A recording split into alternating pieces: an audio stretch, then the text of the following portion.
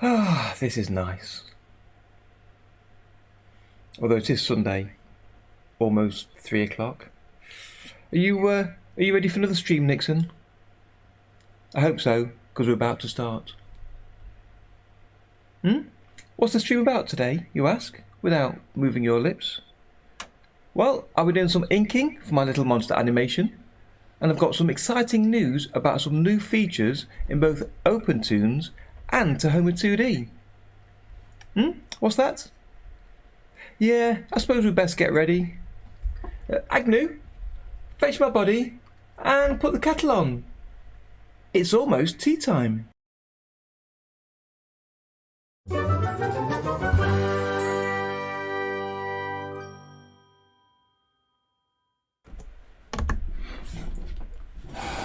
Oh, that's better. Hello friends, and welcome to today's Sunday Tea Time livestream.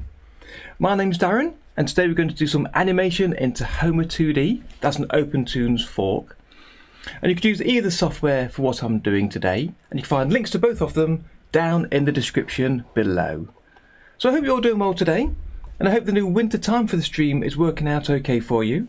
Do come say hello in the chat, let me know who's out there. I see some have already joined us today. Especially if it's your first time here, do introduce yourself and join in the fun. And if you are new to these streams, welcome. I run a stream every weekend, which I post here on YouTube and Twitch, and these are a chance for me to work on some drawing or animation in OpenToonz or Tahoma2D, and for you to watch along and maybe ask some questions about what I'm doing or the programs themselves.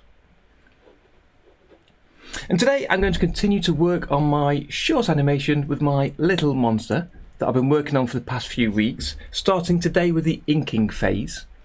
And I hope you can use the time to join in with some animation yourself and maybe share what you're doing over on our Discord channel. And if you like, we can share that on the stream today too. You'll find a link for that down in the description. First, let's check the chat and see who we've got here today. So Tom's first here again. Hello Tom, welcome. Good to have you with us. I'd like to say great work so far on your animation for the Bugs Bunny cartoon. And thanks for sharing that again over on the Discord. It's great to see your progress of where it's going from each stage through to the next. Looking forward to seeing how that ends up. And if anybody else would like to join in with that, it's a collaboration to reanimate a Bugs Bunny cartoon. Then just drop them a message in the chat here or pop over to the Discord and have a chat, and I'm sure we can point you in the right direction. Eric's back. Hello Eric, welcome back. Good to have you here today. Maria, welcome back Maria. You've been missing for the past couple of weeks. It's not quite been the same without you, but welcome back. Good to have you with us today.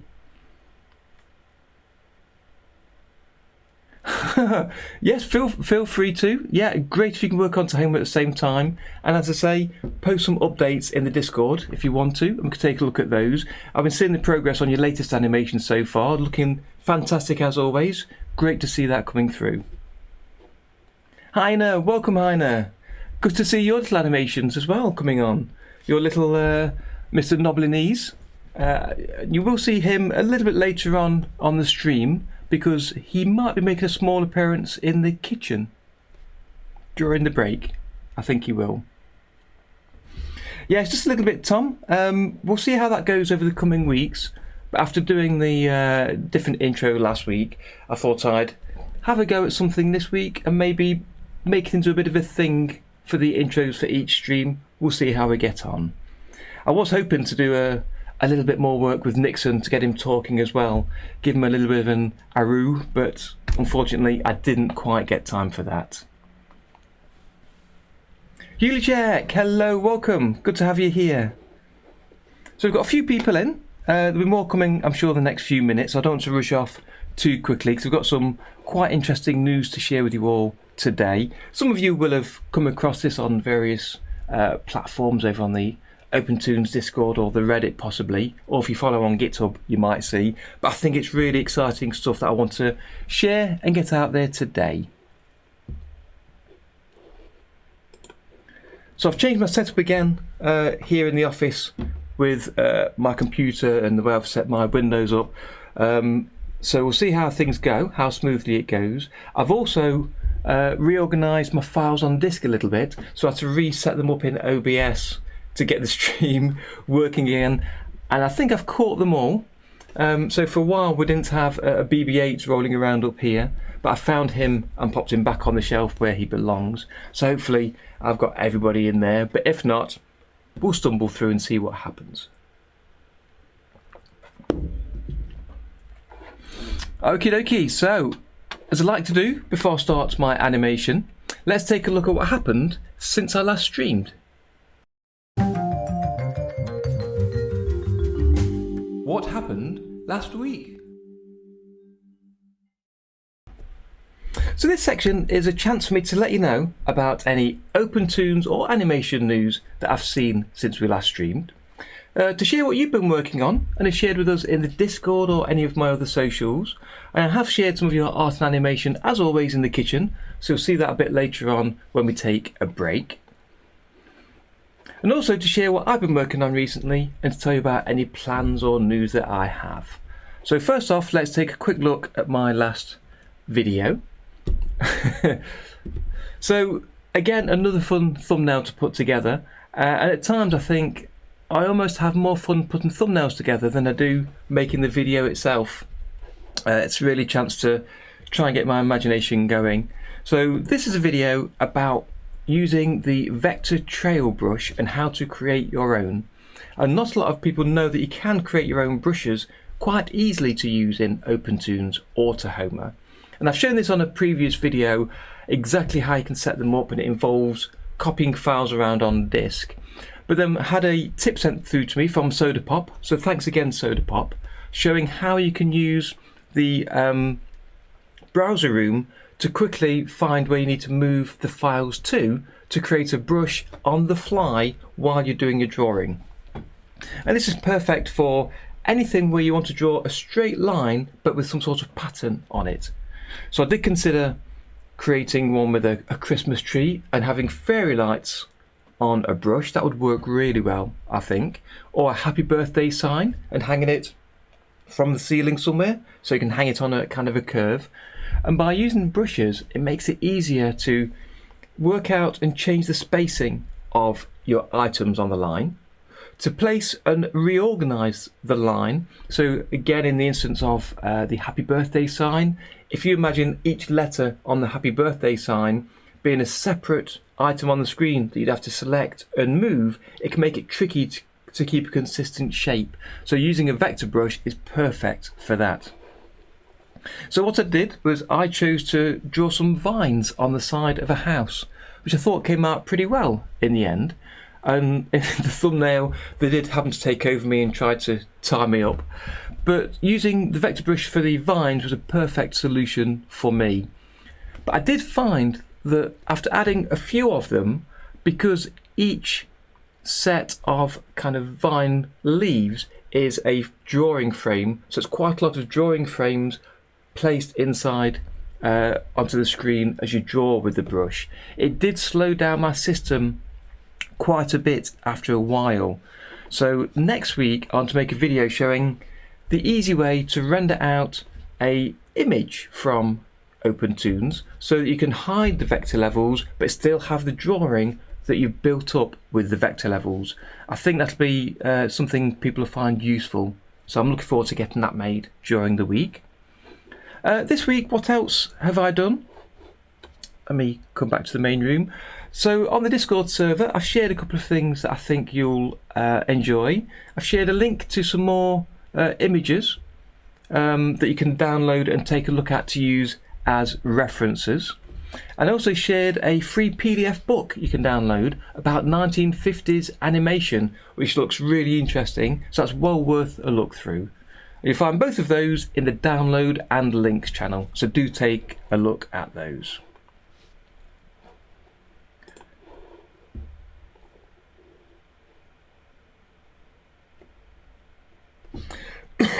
It's a shame about the speed. Just seeing the comments there from Tom and Maria. It's a shame about the speed of vector levels, that it can so quickly change from being running perfectly smoothly to being far too slow.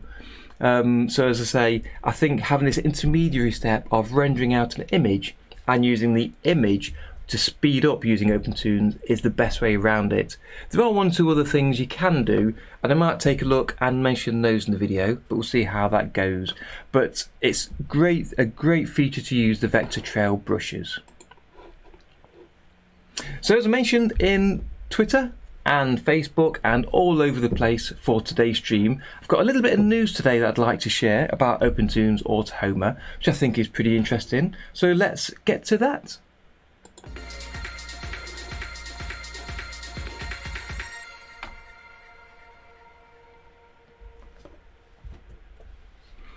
So here we are in my OpenToonz room.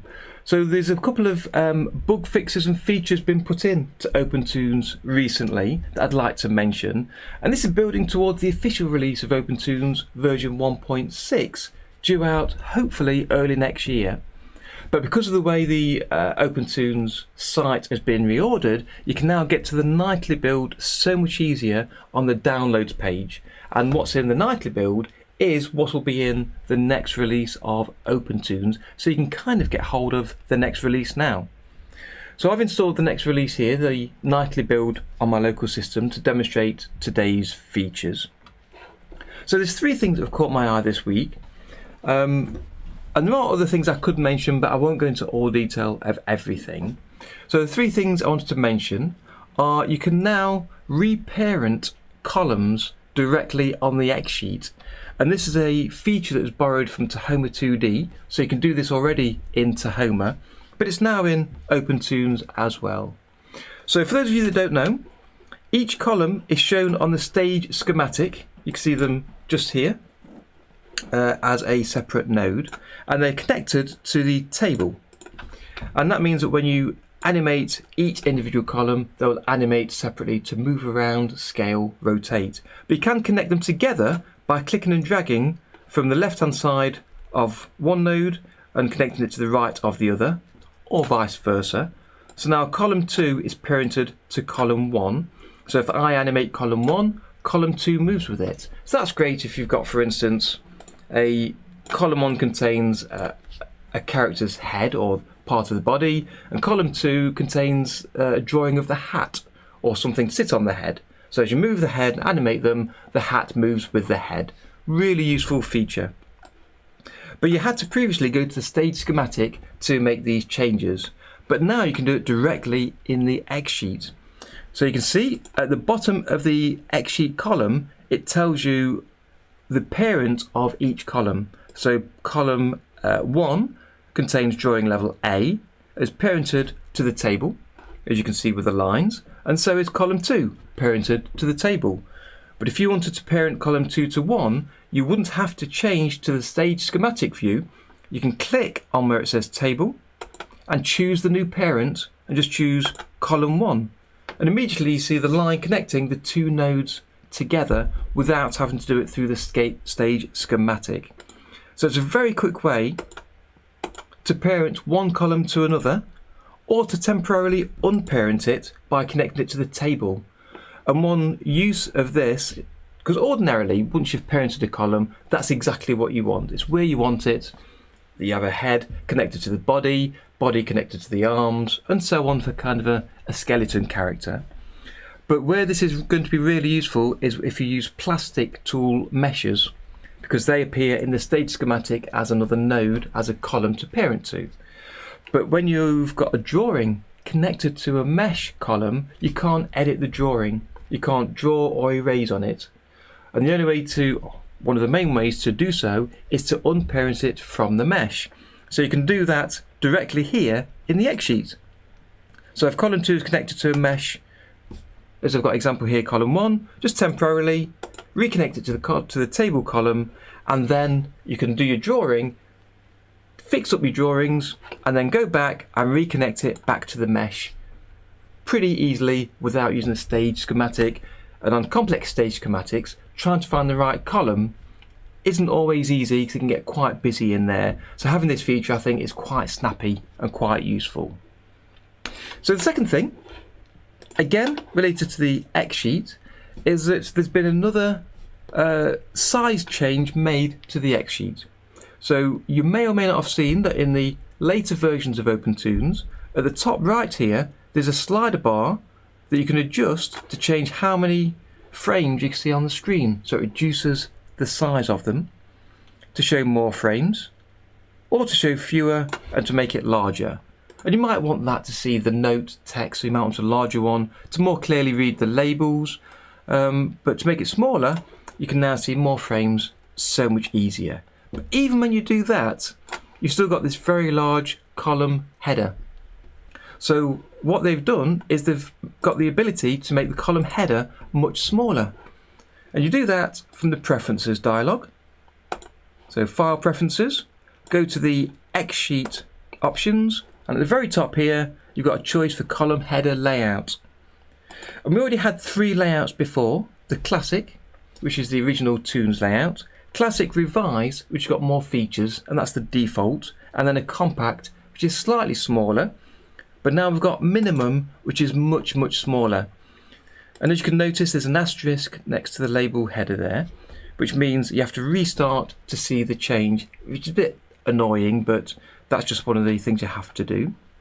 So once you've chosen Minimum, close the Preferences, close the program. And then when you restart next time,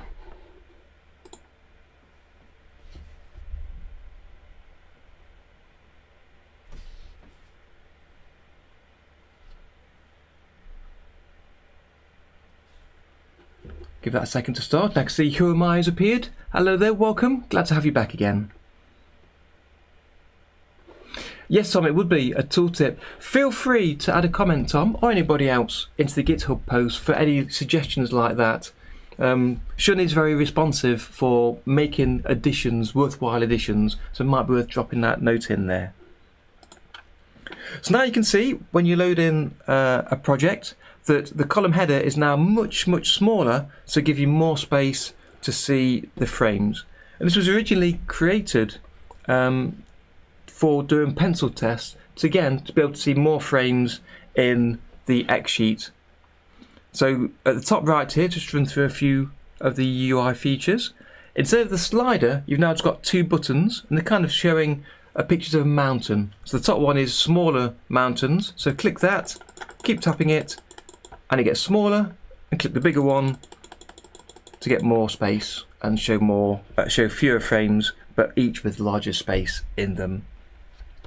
In each column, you've got the preview visibility toggle, which allows that column to be rendered or not, the table toggle to allow it to be shown while you're editing or not, and in the drop down you can still set the opacity and the color filter, and that's where you'll find the lock column option and the number of options to choose which columns to lock. So you've still got all of the features showing there. The only one that's currently not there is this new feature of parenting columns, and I've already added a suggestion or a request to add that into this drop down. It's not vital, so we'll see if they add that or not. But it gives us more space at the top of the screen here, and also makes the columns narrower. So I've now got 15 columns instead of previously I had, I think, 10 or 11. And in the top left, you've also got this burger button to give you the options that were shown at the top left of the screen. So again, another neat little feature for the X sheet. Absolutely, tooltips will always help, Tom, and some indication of what features are. And that starts with how the buttons look to let you know you should click them and what they should do. But yeah, tooltips help. Any suggestions they can give are always useful. So yeah, do feel free to pop that suggestion in there. And speaking of suggestions, the third item for OpenToonz is a personal favourite of mine, because it was a bug report I filed myself only a week or so ago, and within a day or two the bug was fixed, or the issue was fixed for me. So I do say, please do log your bugs, feature suggestions or improvements on the GitHub site, and you can find links to that in the help menu, report a bug, so please do so. So the bug I reported is something that I've seen people commenting on many times, and I had it again this week. Somebody said they had a problem and it was the same issue that we get so many times, so I logged a bug report. And that is, they were rendering, and their render, instead of creating a single video file, MP4, it created 2 or 3 different files. And that's because in the output settings, at the bottom here, they'd accidentally changed this multiple rendering drop down to anything from none. So if it's in the FX schematic flows or the FX schematic terminal nodes, you'll get multiple renders. And check out the help to find out the difference between those two. So all they needed to do was change it back to none, and then they would get a single rendering of whatever file they had in the format they selected. But the question was, how did they select and why did they select that? And it was purely accidental for everybody. And that's because to move up and down in the output settings, now there's so many and they've been reorganized, they were using their mouse wheel to scroll up and down. And if the mouse pointer happened to go above that drop down, it adjusted the selected value even though you'd not selected in the drop down.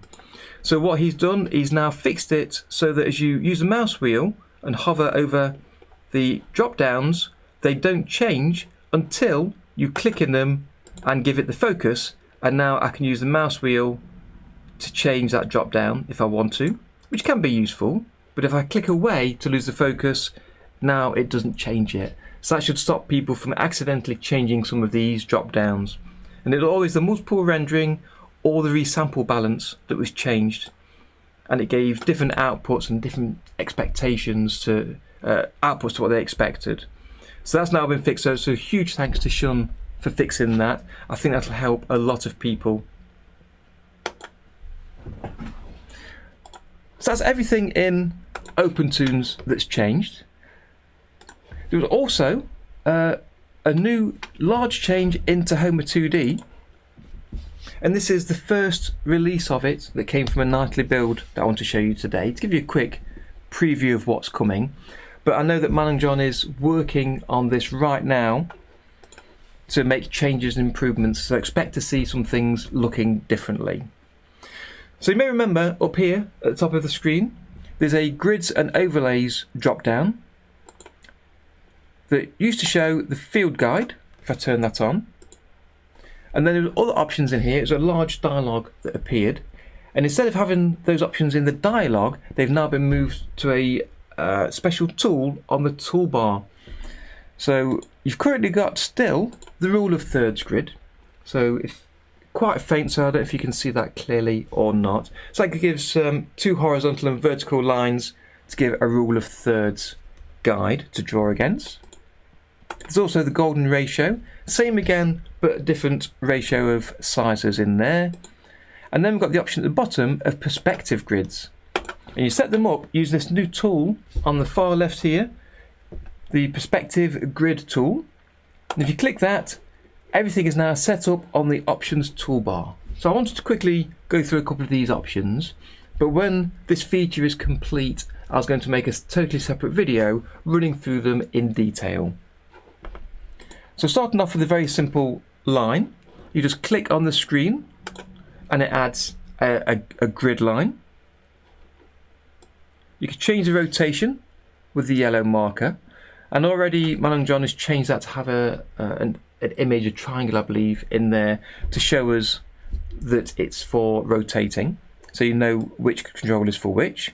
The green shifts the placing of the line, and you can rotate it to where you need. You can show multiple lines, multiple parallel lines, by ticking the parallel button, and still rotate them to where you want. And the other button is to make the lines closer and further away. But having the controls directly on the screen, I think, makes it easier to align the first line with whatever is important to you in your view. You can also change the parallel lines to view as a horizon line, so they stop at the horizon. So if I make these closer together, you'll see how that looks. So it gives you more of a horizon look, the lines getting closer together towards the center point. You can change the color of the lines, of course, but one of the important features, it changes the opacity as well, it's worth mentioning, to make it darker or lighter. But one of the important features and the reasons that he's put the tool into its own separate tool is that you've got the standard methods for setting a preset. So you can click the plus button, give your preset a name. So it's you call it the horizon for a specific cartoon maybe. And now that preset can be selected at any time to show that guide.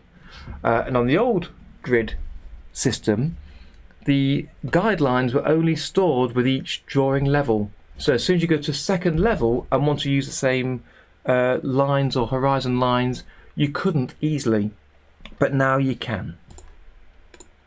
And when you finish with it, once it's selected, you can just tap the delete key to clear it off the screen. And then secondly, we've got the vanishing point option, and again click on the screen and you'll get this set of controls that you might recognize from Critter. It's a very similar layout to how Critter works.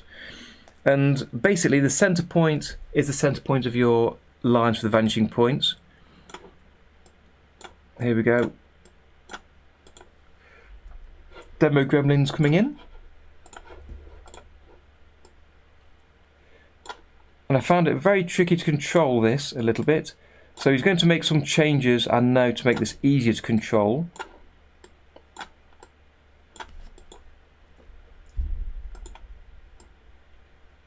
To set where each vanishing point goes. So I'll put that in that corner perhaps. You can change the rotation of the lines and then the spacing between them to be further apart or closer together. And again, you've got the opacity. So there's a vanishing point on the left. You can create one on the right and align that with the first one. And now you can see your vanishing point grid here.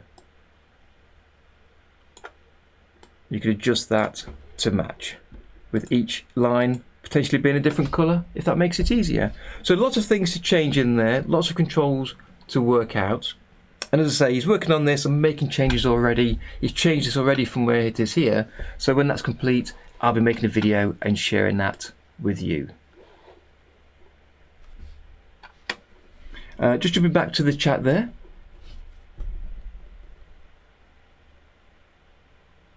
Yes, Heiner. It's happened to me before, the accidental change, but I'd already recognised that was a possibility. I think somebody else had the issue, so I knew how to fix it.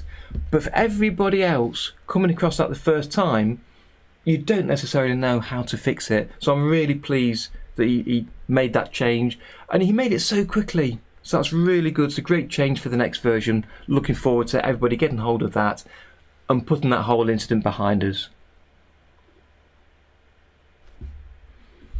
Yeah, I didn't. That's a good tip, Tom, to grab the slider to move up and down. I use the mouse wheel a lot in all my applications, so I can't get away from the habit of using that. But I try to keep my pointer to the right, away from the controls, so I don't have that problem. Yeah, I use the current grid quite a lot. I really like it, and I think the setup in the drop down as it was pretty good. But having this new setup is going to be so much better, especially with the custom presets that you can use across levels. Because before, if I created another level, the lines would then disappear as soon as I clicked in that other level. But now I've got that preset here, so you can have a preset potentially for each room. So if I add this as a preset for, you know, the kitchen scene, for instance, and now change back to my previous horizon.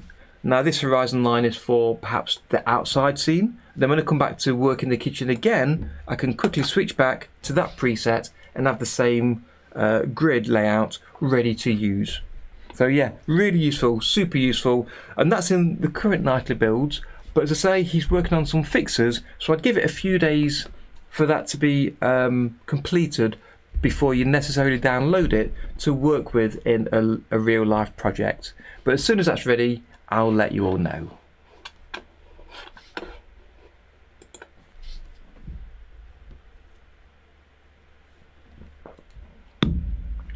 So that's everything for the news today. So 2 new nightly builds for OpenToonz and Tahoma2D. Both are some great new features. So I want to share that with you today. So next I'm going on to the animation exercise, and that's to continue working on my short animation with my little monster. So I'll be starting the inking today and getting through that, and I'll start that after this short 5-minute break. So I'll see you then.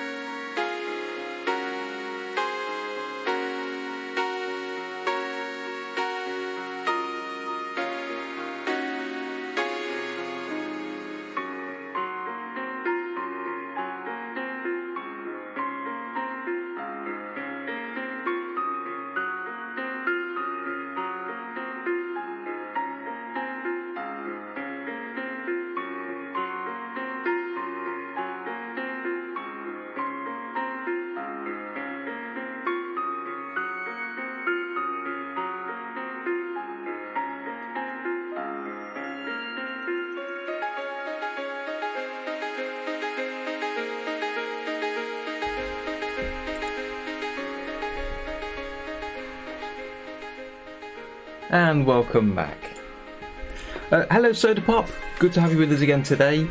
It certainly is, the new perspective tool, it's fantastic, and I think for new users as well, it'll be more intuitive to what they're used to from other software. I'm looking forward to when Man and John's finished all of these changes to the tool, especially for the images on each button to show what each one does, because I think sometimes there's too many controls on screen at once to quite understand which one is which. So I'm looking forward to that. I did spot something else. I want to drop him a message of a suggestion, but we'll come back to that. I'll do that another time, perhaps later on after the stream. Hello there Kronos, welcome to the stream. Glad you could join us today. I've shared a bit of news earlier. You might want to go back and take a look on YouTube and catch up on that. Some new features in OpenToonz and in Tahoma2D, so you might want to take a look. And we've got Catsap Animation, hello to you, good to have you here. I've changed this week where my chat window is, so hopefully I'll still keep an eye on all of your chat and catch everything that's coming through, but it used to be over here for me to take a look at rather than down on the screen in front of me, so I might miss something. If I do, just send me another message later, I will come across it. Yes, is that too loud, Eric? The background music. I chose to leave it on today. I thought I'd leave a little bit of music on. How do you feel about that? Do you prefer it on or off? Is it too loud? Not loud enough? What do you think? Or will it become irritating? Should I turn it off and let you all have your own, possibly? Do let me know. I've got the chat going. In the meantime, I need to keep drinking. I've got a bit of a hoarse throat today. Yes. Yep, no problem. But yeah, I was watching a stream. Is that too loud? I was watching a stream the other day and they had background music on. And for me, I enjoyed the stream more with the music. So let me turn that down here.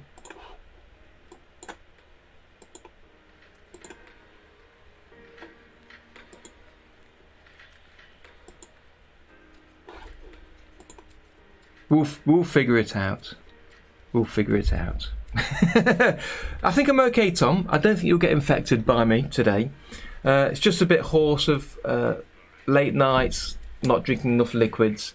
That's all. So I am still fully fit and fighting fit and well. But yeah, keep the mask on just in case, perhaps.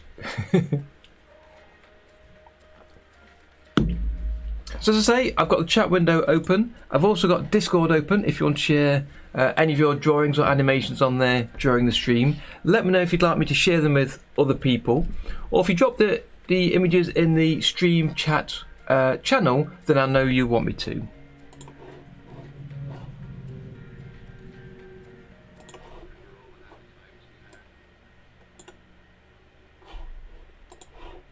Okay, so what we're doing today. So as I said, today's the first day to do some inking. I did take a look at this animation I've been working on the past few weeks. Let me play it for those of you that haven't been around. And it's a very short animation, and it's just here to give me some practice with some traditional animation techniques in Tahoma, as I've chosen to use, but OpenToonz would work just as well.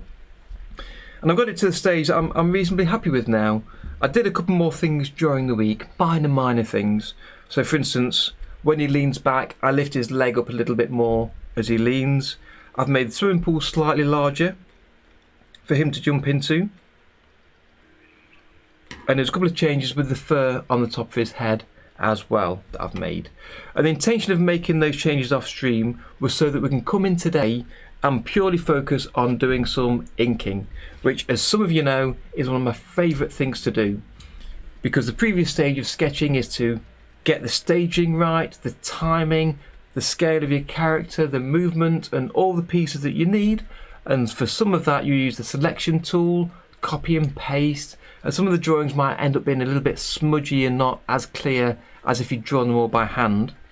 And you're really thinking about many other things. And at the inking stage, the only thing you ought to be thinking about is the quality of line that you're drawing. You've already got the character in place, you know the setting, the timing's all laid out. Soda Pop, I knew you'd join in because I've seen some of your comments elsewhere about Vector. I'm inking in, I'll use this smart raster level. I think I'm quite happy with that. With the smoothing option turned on, I don't need to use the control point editor to adjust the lines, so I'm sticking with that for this particular scene. However, I would like to try out a few other workflows, including drawing in Vector and then conversion that we've talked about before, and you've mentioned, I think yesterday you was talking to somebody, and I saw that and I thought, should I give that a go? Like, not this time, but by drawing your lines in Vector, you can adjust them, you could add camera movements by zooming in and out of your character and not lose any quality, and once you settle on the spacing and position of everything, then convert it for colouring and filling. But for now, I'm sticking with standard smart raster levels just to draw on this. As we discussed last week, and Tom mentioned, reminded me of, I want to try and stick to kind of traditional techniques as much as possible with this. I just want to draw, get the spacing right, and start to get used to working with the monster and doing some basic animation. Yep, absolutely, Soda Pop. But for this case, I'm happy to stick with just basic lines. Yep, absolutely you can. I was intending to not touch the water today. I wanted to do that as a separate exercise. I wanted to take a bit more of a look at that. However, as I was playing with this during the week, one of the things I was thinking about is one of the plans, the main plan for this is to have practice doing some animation. I don't want to do something, learn something, and then move on. So I want to get this, using the phrase I used during the week, complete, not perfect. So I'm quite happy with some things not being necessarily great, and learning other workflows, thinking next time I'll do it differently. Next time I'll try something else out. I'll learn something else. And doing this, just this short animation, I think I've learned plenty. I've gotten a lot out of it with Alan Don's help and some of your guys a few weeks ago doing the squash and stretch. So thank you, Maria, but that was kind of other people assisting me with that, because I was saying I'm still not comfortable with squash and stretch yet. I can see when it looks right, but drawing it yourself as individual frames sometimes looks wrong because you have to push it to an extreme. So yeah, I've learnt plenty. So I kind of, without rushing, I want to get this complete so I can move on to the next one and try something else. And one of the things I want to try, exactly as you're talking about, is using vector lines for the lines. Then we can mess about and try with some of the resizing, changing the line quality, using the different vector brushes for different lines in here, and also, as you say, auto in-betweening. So draw as much as you need to draw, and then use the auto in-between tool, see if that can help out to perhaps move it from being on 2s to being on 1s, if that is a simple way to do it. So that's one of the things I'd like to get to later. So yeah, the splash I'm reasonably happy with. I think it looks okay, but I'd like to take a bit of time, look at those clips that Amar shared with me last week that I've saved in a folder, and pick one or two of them to look through in detail to see how I can make that look neater later. So ideally today, depending how we're feeling and how time's going, I'd like to ink the monster and possibly start some inking for the background, but I might leave that for another time. We'll see how we get on today, but for now it's the monster. So let me jump in here, and the first thing I want to do is I want to name some of these columns accurately. But before I start that, I'm going to run my backup tool. So I've got a staged backup, as we've talked about in the past. So it's monitoring the monster projects folder, backing up all files. So let's hit start, and then before I do anything, we'll do a save all. So we've got a position to start from. There we go.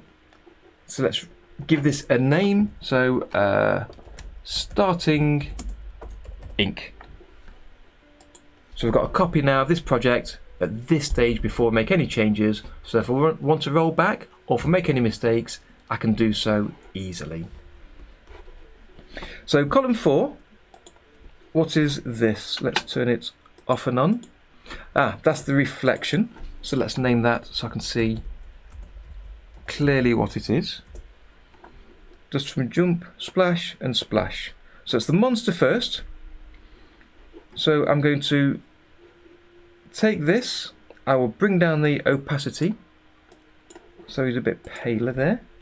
I'll also change his colour, and because I might be using onion skin and showing onion skins which are red and green, I'd use a different colour for this level, and dark yellow works pretty well. It just stands out to be different enough from onion skins and your ink line to be clear what it is. And on this column I'll now lock that so I can't accidentally edit it. I'll lock the background so all the columns are now locked, and I'll create a new smart raster level. I won't name it, I was about to name it then. I won't name it, don't think there's a need, but I will name the column so I can see clearly which column it is.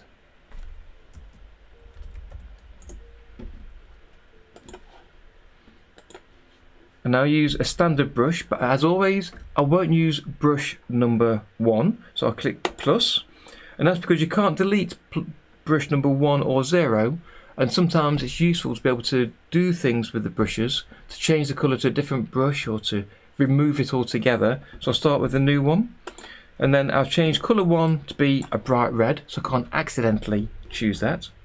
Colour 2, I'll leave it as black, but I may well change it later to be a paler colour to better match his skin or fur.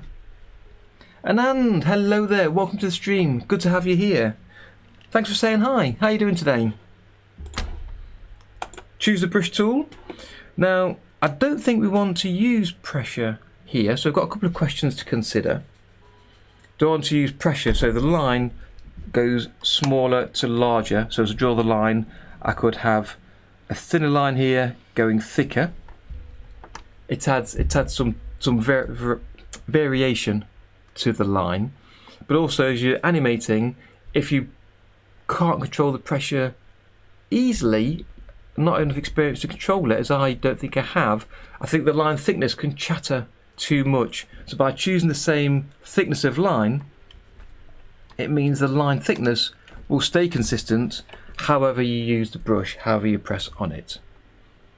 I won't turn on pencil mode, so we'll have anti-aliasing. If I turn on pencil mode to show you and draw, you see the stair stepping at the side. You can add anti-aliasing later, but I'm happy for it to be put on at the start. I've got pressure ticked, but it doesn't matter because I'm using the same brush size. Let's figure out this brush size.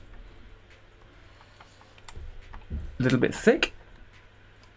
Let me, in fact, type some numbers here. So try 3.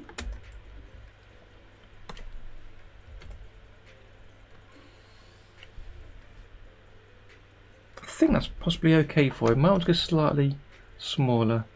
You can, if you, let's just have an experiment to remind me, because I can't remember. So if I draw a thin to thick line and untick pressure, have a guess, will it use the smaller line number 3 or the max value of 10? Which one will it use with pressure unticked? What do you think?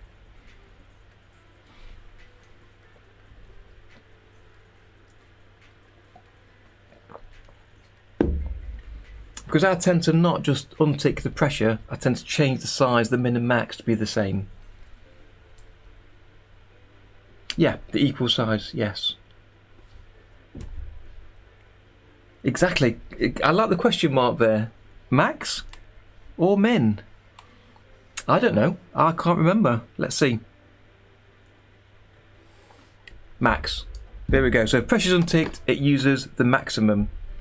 I've got a feeling it's similar with using the mouse. If I use the mouse here, because pressure's unticked, it uses that. If I turn on pressure, because the mouse doesn't have pressure, of course, same sort of question for you. With using the mouse, pressure is ticked. Minute 3, max at 10. If I draw with the mouse, what thickness line will that draw, do you think?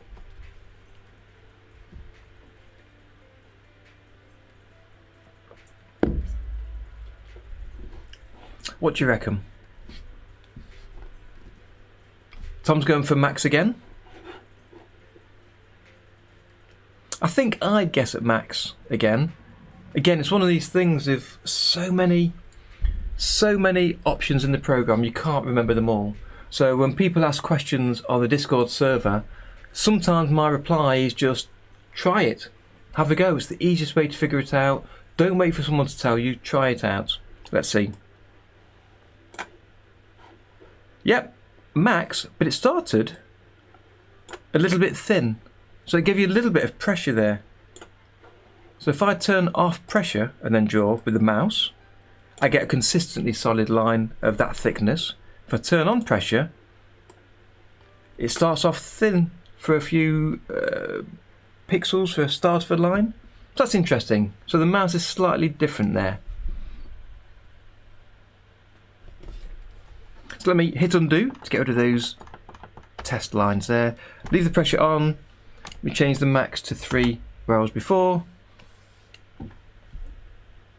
Probably about right. I think I'm looking at the line I've got previously in my sketch, and I shouldn't really be considering that. But yeah, let's stick with that for now. Okay. So size of 3, hardness obviously I want at full 100, so it's not too smooth around the edge. And the smoothing, I want a bit of smoothing for the outside of the character's body. And then I'm drawing it over all other lines. I don't need that, and pressure, it doesn't matter. Probably not, Tom. No, probably not. But it's quite nice that it's there, that you might want to have that so it's not always a consistently thick line. Because again, you can always untick pressure on the options bar to have that line if you want it. But as Sodapop, sorry, was saying earlier, he likes to use the geometry arc tool for drawing lots of his lines. And if you're using the geometry tool, you have the same sort of question with using the mouse and using the tablet. Okay, let's get started. Oh, just one last thing I wanted to mention. As we talked about for the new perspective grid tool in Tahoma, you can also set and store custom values. So it might be worth me doing that. I'm going to type in a whole figure. I can't bear to see partial figures in there.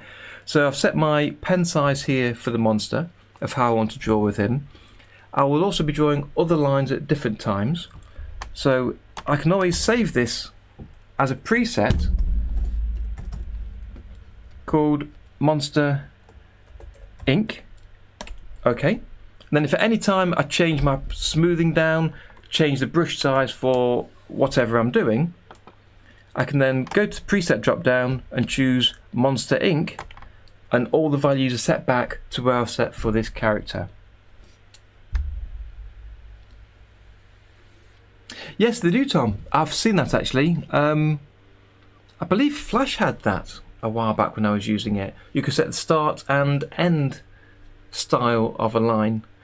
Meaning here on vector levels you can set the end cap style to be round or square. But yeah, that sounds like a useful feature. Yeah, absolutely. Then it's already set and working.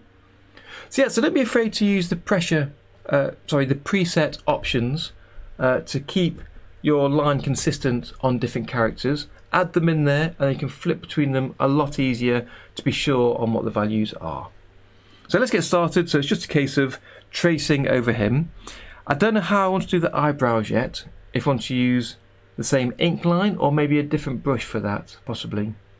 Hans, good to have you here. Welcome. How are you doing today?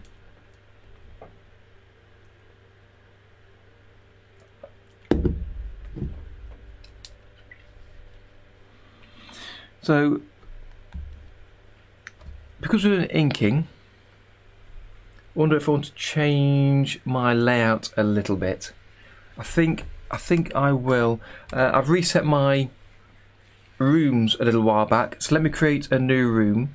And one feature I keep meaning to request is the ability to create a room based on one of your current rooms.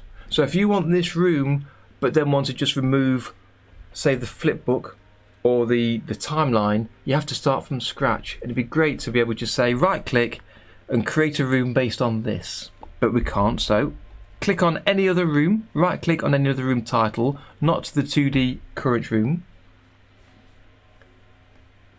Great, so you've got some tea coming soon. Lovely.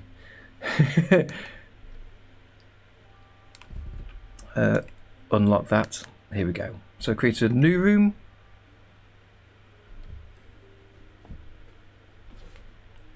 There we are. Let's take this out of maximized mode. And then for the panels menu, we want a toolbar. Let's make this slightly smaller so I can see everything. And that's gone onto my second screen, so let's grab that. Bring that in. I want a viewer. So if we dock that first, and you dock it, you just click and drag, and you see the red square around the outside. So you can just release that and that'll dock.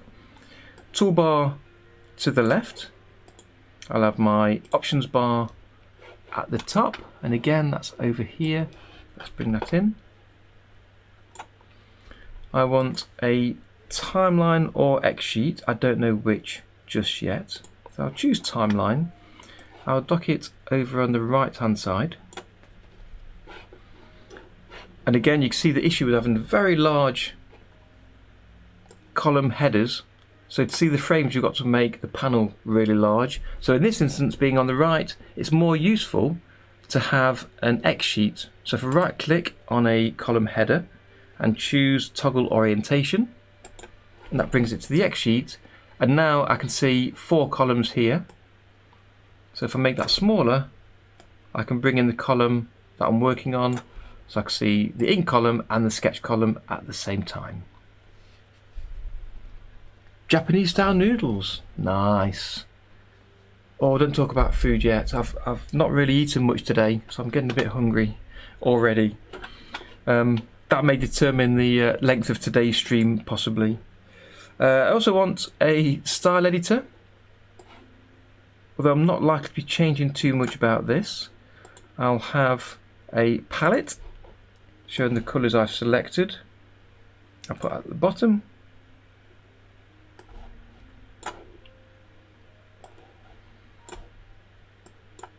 Just resize everything so it fits nicely.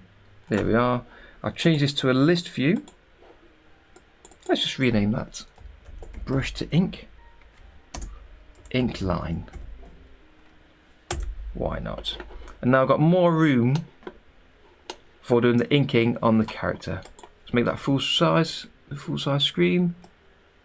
Make the frames larger so it's easier to select. And away we go. So ink line, brush. We've got the monster ink selected. And let's just get started.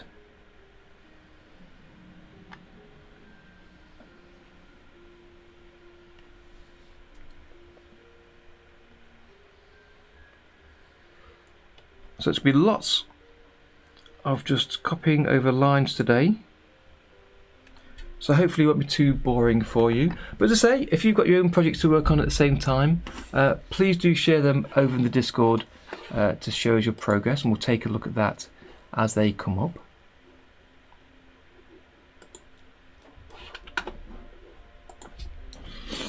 Or if you have any suggestions about what I'm doing, then please do send them in.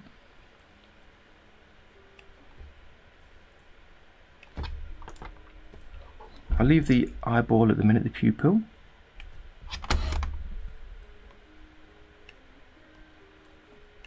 Let's do pointed lines.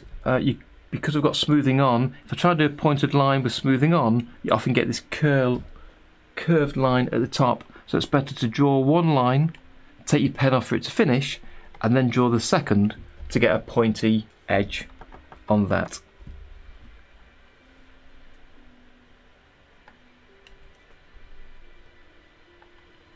So I drew this in the sketch as a smooth line down the back of his head. Let me open up a flipbook, and then I'll dock that and bring in a reference image by right clicking, choosing load append images. And if I go to the Tahoma folder, I've saved my projects. I've got a monster projects folder, and in here I've got some reference images I've saved. So if I choose the turnaround first and pop that in there twice, now I can zoom in to the character and take a look. So yeah, I drew him kind of with a ruffled bit of fur on there.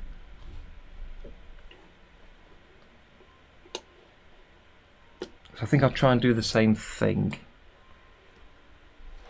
We drop that on the bottom and dock it in here for when I need it next time.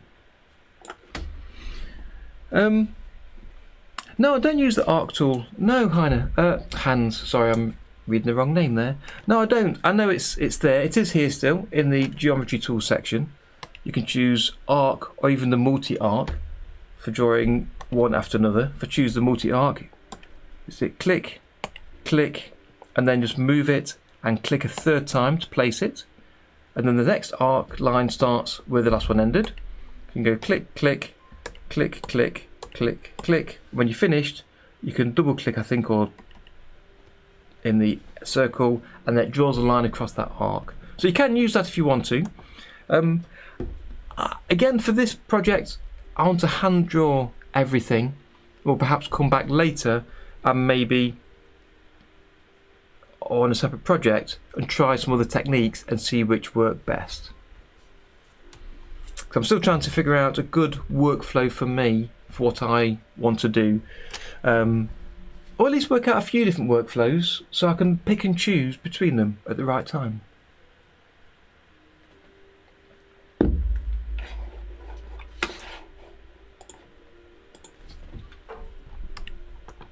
Okay, let's try for the fur. Let me add a different preset. So I'll turn off smoothing. Let's undo that. I'll make it slightly thinner because it's supposed to be lots of fur, so you can add more detail with a thinner brush. Let's go down from 3 to 2. So it's a little bit thinner. Hardness, I'm happy with sticking with the hard value I've got set there. So let me add a preset and call this Monster Fur. Okay. So now for this, again, look at my flipbook and I can zoom in and move it around using the same controls as the viewer.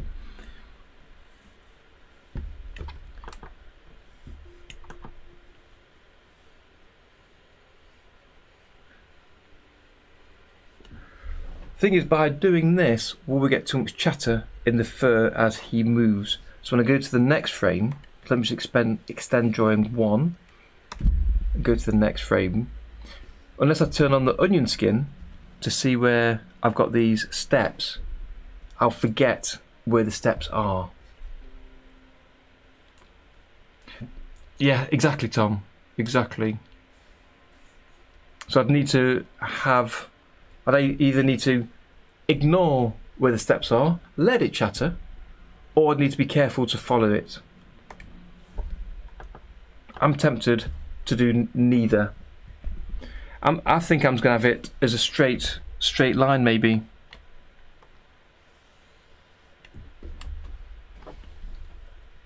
Because as he moves around and twists and turns later, copying and pasting won't work. And when he bends, if I zoom out a little bit and go forward, so you can see him moving there, and then down here he's bending down. I can't copy and paste. Plus, I want it to kind of move a little bit, change shape.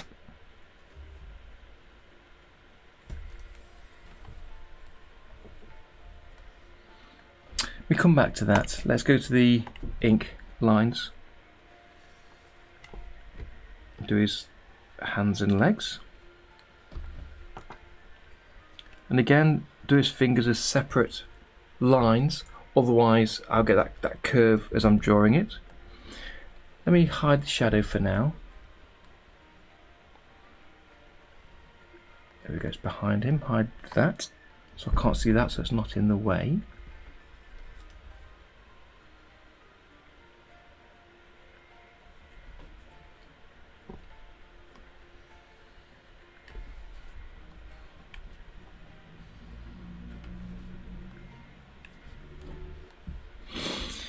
For his spots, I want to use a different colour, because I think up till now I've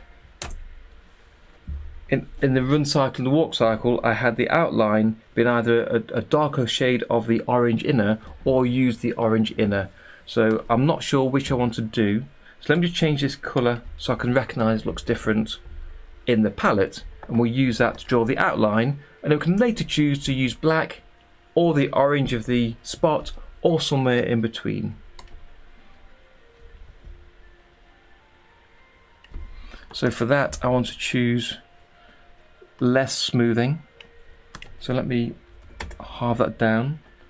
I think the size is too big, so let's make it down to 2, and again I'm going to add this in and call it Monster Spots.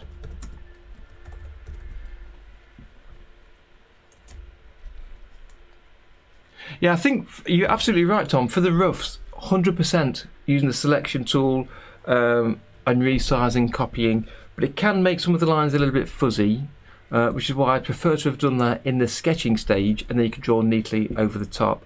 So I'm still not quite sure yet about the fur. I might leave that and just do his body and come back.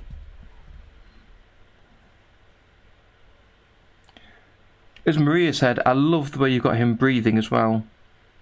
Not only does his body move up and down as he breathes, but the head sort of goes in and out, his snout, and I can see it's kind of changing shape. You've scaled it a little bit as well. Yeah, that's looking really, really nice. So what else have we got in here? Default. There we go. It's only on one, but let's just make this a little bit larger. Okay, so I'm taking my time on the first one to figure out what I might want.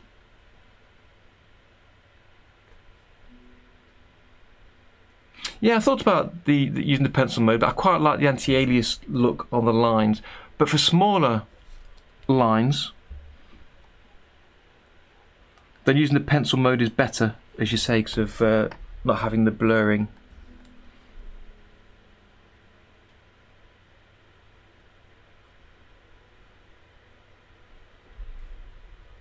It does, but the fill bucket tool I found, if you increase the fill depth, that tends to work just fine with anti-alias lines without the pencil mode turned on.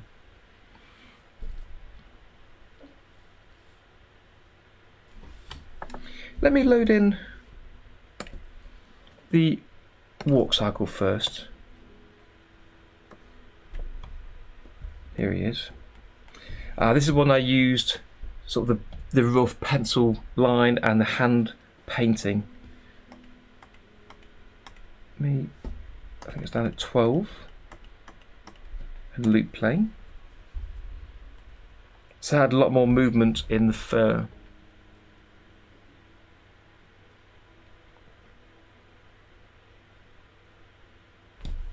And for that, I don't think I was too concerned with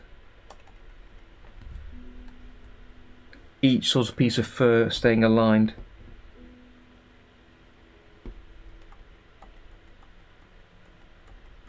No.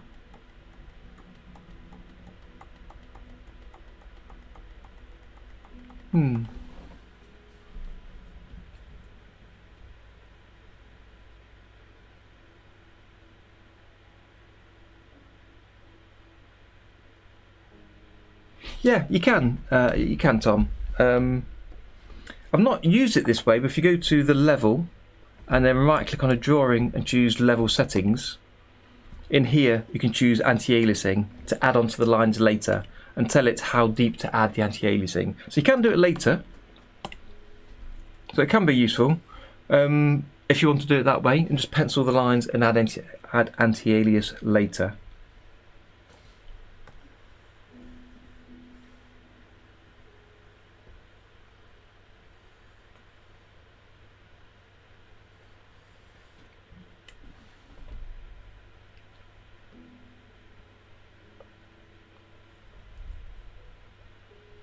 I think I'll try it, Tom.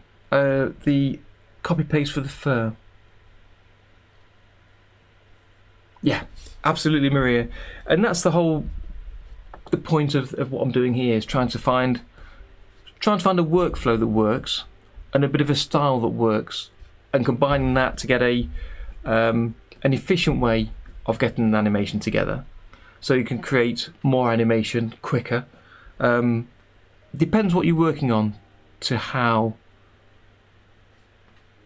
efficient you need to be, how many corners you need to cut, I think. Because I also like, you see some cartoons and animations where you don't have a lot of movement. So where there's a talking character, you don't need to have them moving around all the time. Just animating the mouth and maybe the jaw is often enough for a lot of the time. And that can work quite well for efficiency. So it doesn't need to be constantly moving. But for this, I kind of want that hand-drawn look. But I think I'll try the copy paste. We'll see how it looks. As I say, complete, not perfect. So let's just get it done. So let's go to the fur line, just slightly thinner.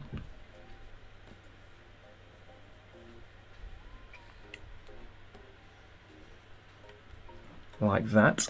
And I'll copy paste that in later on top. Also concerned with his eyebrow. I really like the furry look that we had with the other brush. So let me add a new brush here. I'll go to the raster tab and I'll choose the charcoal brush again, as I had before. I'm not sure what colour we'll have. I'm looking at him here. He's got black eyebrows.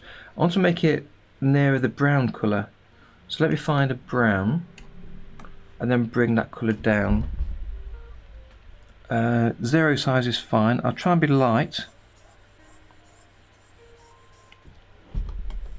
And I might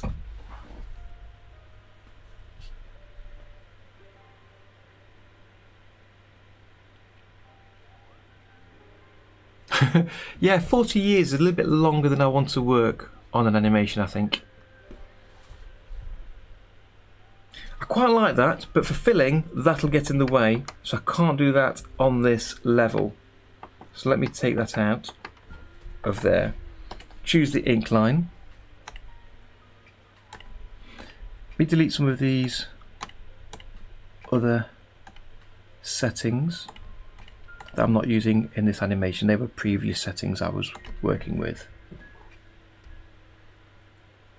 Yes, is that the Russian couple, the overcoat? Yeah, I saw that. The Russian couple were making this animation. It's really interesting how they put it together, because as you say, they're using cutout on glass, so many layers, and each character isn't made up of the pieces you might think. So there's not one body, then a piece for the arm and a piece for the leg. Even the head is made up of 3 or 4 different pieces that they move around individually to create the emotions and the feelings and expressions on the face. It's really quite detailed work, so I'm not surprised it's taking so long.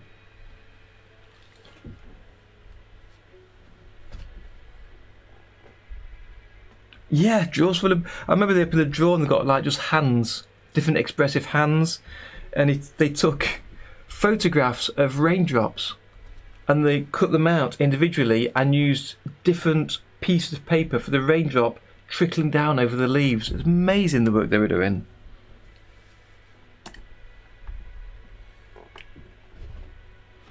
So I'll complete the eye and I might do the eyebrow over the top. I'll come back to that.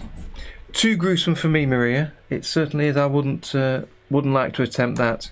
I think what I am doing is enough hard work.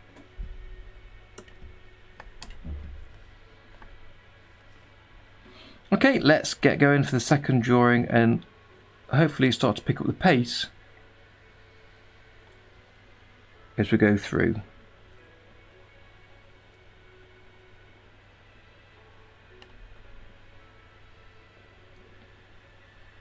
As I'm drawing the lines, I'm going to go very quiet.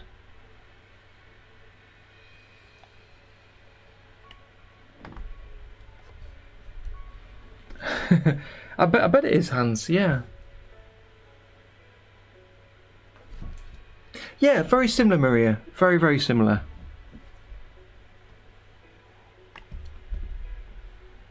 Yeah, it's worth a watch. It's a very long film, but it's definitely worth a watch. Spots. Let's do these separate. It might be worth doing one style of line at a time, so coming back to the spots after I've done all of the body parts, maybe. Again, trying to think about workflow, trying to be efficient. It's not my primary concern at the minute. I'm just spending too long at the minute trying to learn a few things for myself.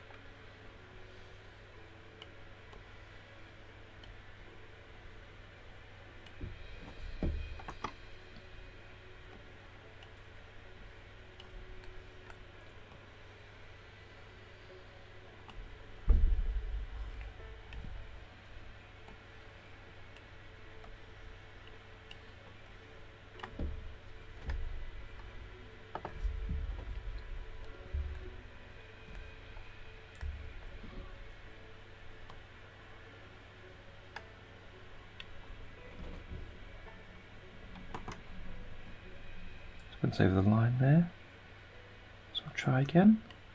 There we go. Okay, so let's nib through. I'm going to run through here and just do the body and not worry about the fur or the eyebrow just yet.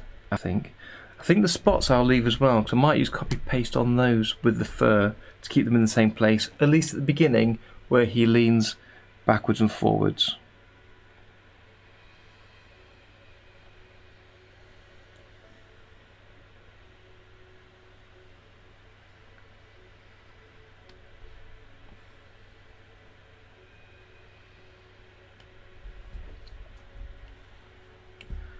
So once I get going, I should be able to get through each of these pretty quickly.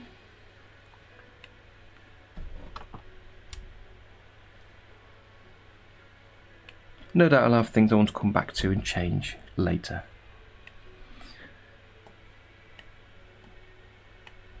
But let me just go through.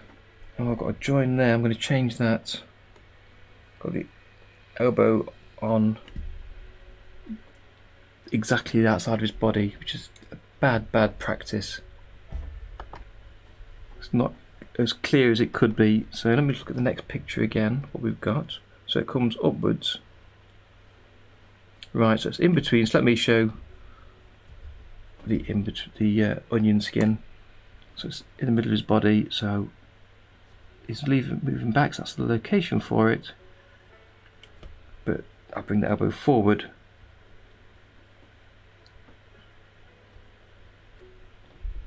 So it's inside his body. Yeah. Same for his arm. So that's something I should have spotted when I was sketching, but didn't.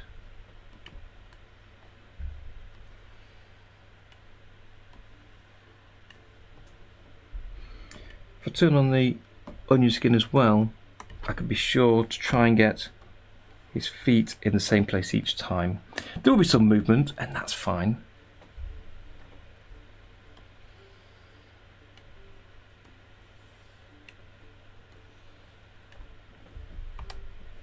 Don't zoom in too close there. Again, move on to twos. Suhas, hello there, welcome to the stream. Good to have you here. How are you doing today? Let me turn down the onion skin because that's quite a deep red. So go to the Preferences, Onion Skin tab, and make the paper thicker, which is a peculiar phrase for people to look at that only work on digital animation, but by making it thicker, it's like having literally a thicker piece of paper that makes it harder to see through.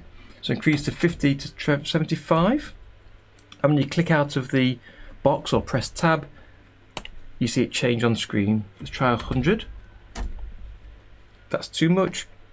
So maybe 80, 90. And a slider would be nicer than typing numbers in, but 100 is massively different, so let's just keep fiddling with that. That'll do just fine. Hit save. Save early, save often, and now the trick is to not trace over the onion skin line. That's something I've done before myself as I've worked on this kind of inking.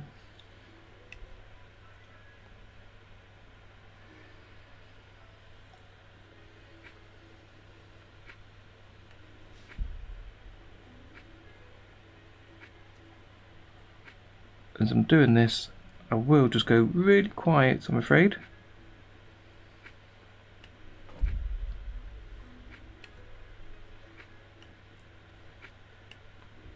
So feel free to chat amongst yourselves.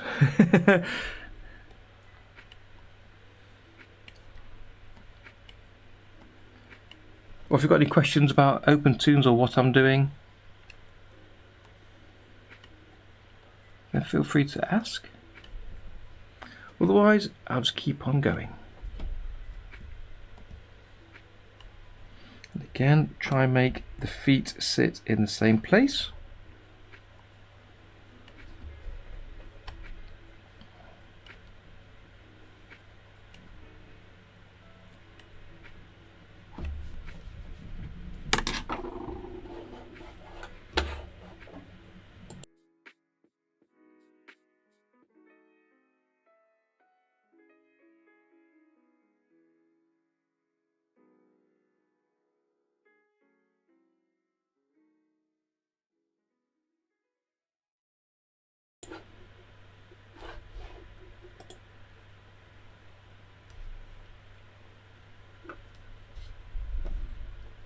Not surprised, Tom. No problem at all. Hopefully see you back here later if you can. Otherwise, I'll catch you over on the Discord. Yeah, the timing's changed. Is a bit unfortunate, but it's just something we all have to live with the there we go, the eraser. With the changing clocks. It's one of those strange things that here in the UK the time has just changed by an hour, so that'll affect when I stream it each week. Okay.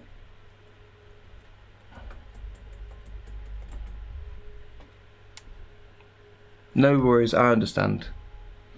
When I'm doing inking like this, one thing I wish we could add, I would say in the preferences, but I don't think it should be in the preferences. So if you go to the file preferences, there's the option in drawing. Yeah, these options here for enable auto creation and auto stretch frame, read number, etc. These here would be nicer on the toolbar, and I think they've changed in Tahoma.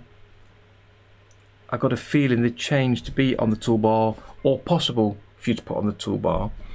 But it'd be nice to be able to tell it to create how many frames to create when it creates a new frame. So when I start drawing in the following frame, it'd be nice if it created expose this new drawing for 2 frames, because I'm drawing on 2s, rather than to have to extend that frame each time. So when I finish drawing here, so if I just do a little mark, it creates one drawing, and I've then got to extend it for a second every time. And there's quite a few drawings to add, so it'd be nice if that was automatic.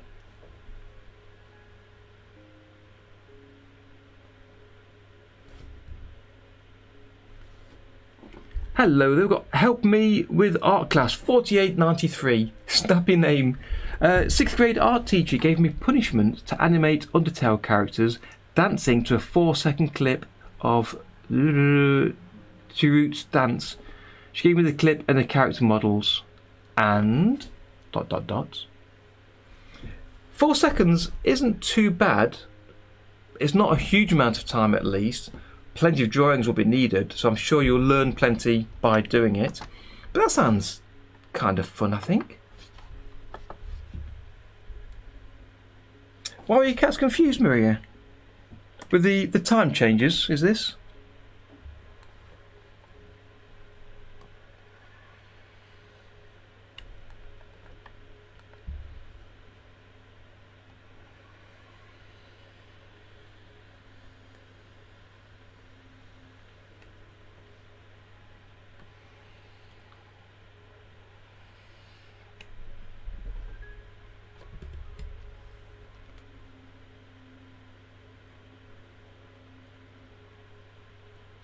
Filling empty cells though doesn't only just fill between the gap. So if I create a drawing here on 29, I can fill in empty cells in the centre by choosing the option here, but it doesn't fill in each of them. So if I've got them scattered dot dot dot dot dot with a space between each, it'd be nice if they just filled in, but possibly that could be a way to do so. 60 drawings a second is really extreme.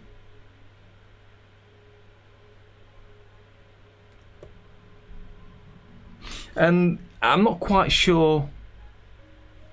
Okay, I'll have a check on that sometime, Tom. Thank you. Yeah, I'll have a check on that in a second with this. Yeah, but extreme saying doing 60 frames and then you've only got till Tuesday. Hopefully they've given you more time and mentioned it sooner and you kind of just put it off.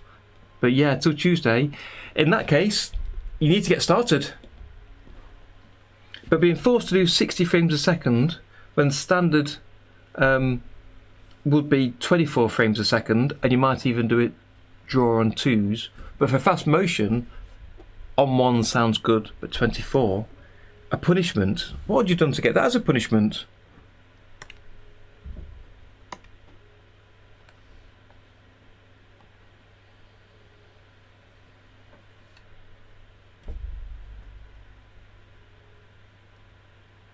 Presumably you've done some animation before though. Can't expect you just to learn how to animate without a bit of help.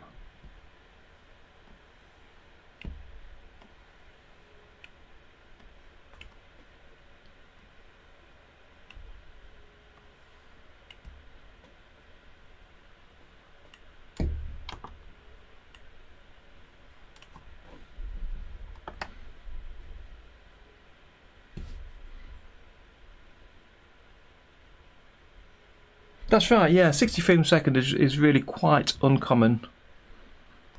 Not impossible, just not very common.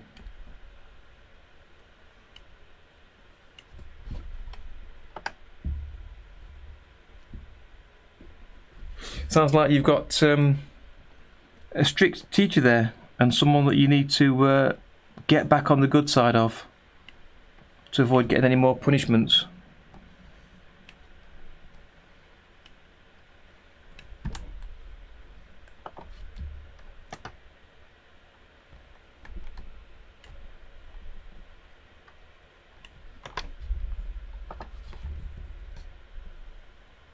Yeah, I think the ones you've seen, Tom, are where they've taken an old animation that's in 24 frames a second, or even on 2s at 24 frames a second, and then used AI to interpolate up to 60 frames a second. They do look quite bad. They look too silky. It's peculiar. No, I've stuck with 24 and then potentially gone on 2s or 3s. Let me try the gap thing, Tom. I'll skip past. I won't extend that to 2s. Let's see what happens. We can always neaten it off later.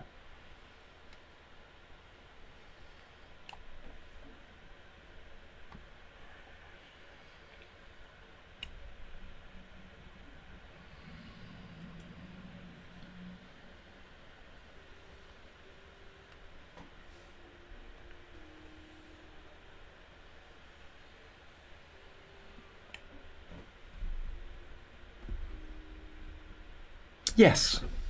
Yeah, I think so. When you say what is FPS, I'd hope you're not really asking that question. Otherwise, I'd be surprised you've been given an assignment to animate 60 frames a second if you don't know what FPS is yet. It's frames per second, how many drawings to draw every second. With 24 being the most common. Sometimes 30 is used.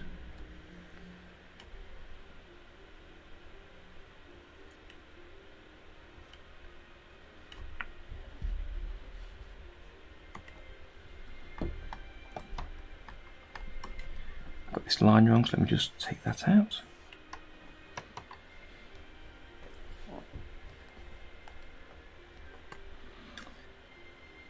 And I'm currently kind of hitting one of the issues that is never really talked about with screen tablet reviews compared to non-screen tablets, and that's that your hand can often just get in the way on a screen tablet because it's where you're trying to look is where you're trying to draw. Yeah. Whereas non-screen tablets, you don't have the issue. It's much better, in my opinion, for that kind of thing.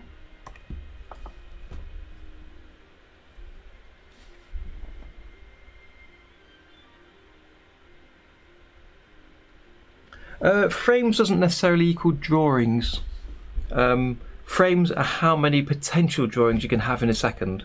So this one here, the animation I'm working on, is 24 frames a second, but I'm only showing drawings at different times. So for instance, the first drawing is shown for 18 frames, and then each of the next drawings are shown for 2 frames each. And if you show a drawing for 2 frames each, across a second you'll have 24 frames but 12 drawings. So frames aren't quite drawings, but if you're drawing one drawing for every frame, then yes, frames will be drawings.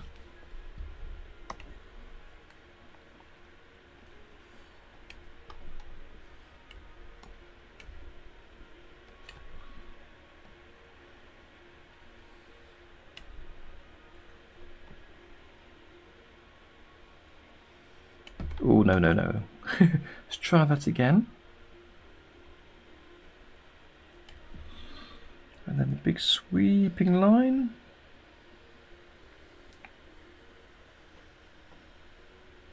I'm trying to consider how I drew the line the first time compared to the previous drawing, because some of these drawings here I used the selection tool, selected it and then moved them over. So redrawing it, I could use copy and paste, but I want to have individual lines on each drawing, so I don't want to in this instance.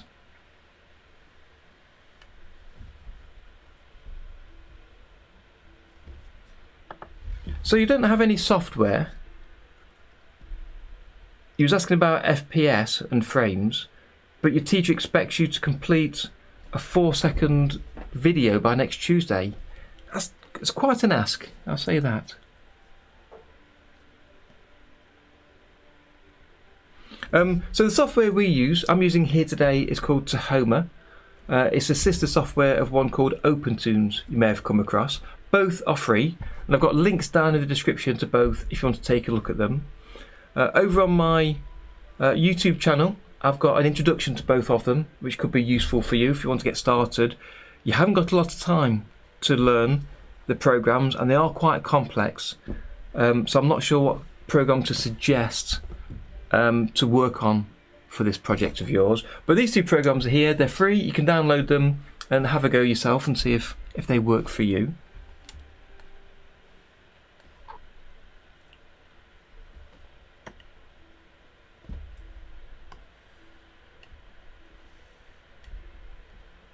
And I like them, obviously. They work, or you work with them in the same way as you would traditional animation, where they were drawing on paper. So for me, the way they work makes sense. For a lot of new people, it doesn't always make sense. So you might be okay and get on with it okay, or you might find it a little bit tricky, I think is the best way I can describe it.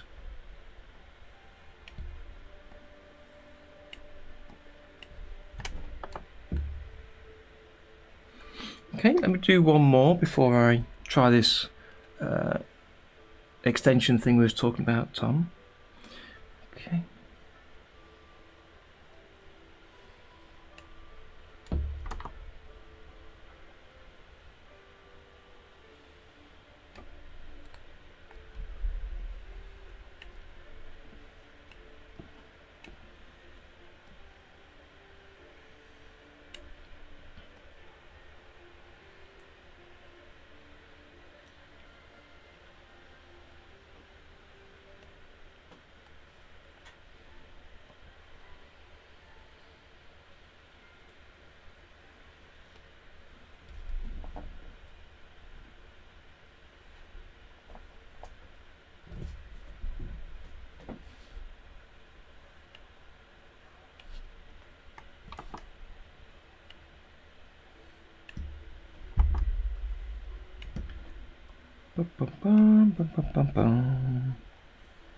So these are some of the extra frames, I think, where I lifted the leg up a little bit more.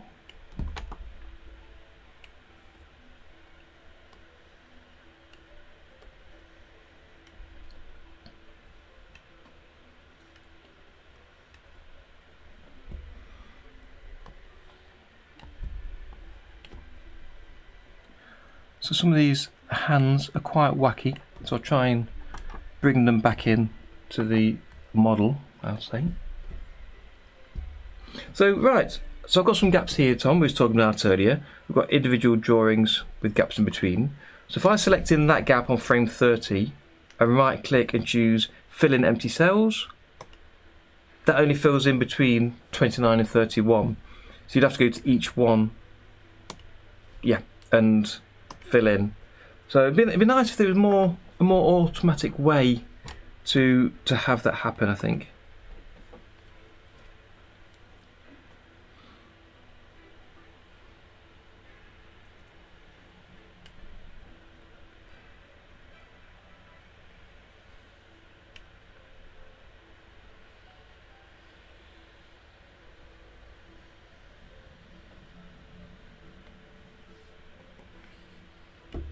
And again, I could easily use copy and paste for this, but I'm happy for the line to give a little bit of a wobble. It's kind of... Ah, okay. Right, thank you, I missed that bit. Select the range. I'll try that. We'll get there. We'll get there. Right, so the hand is the same here.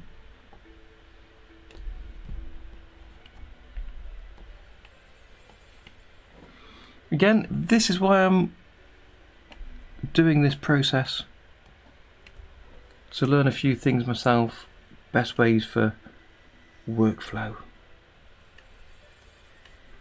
And as I learn, some of you watching can pick up a trick or two as well. Yes, I could do a very simple copy paste of the character when he stops like this, but he would stop totally dead, so I'm happy to redraw these lines. It's only a few extra minutes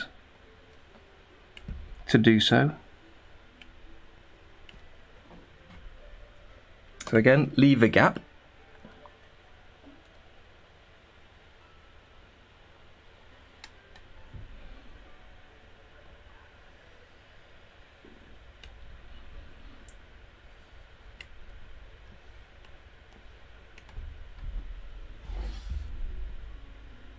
Yes.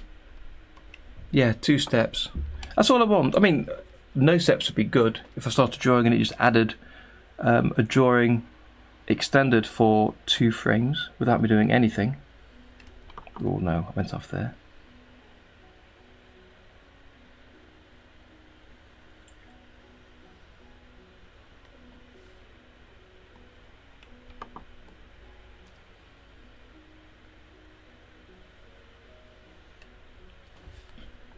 I mean, most bodies are the same. I should really perhaps trace over the red line rather than the yellow, although it's pretty similar. Because I think I may have used the duplicate option anyway. But by tracing over the onion skinned line, it should move less, hopefully.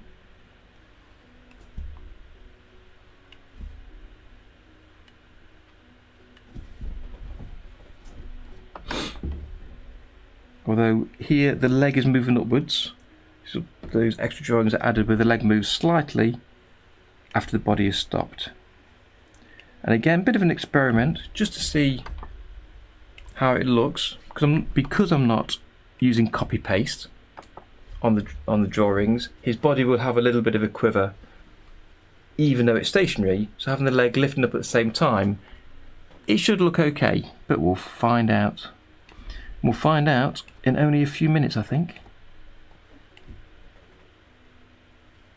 Okay. Next.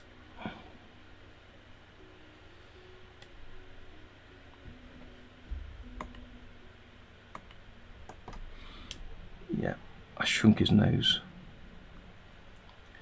So when I finish with this and take a look at it, I might need to come back later and make adjustments. That's fine. Hopefully not too many though.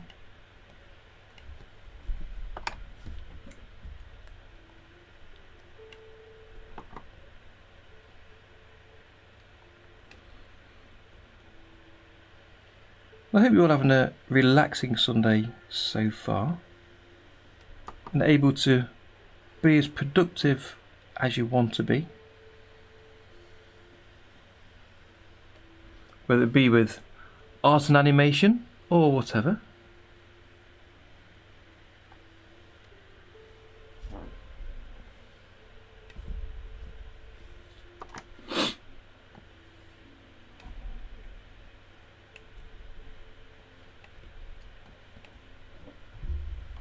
Amar, hello, welcome. Good to have you here.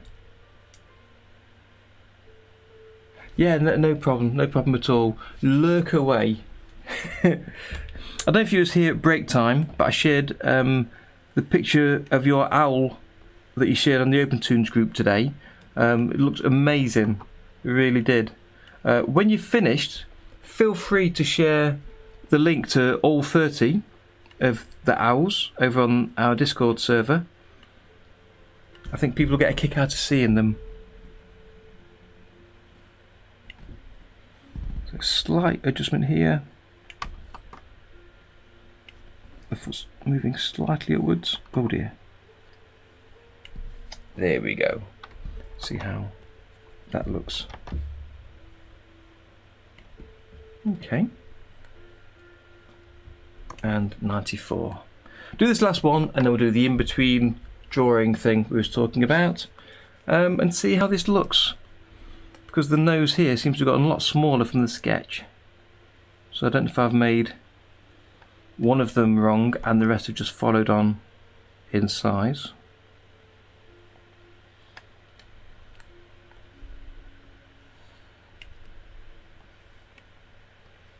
We'll see.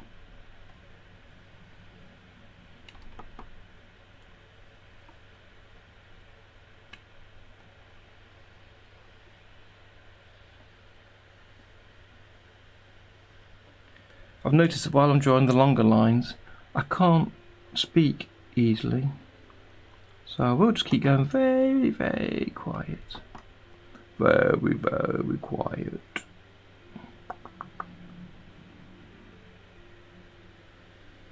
Wabbit season? Not just yet.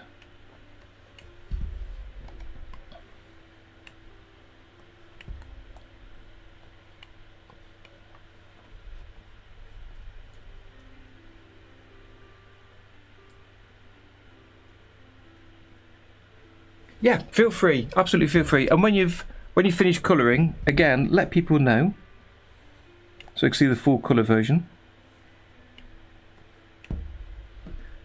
And when they are fully coloured, I'd love to share them in the break room here during the streams. So I'll put some pictures in the kitchen. I'd love to have them in a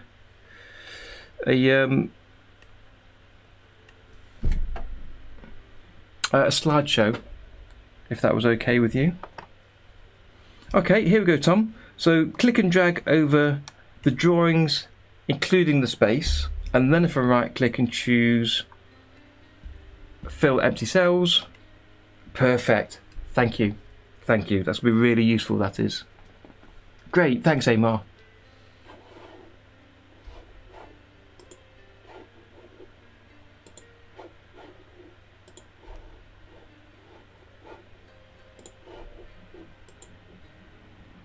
What do you think about freelancing? It's a way to work.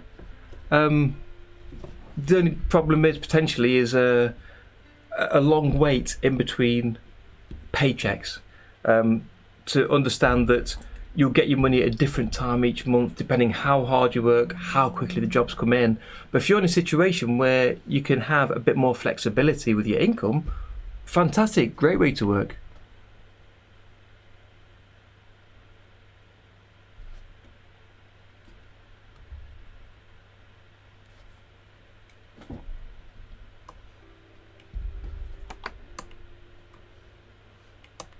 Just extend that onto there. Yeah, I've got his shrinking. He's shrinking. Leaning back is fine, but because I'm chasing the previous line, I've got that issue with evolution of line. So if you're drawing a line and then you trace over that same line, if you trace over the exact same line, you stay in roughly the same place. But if you only see the previous line, you can often drift to the side.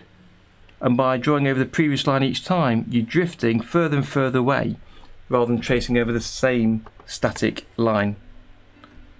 And that's what I'm seeing here.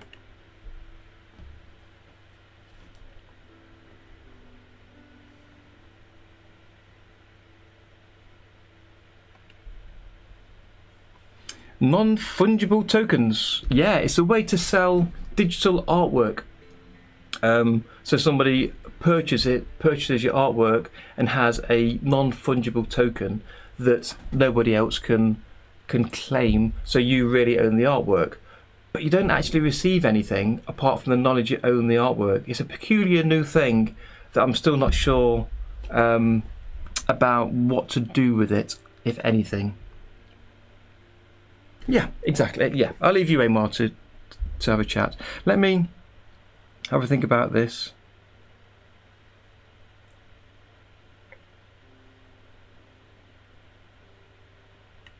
Turn off the onion skin, might be easier to see. There's a bit of a wobble on the line there. The eye shrinks, and part of the reason for that, I think, is my smoothing going so slowly.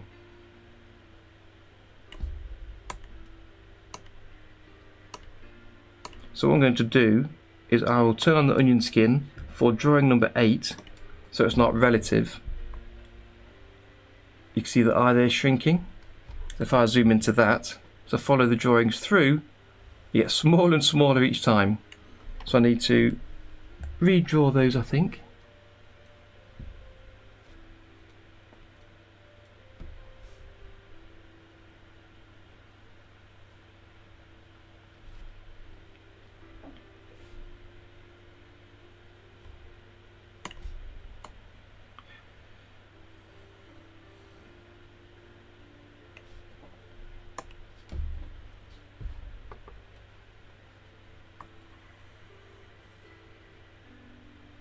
Yeah, let me try again with those. I don't want to, as I said, complete not perfect. So I'm not going to be exacting with all of this, but I'm quite happy to change my workflow as I go through to try and get it more right, at least the first time through. Okay, so let's just trace from the same drawing. It'll be a lot easier to keep this accurate, I hope.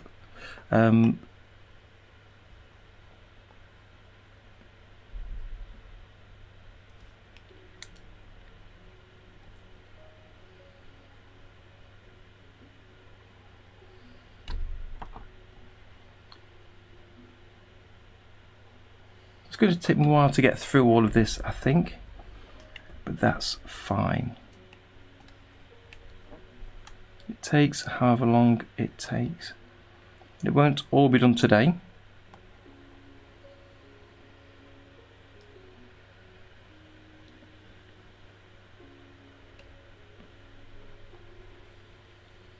I think I will turn down the smoothing. It's quite high.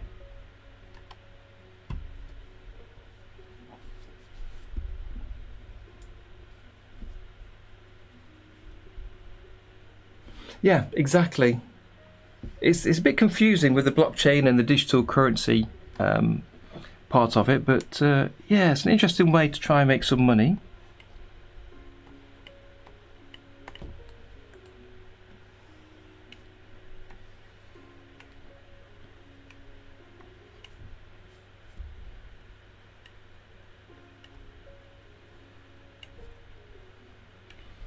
Okay, but for this leg it is moving, so I'll trace the sketch underneath.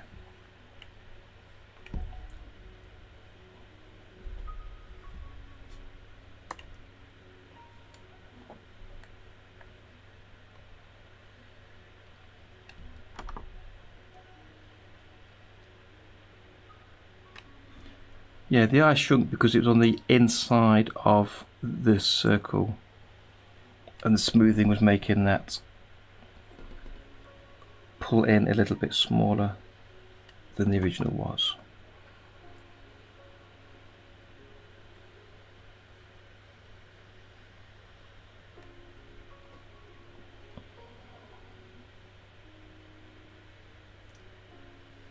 Yes, we'll have another go with this and see how it goes.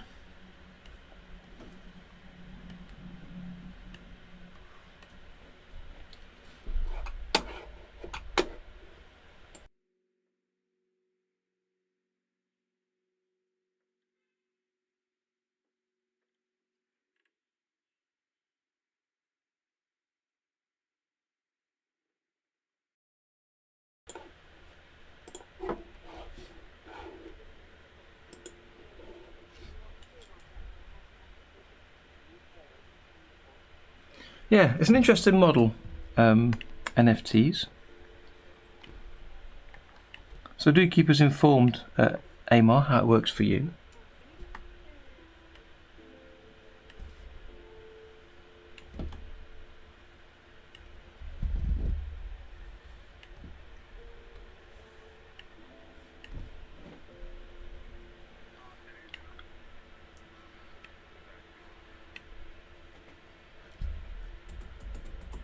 So it's going to be a little wobble, that's fine, I don't mind that.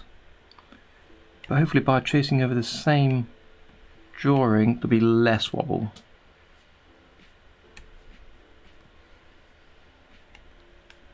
We'll see.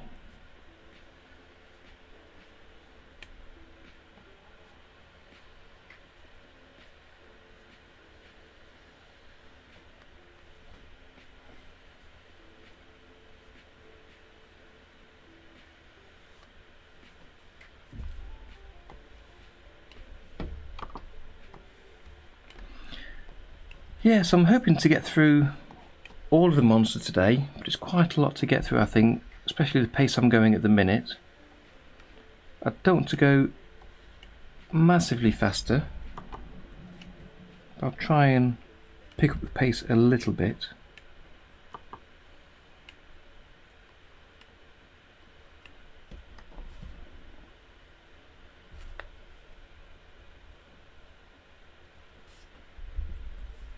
No, not in this instance. I'm not worried about the rotation at the minute. It's just literally hinged for this.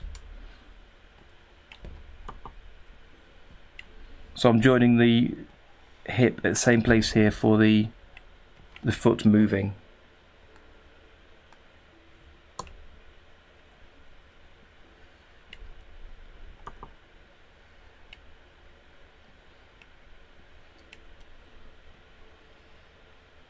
I say all the movement looks okay, I think, in the sketch. So I'm following exactly what I did for the sketch. Well, as close as I can. I make one or two small changes, I'm sure, but I don't intend to make many.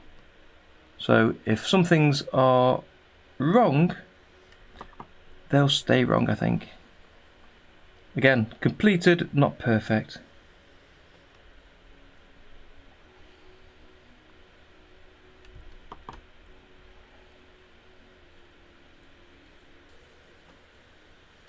And that won't be the last time I say that today, I'm sure.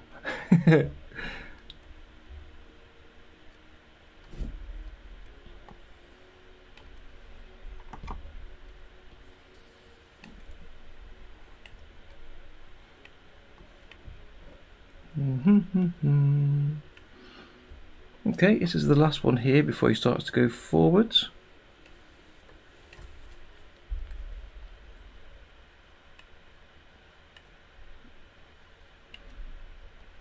So we'll see how this looks in a second.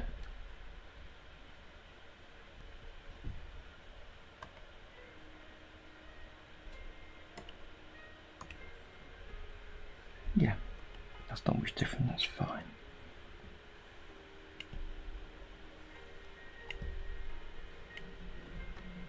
Okay, so I've not done his eye or the spots. I can actually start with those. So let me turn off smoothing altogether and look at his pupil. Okay.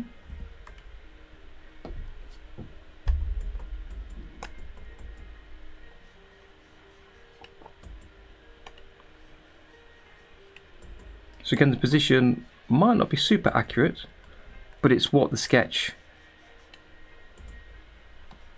was set up as and looks sort of okay. So I don't intend to change it.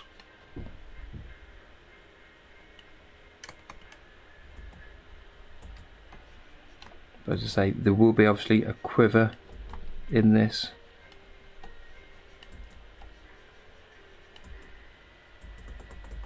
Yeah. Okay. So we was talking about the spots and the fur being copied. So let's hit save. So ignoring that.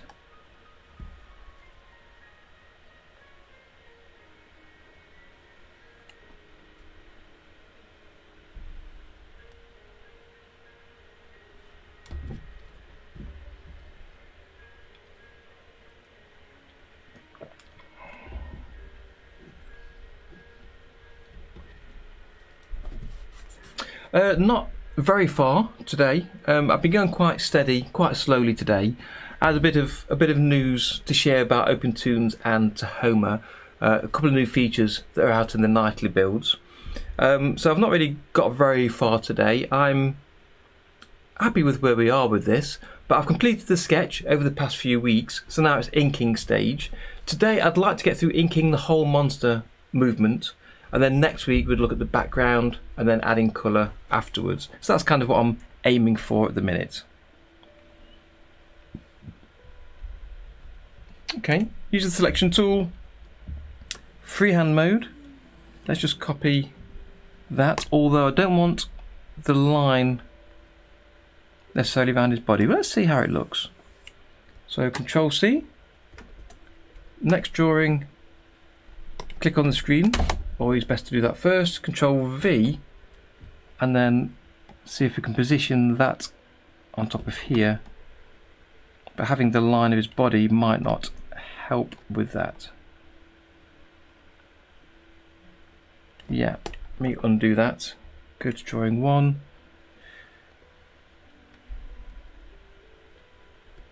Let's see what we can do. So I'd like to have the spots, the top part of the fur, but not the line of his body because of having the line duplicated. Let's try Control C on that. Drawing 2.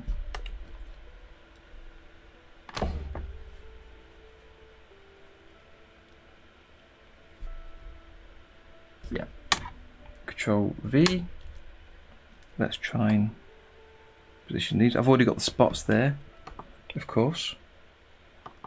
So I go straight to 3 and paste it here. Let's see if I can get these in place. So rotate so the back of that joins.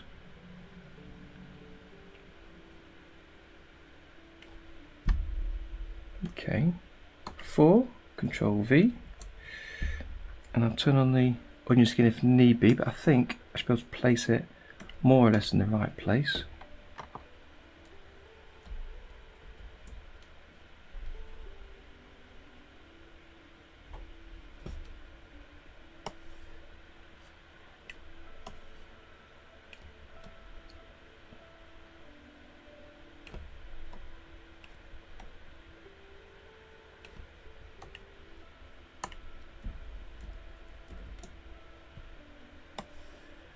we'll see how this works out in a second.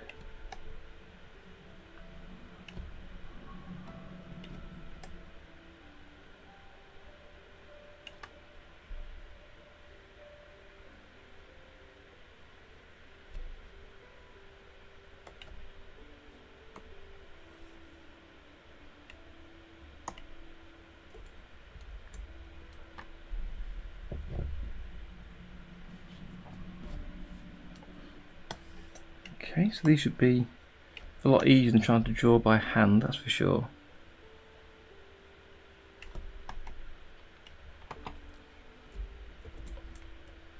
An easier way would not be to have the ruffle in his hair or take it off completely. So again, that might be a solution after working with this little project, is to recognise the parts that's difficult to draw. So choose to take them out of the model so I don't have to draw them.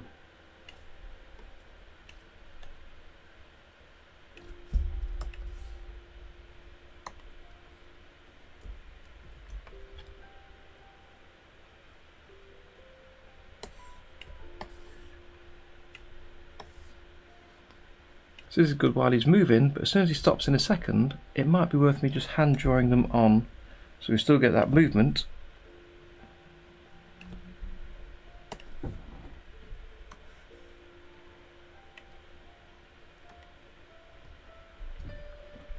Hit save, selection tool, go to drawing 1, let's copy this, trace around it, so I only get the fur, Control C, so drawing number 2, I can paste that on without having to copy the spots as well because they're already drawn.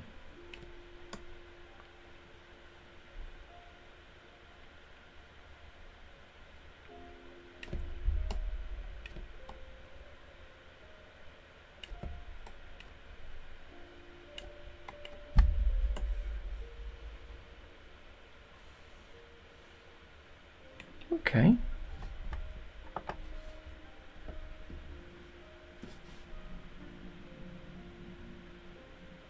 Have a quick catch up on the chat here, talking about your NFTs.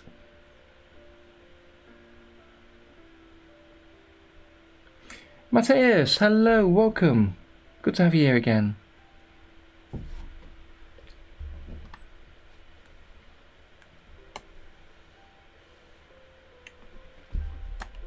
Okay, so again, turn on onion skin for number 8, and I can trace purely over that one.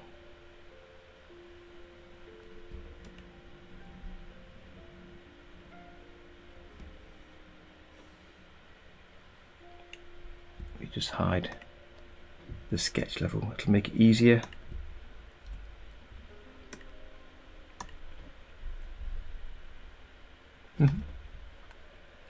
Okay, choosing the brush, go to the monster fur settings, and now I can just trace over this,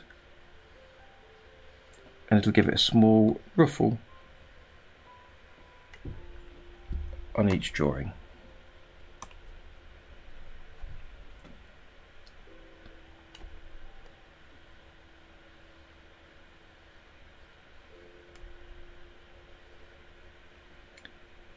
And because of the small size of the line, filling with ink, with paint could be a little bit tricky. So I might need to use the brush tool as well as the fill bucket.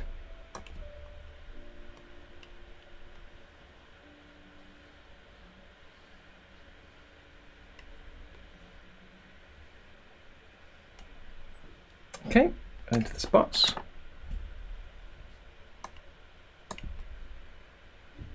But for the spots, I don't think I want them to move, so I use the selection tool and I'll choose to copy them and then paste. See how that looks.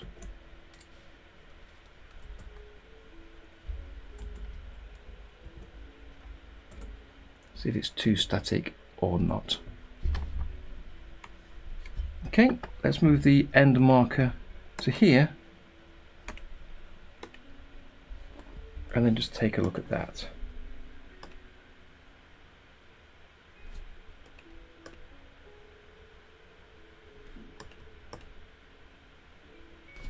There's a big wobble in his nose I want to have a quick glance at. Is that too much? There. Previous drawing. Yeah, it's changed quite a bit, so let me just change that. Use the ink line and the ink brush.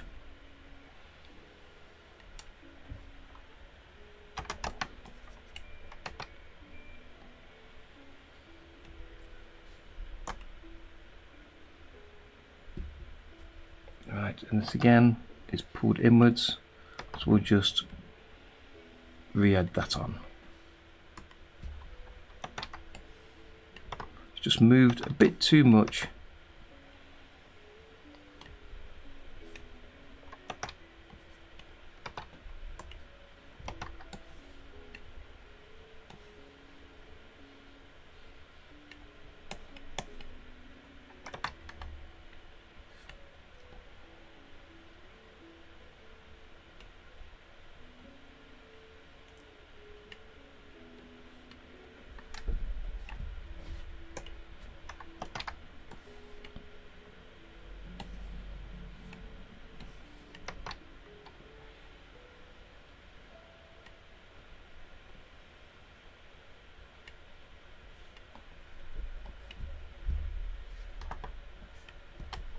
Okay.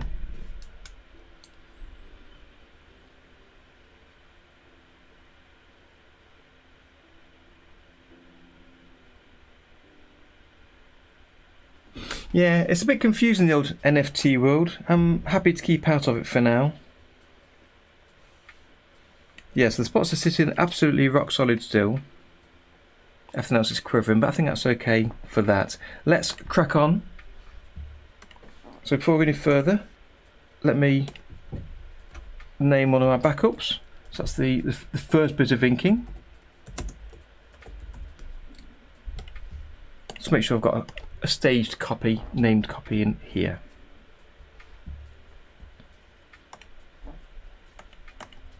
Right, so again, we'll turn on the onion skin so I can see where I came from, but it's the sketch I'm actually working from.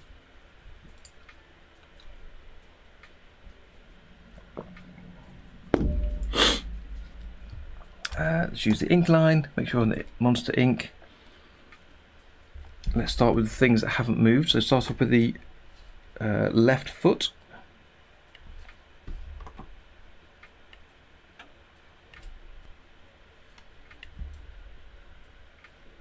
Make sure I'm copying the yellow, which is the sketch level, not the red.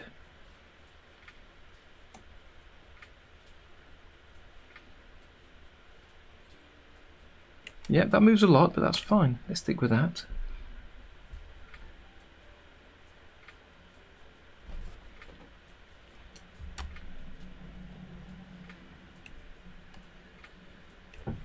Before someone tells me about the size of the character's arms and legs, yes, I know.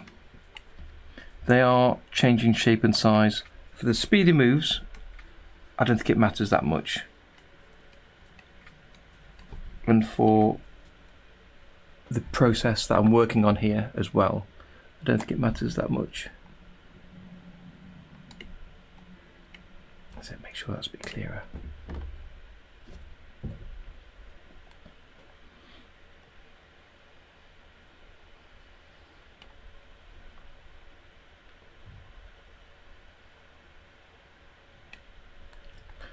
And right round his body. And right now the thought of trying to draw his hair consistently is really strongly making me think about a redesign. So I don't have to do that on the next one.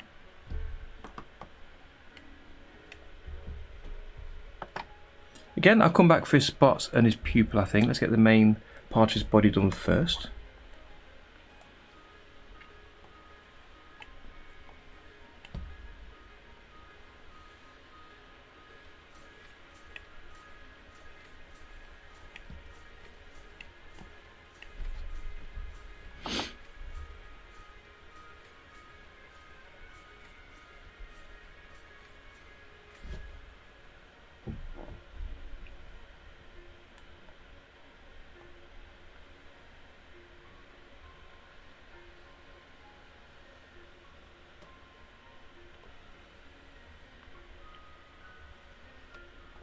And I could have left the drawing is kind of in that sketchy style, which I quite enjoyed, but I just wanted to do an ink version for this one, and we'll see about the next one if I decide to do the same or not. I still don't really know yet.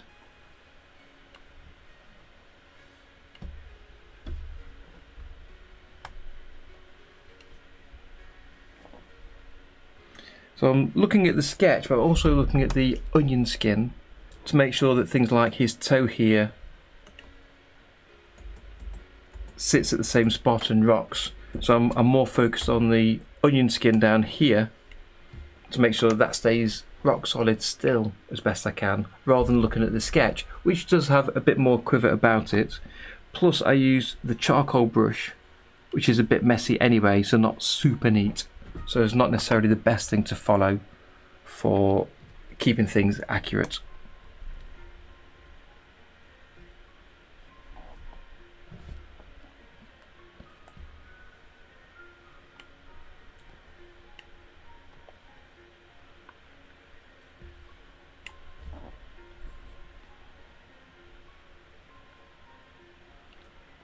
His mouth has gone a bit large there, so I will make a change there.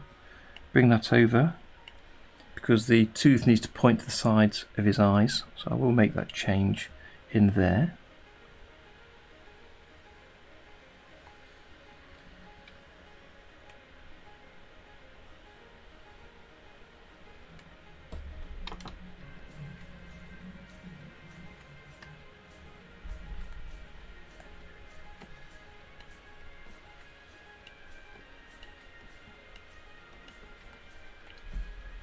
And again, I'll look at the red for where he's touching the floor to make sure that that looks accurate. So let's look at it. Right, so I can see it's here.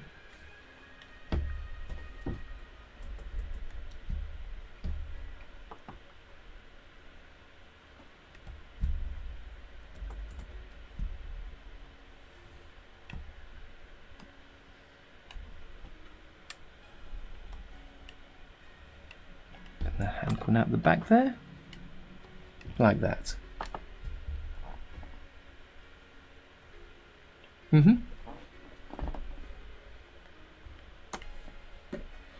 his eyes opened up now.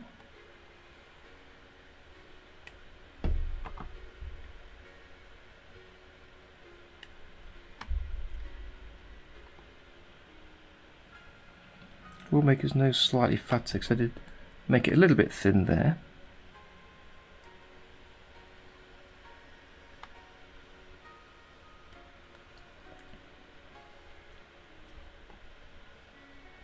Oh, no, no, no, no.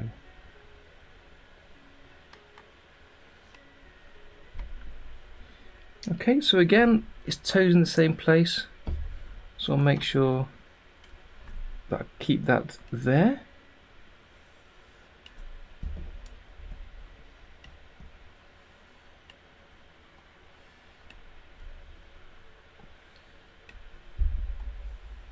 Trying to make sure the character's elbow doesn't meet at the line at the side of his body there.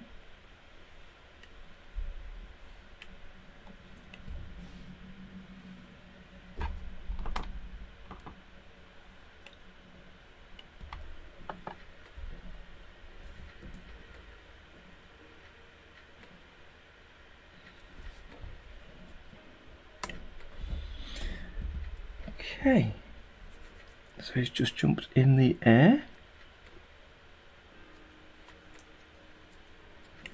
His nose will be a little bit smaller because it's squashed against his face.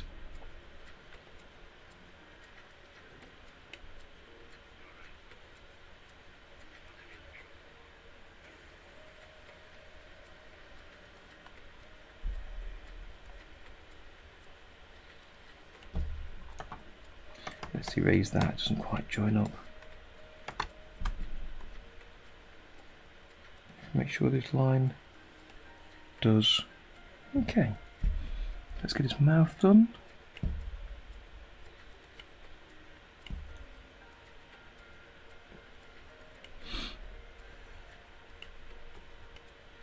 keep having to turn off the camera and microphone, I'm afraid.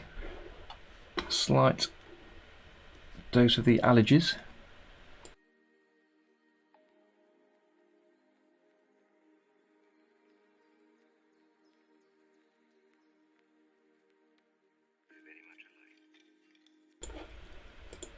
The last thing you want is for me to be sniffling all over the stream.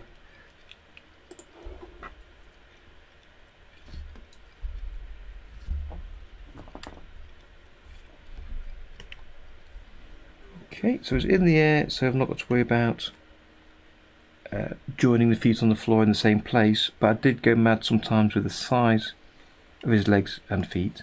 They are moving very quickly. I will change them slightly as I draw them. Hit save. Is all that back there?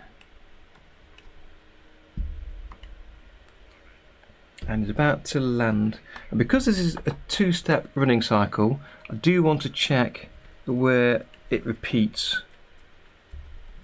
So he leans forward. There, I think, where it's on tiptoe. Could be the one before, we'll see in a second.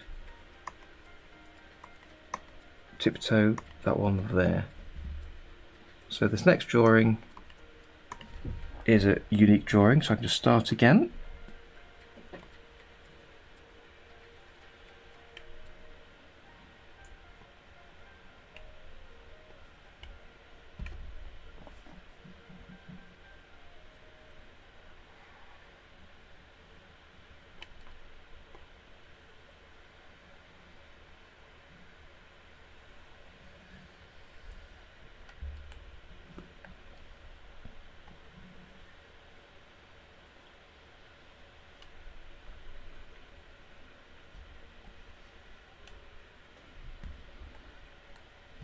I'm just glancing at the previous drawing, so the onion skin version, to make sure I keep the feet roughly the same size. So although I did have the sketch to try and keep size consistent, I did go crazy on a few frames.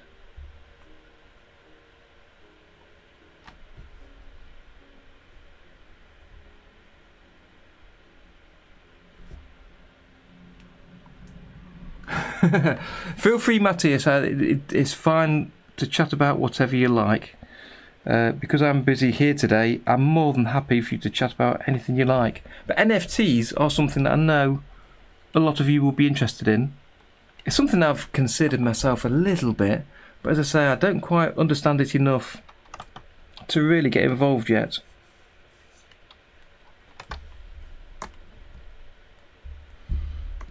So next drawing is just landed on the ground.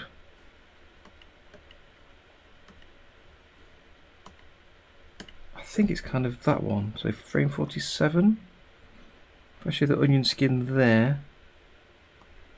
No, not quite.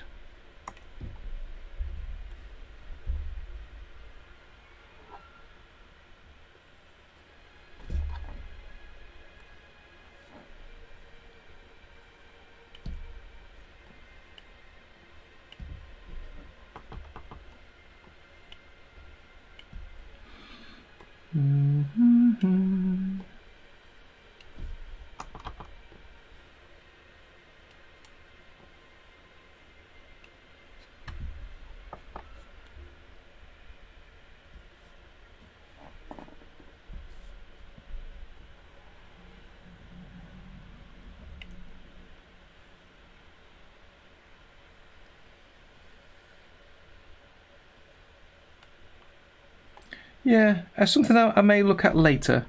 I'm not producing enough work that I think I would sell yet, so I'm happy just to continue doing what I'm doing for now and not rushing into NFTs just yet.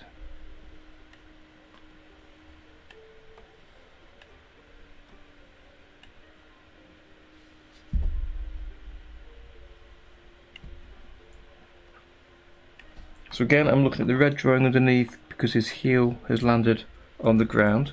So if I flip between the two, hopefully it should just see it rocking without it going through the ground or flickering too much.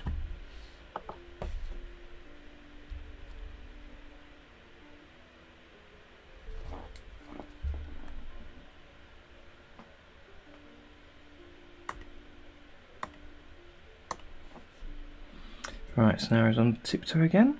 I did trace this actually in the sketching phase, and I was tempted to trace it during the inking now, but because it's moved across the screen, I don't really need to.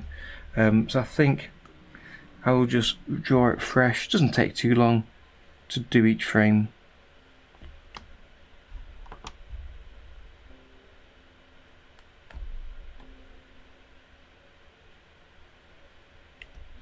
I am getting hungry though.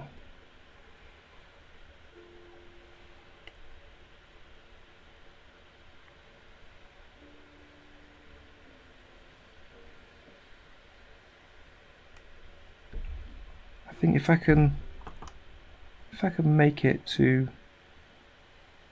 the edge of the pool and then take a break, then perhaps I might even grab a small snack before I come back, just to give me a chance to definitely finish what I'm working on today.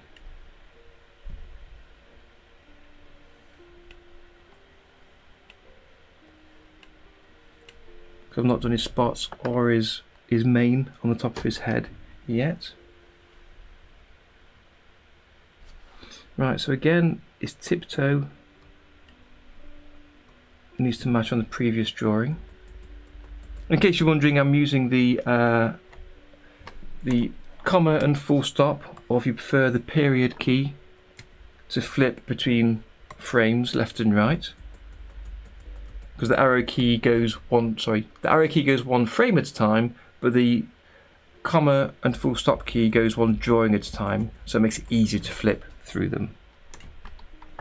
Although even though it is literally the comma and full stop key that's mapped, I like to consider the greater than, less than, which looks like arrow keys to me, and I prefer to consider it's the arrow keys that you're using to move around. Gonna make some tacos. Oh yeah. Bye then, Suhas. Thanks for joining us today. Catch you next time. But the stream will be on YouTube if you want to watch it another day to catch up on where we are at the end. There's not an official new version Kronos of Tahoma2D, but there are the nightly builds that you can download at any time, which has the latest fixes and new features in. So it might be worth trying out one of those. The version I've got here is 1.2, but a nightly, so I've got a couple of extra features in here from one of the nightlies. I'm trying to think which extra features. So for instance, if I use the selection tool to draw around the monster, on the options bar you can see I can flip the character left and right or up and down by clicking a button and not typing in the boxes. That's one of the newer features. So yeah, there's a nightly build you can download to get the latest features, and I mentioned it at the start of the stream and showed a couple of the new features in it.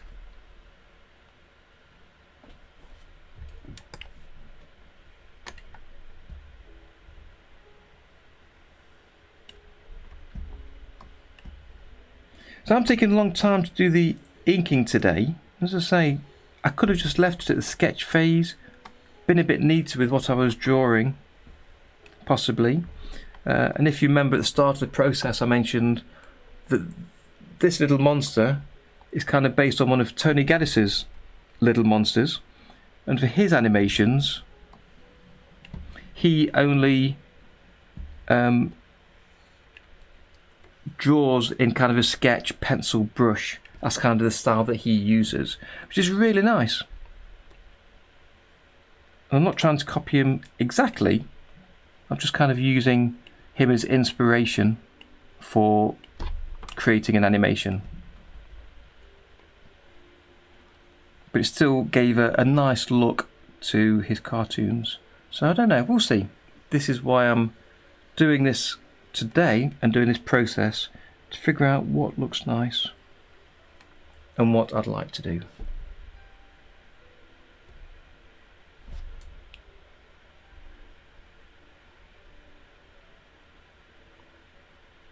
Yes, that's right, Imar. Just do it. Just do it. Absolutely. Absolutely the way to go.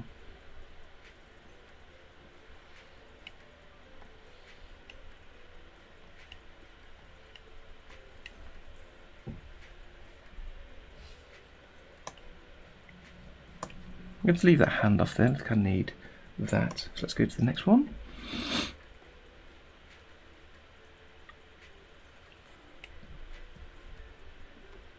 Yeah, lots of people ask me, just because I make YouTube videos and have the Discord or whatever, but they ask as though I don't say I'm some sort of expert, but they ask as though I might have an answer that helps them. And they ask if they can do animation or if a certain tool is right for them.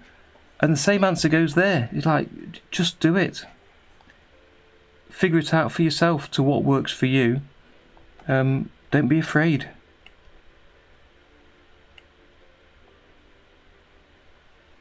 Because you never know what will happen or come from it.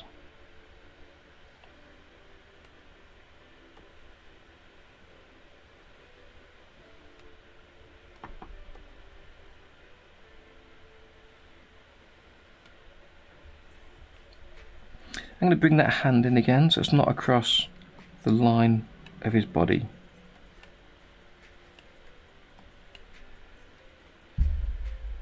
This can come here.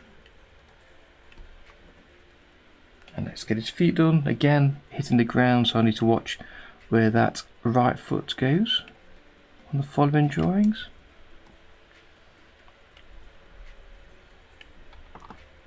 Let's put his toes up in the air a little bit. Here we go. Next.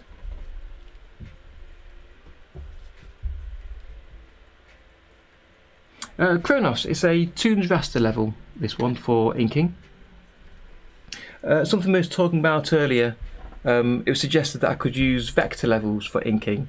And for this project I've chosen to use Toonz raster, but I'd like to do that in a future project, another mini animation of using vector levels for the lines, convert them to Toonz raster for the fills, and see how that works as a workflow. Absolutely, if you don't do it, you'll never know. Absolutely, Maria. Enyo-san! Hello, good to have you with us today. Yeah, no worries. Inking day today for me. Some news earlier, so if you do get 10 minutes, you might want to jump onto the first part of today's stream. So I shared some news about some of the new features in OpenToonz and Tahoma. You may well already know about them by following on the GitHub, but I did a quick demonstration of them to show what's coming. But then the rest of this is all about inking my little monster.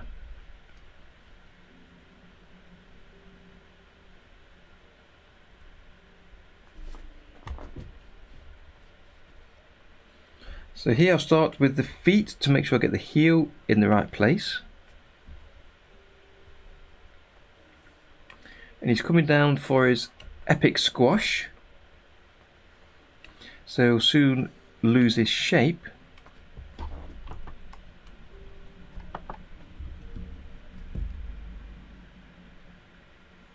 Absolutely. Failure is very welcome. What is it we say? Fail early, fail hard, and learn plenty. That's exactly right. And as long as you treat failure with what it really is, don't think of it as something going wrong. It's something going very right because you've learnt a lesson. So the word failure in this context isn't about it going wrong. It's about you actually learning something, so it's a good thing. Very good thing. But in art, it's essential.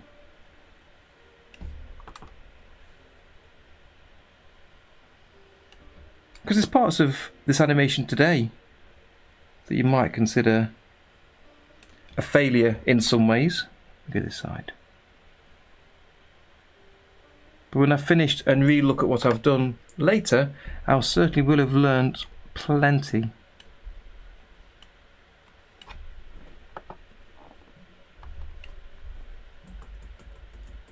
Okay, let's fill those gaps in again by selecting the range right click and choose fill in empty cells, and it puts them all onto two. Superb tip there, superb. Right, no problem. In that case, Enyo, it might be worth taking a look at that. I was really so excited this past week as I spotted them coming through. Some changes for the X sheet on OpenToonz and the new perspective grid feature in Tahoma. So we had a perspective tool and lines grid tools. They've now moved to be an actual tool in the far left hand side of the toolbar. So good, so good. There's still more work to do on them, but they honestly look fantastic.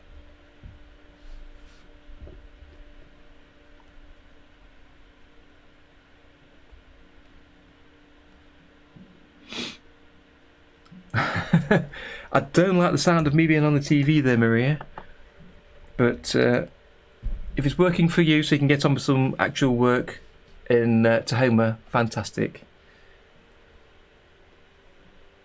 Right, this is where we're starting to get a bit strange with how the character looks, with the absolutely insane squash and stretch that we brought in.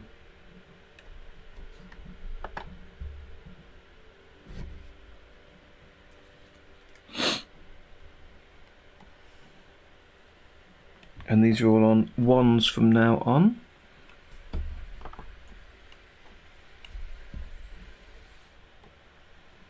Because they go past so quickly.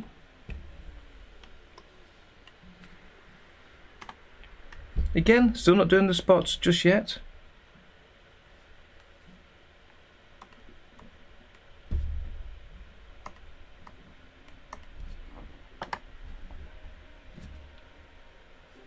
Hit save. You don't want to lose anything.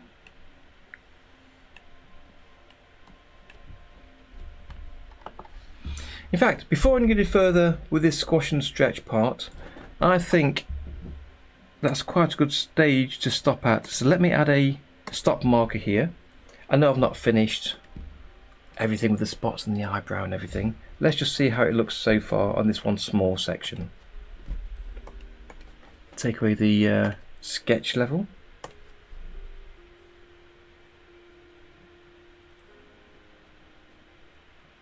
Yep, that's fine. Lots to put in, that's fine. Absolutely fine. I'd like to get the squash and stretch done before I put those parts in, and we'll come back later and do the spots all the way through, do his fur all the way through, and his pupil separately. So I'll come back in a second.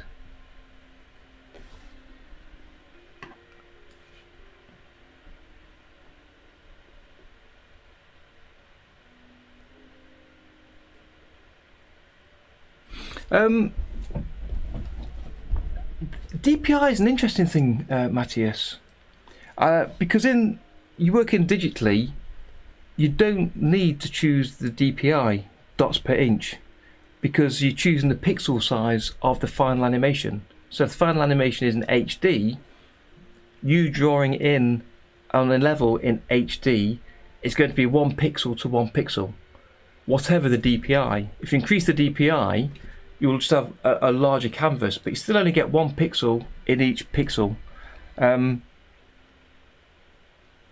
whether that works for you, fantastic. But I've found that changing the DPI doesn't necessarily help as long as you understand what resolution you're working at.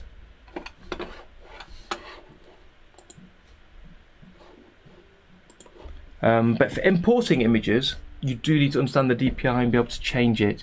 But for me, it's not an issue, so both softwares work just as well for that.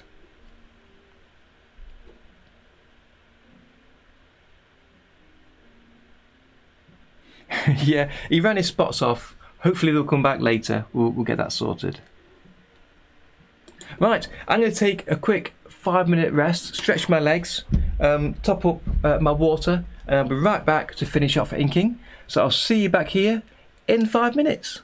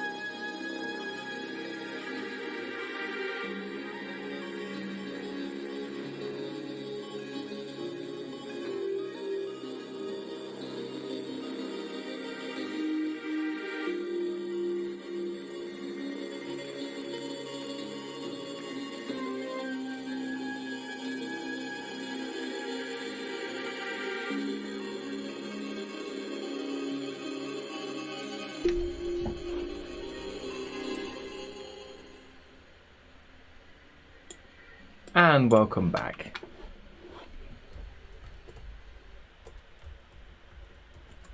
Just seeing a couple of comments here. So you're chatting about your DPI of the image. I think you've made it almost as complicated as it can be if you're working with millimeters instead of pixels. Then you're looking at DPI being dots per inch. So you're converting dots per inch to inches, then millimeters, then pixels. Is kind of really confusing. But if you work with pixels and just use HD all the time or whatever resolution you want, you'll get a good clear picture every time. And if you're only outputting video files, then the size of the file, whether it's going to be HD or standard definition, is kind of what's more important, because you're not printing it, so you don't need to know dots per inch on paper, you don't need to know dots per inch on screen even. It's just the final resolution that everybody is going to look at your images and animation at. But as you say, that works for you perfectly. Not a problem. That works for you, then continue to do so. Absolutely. Oh, good penguin, welcome. Good to have you here again. And we've got animation overload as well. I'm doing really well. I think everybody else is in the chat. It's been quite a busy old chat today. His arm fell off. I know. I'll attach it in a minute. We'll be attached soon, don't worry.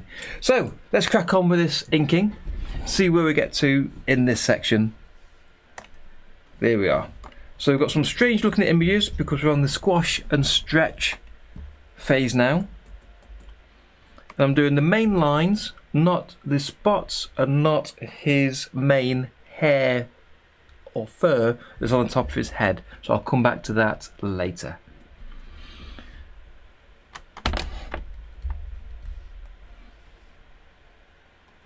So these images here will all look very strange, but they go round or go past at just 1 frame a second anyway.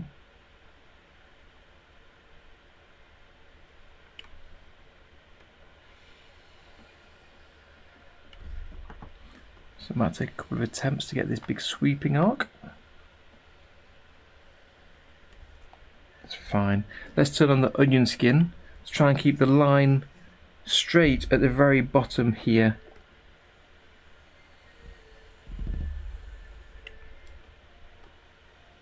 So it doesn't flicker too much as he moves around.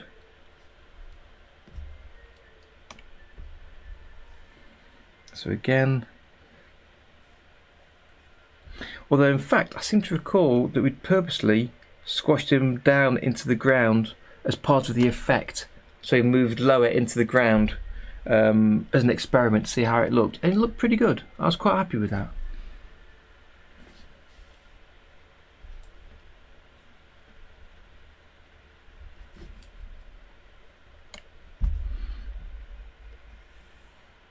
So it's a slow process, just doing some inking on currently crazy shapes.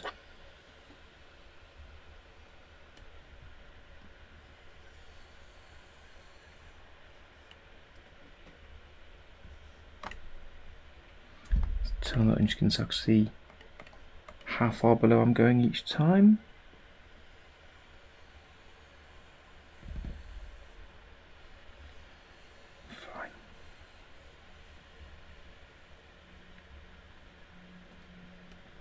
Oh, lovely. And his arm still with us. His eyes disappeared and it's just an eyebrow. So I'm going to do the eyebrows, we'll see that moving. In fact, as I said earlier, if you've got a sharp turn with a bit of smoothing on, as you go to one side then the other, you end up with a circular sort of curve on the corner. So if you've got a sharp turn and you want a sharp turn, draw one line, let go, then draw the other to get a sharper corner. Something I've been trying to do through most of this animation. And sketch was longer. I don't want this to be much longer, so I'll just move the position of the arm there. Very, very cartoony squash. Thanks to Alon Dan that joined the stream a few weeks ago and helped me out with that side of things, as well as some of you giving suggestions. Tom was very active, giving me suggestions and helping me out with that as well, so I really appreciate that. So it's good to have you all with me as I'm working on this. And the squashiest squash now, which is absolutely crazy. Without suggestions and you all pushing me, I would never have gone this far. And I think it's come out a lot better because of it. So that sketch arm is wrong, so I'm going to make that follow the onion skin of the previous a bit more.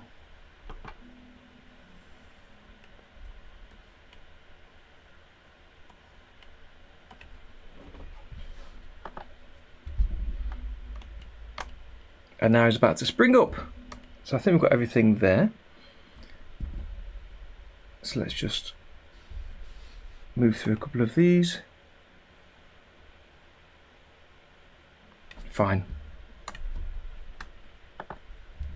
So then this goes by quite quickly, this next part where he jumps up.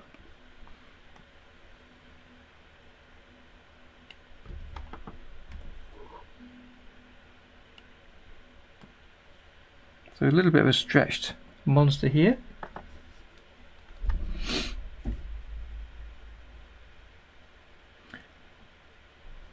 Quirrelly, hello there. I was reading your comment there.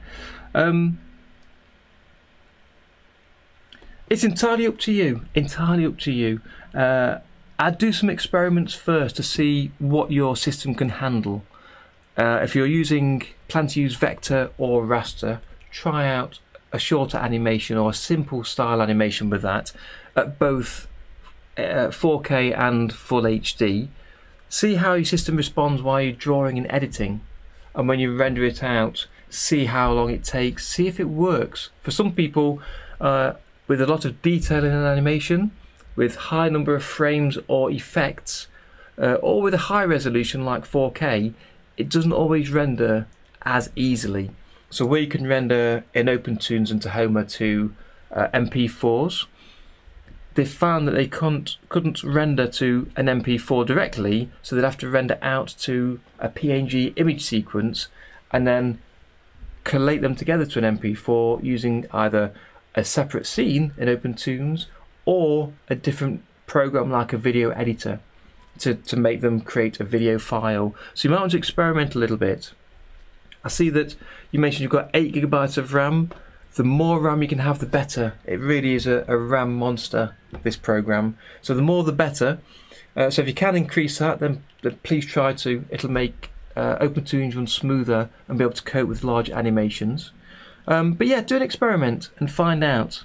It's a little bit as I was saying earlier, when people ask questions of me or the community, they want people to let them know what they can do. But a lot of what we can do depends on your computer, your exact setup, and that's something we can't guess at easily. So yeah, have a play, see what you can do.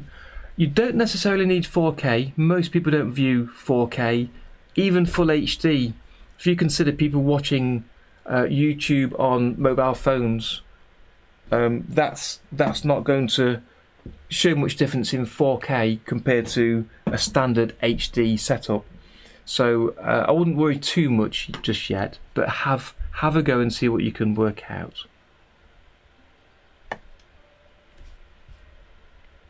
It's Full Chain Animation. Hello, Full Chain.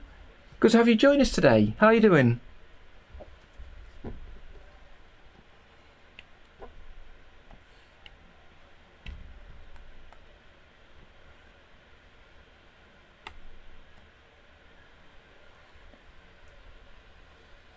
I'm quite happy for this to be slightly different from the sketch, because it is only on screen for a couple of frames and it's in between a squash and a stretch at the top in a second. So let's do the best we can but not be concerned with how it looks. But yeah, do let us know how that goes for you. As I say, join us on the Discord server and share your experience there to let people know how it works. Always interesting to hear the workflows people choose to use with OpenToonz Tahoma and what works for them in different circumstances.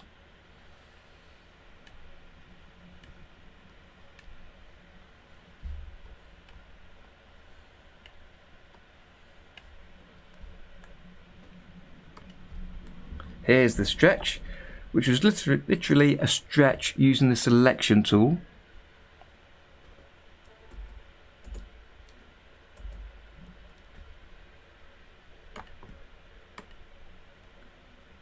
I'm just looking over where things are moving to, so his arm ought to really come down here a little bit.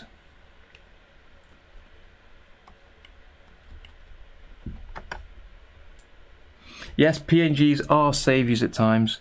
I mean, in reality,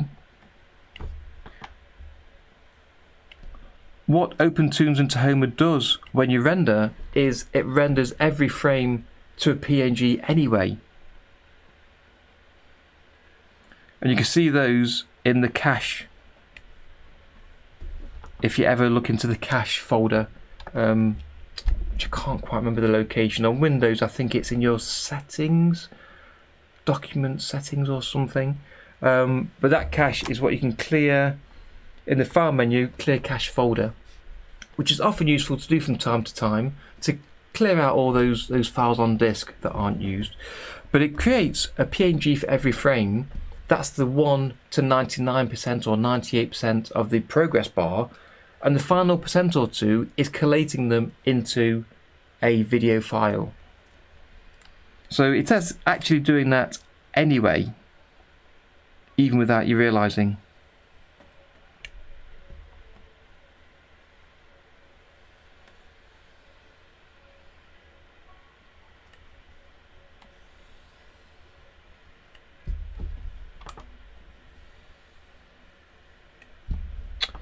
We'll get this right. Let's start at this end again. Again, it's flashing by quickly, doesn't need to be super duper accurate.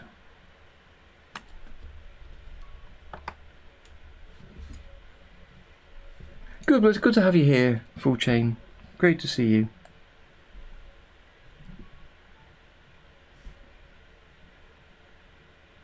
Yeah, batch rendering and using the is it called tasks? The tasks panel for rendering is really useful as well. There's lots of ways you can render and to speed things up to get around obstacles. As I say, everyone's obstacles are different, so that's something that I can't necessarily help with to understand what obstacles you'll have on your system.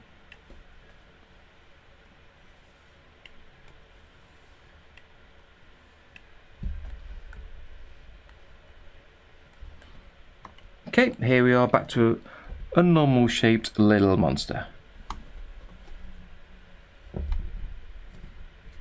That's right, so if you render out to PNGs, as I say, you can start a new scene and add them in, and then try again in OpenToonz to create a video file, and that could be useful, and it's surprising to a lot of people that that can help.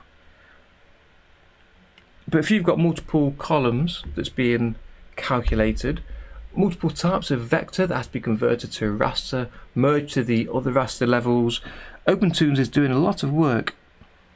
So if you can create PNG images and just add those, it's doing a lot less work to collate it into a video file. And if you want to, you can also use FFmpeg directly. And I was talking the other day with Rodney on the OpenToonz server about using FFmpeg and making it easy for people to find scripts that can be helpful with OpenToonz. And I think I'll try and put a few of those together myself and share them on the Discord server.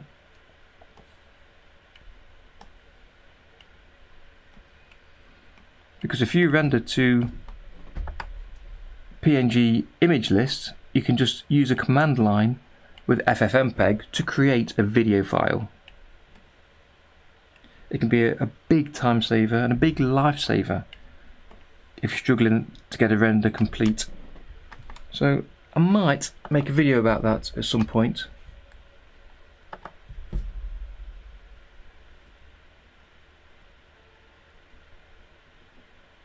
Hello again, Yulichek, welcome back.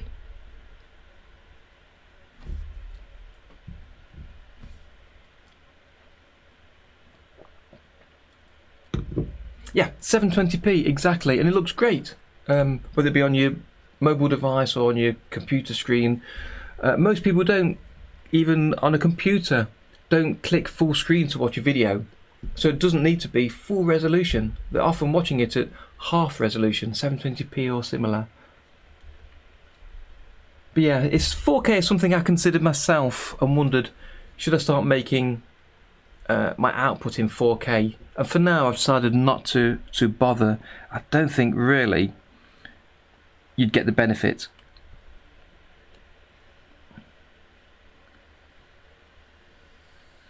But that doesn't mean that you shouldn't. So feel free to do so, by all means. Again, as I said earlier, you don't need my permission.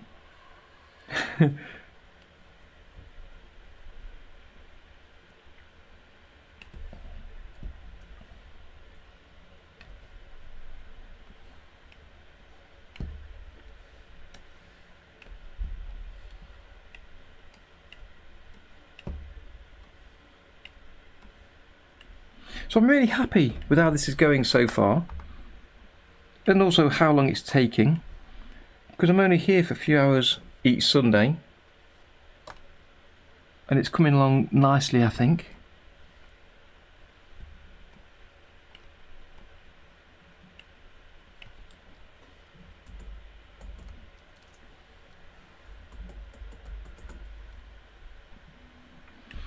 I keep thinking if I'd worked on this full time, you know, for 6-7 hours a day or whatever, without streaming and chatting and sharing things, how quickly it would have been completed.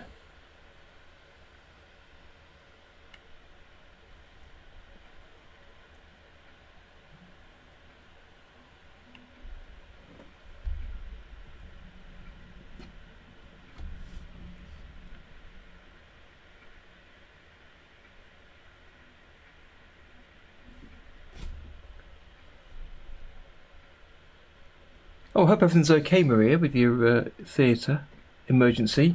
Hopefully it's nothing like a fire and it's just a question over costumes or the script.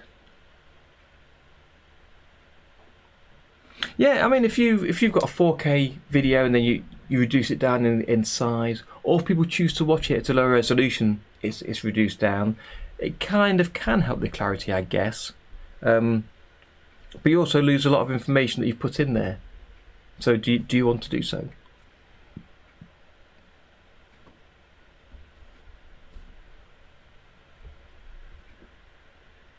No, I don't think so, Soda Pop. For adding the backup tool into OpenToonz, it's a standalone tool. I'd be kind to myself by saying it's not complete. It works for every situation I need right now. If people have got a more complex scene, it might not necessarily work fully for them, which is why I do say to people, try it out, make sure it's creating the backups you expect it to.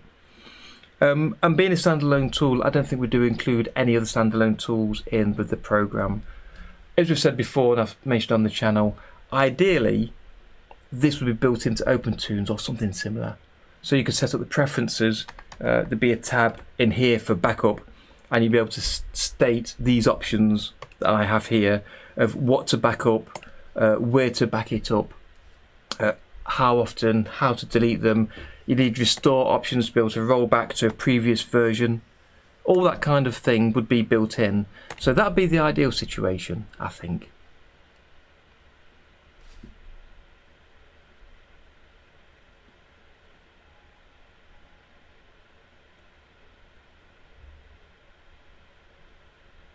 Yeah, absolutely. Have a practice. See what works for you in your particular situation. and for your system.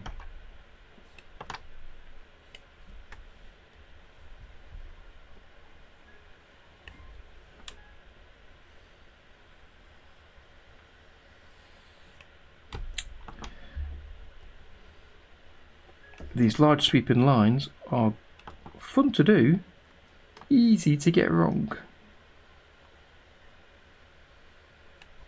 So just take it steady.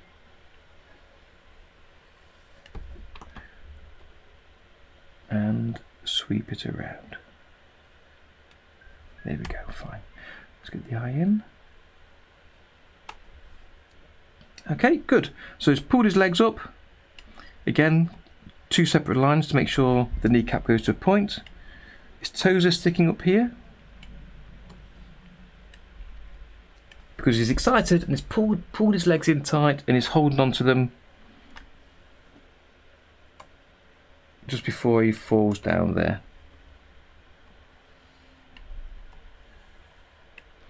Bring the hands out a little bit.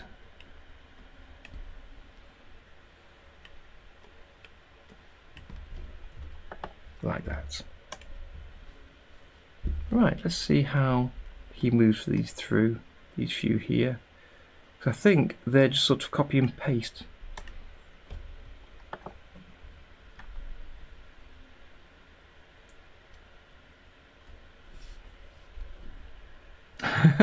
When I retire, I would love to retire. Let's start with that first before we worry about what I'm doing.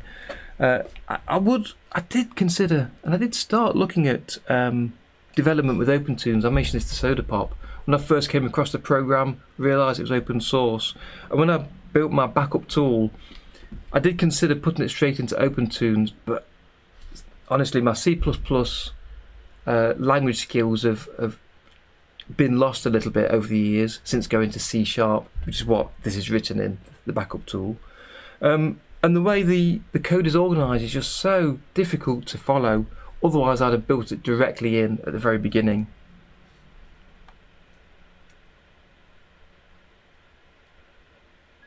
Yeah, good points, Matthias. We don't see our wrinkles in 4K. I really don't. So I'm going to take the previous drawing and I'm going to trace over it. Let's put an onion skin in there. Let me hide the sketch for a minute, and then I'll trace over this and use the selection tool to place it in the right place.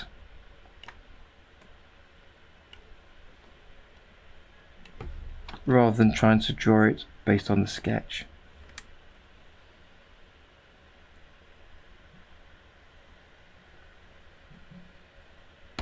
And you could just use copy and paste on it, but again, for a bit of fun, I'd rather get some practice in doing some inking and just redrawing the same thing.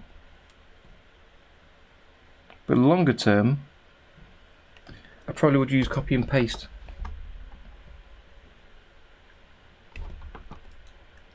For efficiency, to get the cartoon out quicker.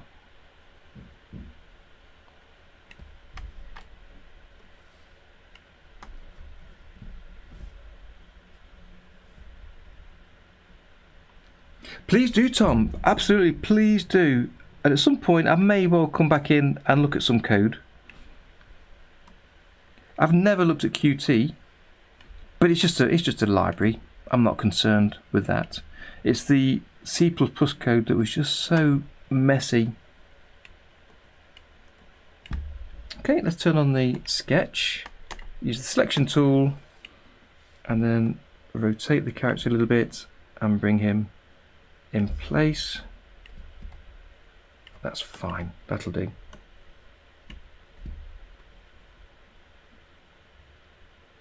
And same again for the next one. And then for the following one, I will draw it separately, so it's not too samey.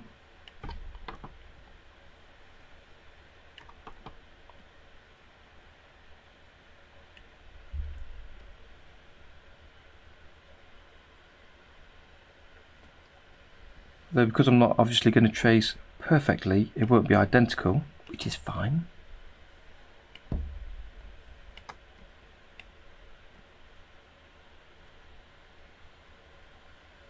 But yeah, I did have a little list of things in mind for what I would work on in development in OpenToonz. Small features, small fixes, and these are sort of things I've been suggesting to Shun or to Manong John and Jeremy when he was working on the project, that they've been fixing for me. Things like the flip buttons on the toolbar for the selection tool and animate tool. That kind of thing is exactly what I'd be working on if I was writing code. Because it's that sort of thing that makes life a little bit easier for a user. Now I'll be adding colours on later. Levi, is it? Yeah, thank you. Welcome to the stream. Good to have you here. Yeah, I'll be adding colours on later. That'll be next week or the week after. Because I'm doing a few hours each Sunday, so it's not a very speedy project. But this week it's just about getting the ink in place. Okay, so we're stretching out a little bit here.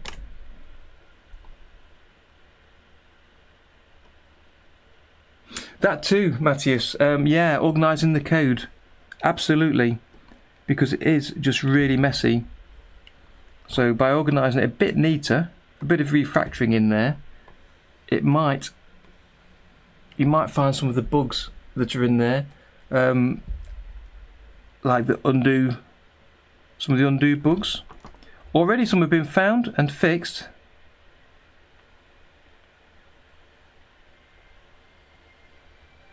But there's plenty more in there to be found. And I'm sure some of it is because of the messy code.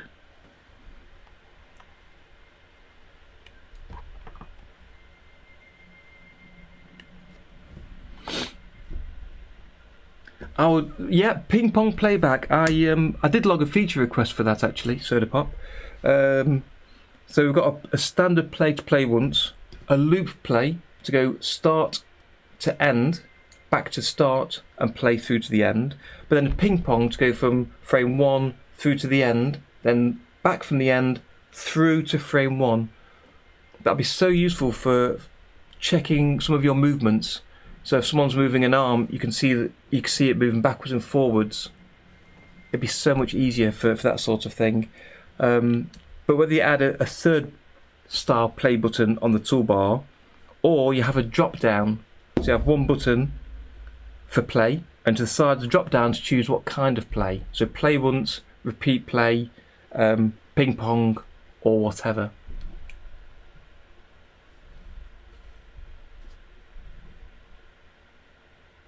That'd be the only thing for doing that, Tom. I think that'd be great to do is whether Shun would accept the changes because they're large structural changes or not at the very beginning, until he gets to know you, to know that your coding is good enough. So that'd be my only concern with doing something too structural.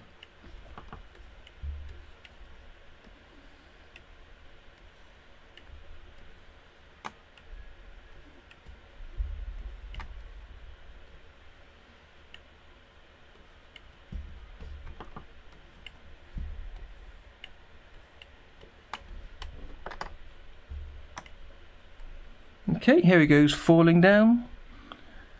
Let's start with his eye.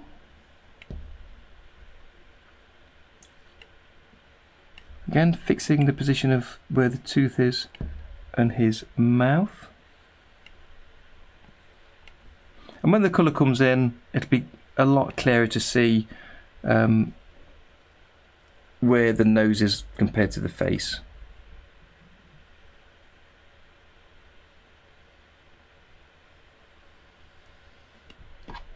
I mean, someone asked a question earlier about would I be leaving it in black and white. For what this animation is, as I said, yes I am. However, longer term, for doing simple animations, I do like the black and white look. I'm thinking specifically of What's that cat animation? Somebody's cat. Oh, anyway, it's a series on YouTube here. Let me have a quick look. It's going to niggle me and bug me if I don't look. So give me 1 second to find that out. You may well answer before I find it myself.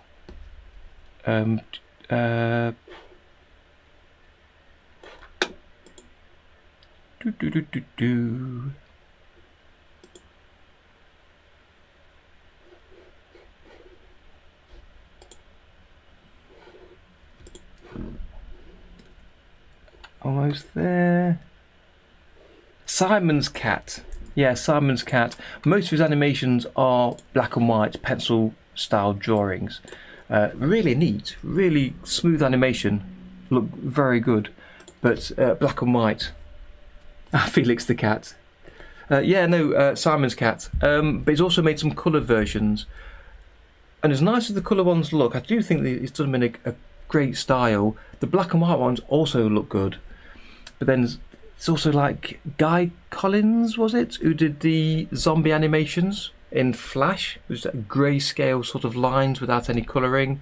There's so many other cartoons and styles that you can choose. I might later decide to stick with a black and white style.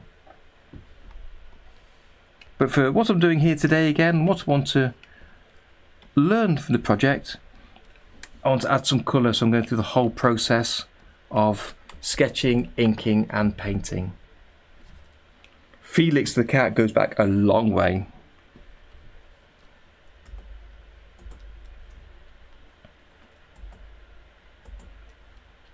I'm going to change this a little bit.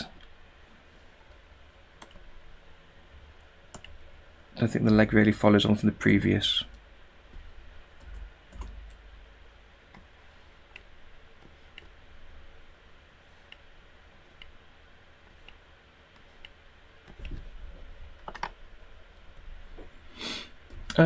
Just missed some of the chat there. Let me go back, have a little drink while I do.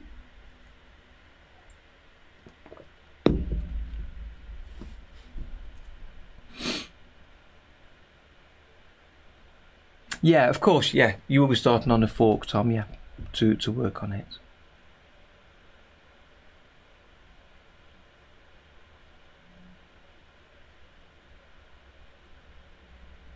Yeah, exactly, the Red Bull adverts. I love those. They've got that very shaky look about them. I mentioned that previously when I was talking about the shaky look. It's certainly one that I do like and think works well for them. Let me just hide the other levels a second, the other columns. So right click on the show visibility button and show this only. I want to then show the sketch level and I can trace over this. Save. Raised by Zombies, that's right. Yeah, lovely, lovely stylized design to the animations. All without any colour in the background. Maybe the occasional bit of shading or cross-hatching somewhere. But great stories, great animation. Doesn't need colour. I really like that.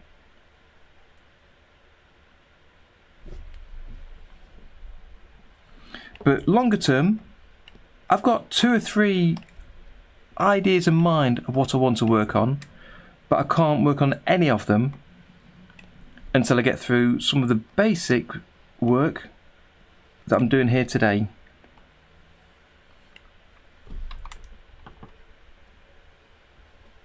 So I'm sort of holding fire on settling on a style. But yeah, Raised by Zombies was a great little series.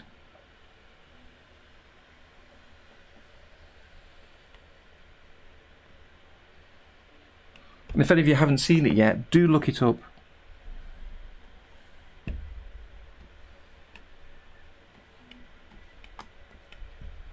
It's on YouTube, so you haven't got to pay or have a streaming service. Okay, that's the final main part of the body for this. So without adding in the rest of the background, let me set this frame 91 as the final frame. Zoom out a little bit, hide the sketch. In fact, if I go to the end, I didn't fill in these gaps, so I've done the Tom technique of just drawing on the single frames I need, and then to extend the drawings in between, I simply click and drag over the drawings and over the gaps, then right click anywhere and choose fill in empty cells, so it puts all those onto 2s. Again, thanks for that, Tom. Okay, so let's rewind and play that through.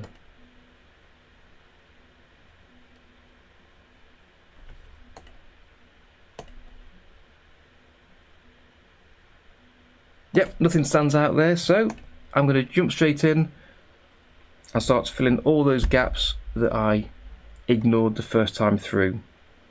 So let's start off with his eye. Start off with something simple.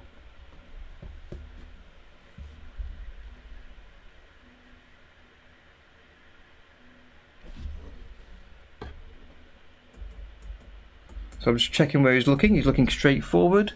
I'm going to turn down the smoothing and then just start to pop in pupils.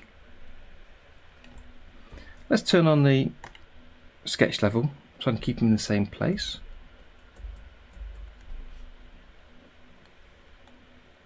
So here his eyes are sort of looking forwards. I can't help but feel they should be up here, looking upwards. But I'll stick with the sketch again. This is one of those lesson learned situations where I'll continue on the path I planned out for the sake of following the path, and then learn the lesson if need be for next time. Again, complete, not perfect, is what we're after.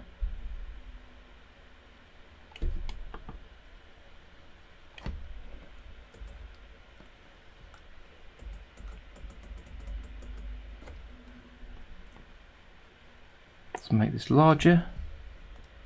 And it stretches out, so larger again. Let's go into the normal shape. And the eye is starting to move downwards to look where it's falling to.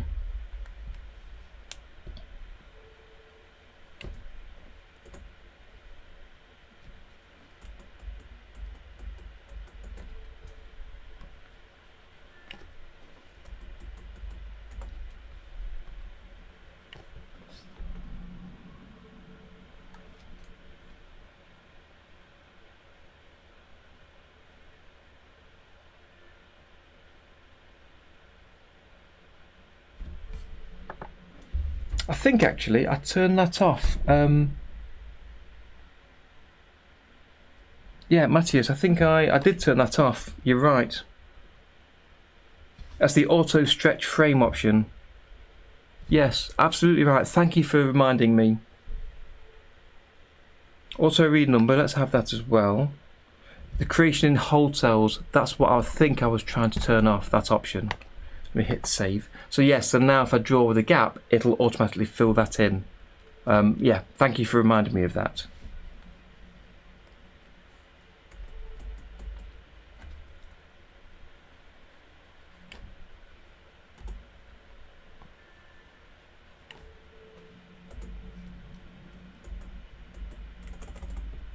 Okay, so that's his eye again. Let's have a quick look through just in case I've gone totally mad and missed some frames or it just looks strange.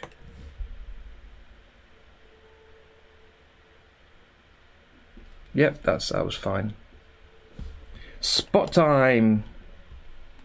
Okay. There.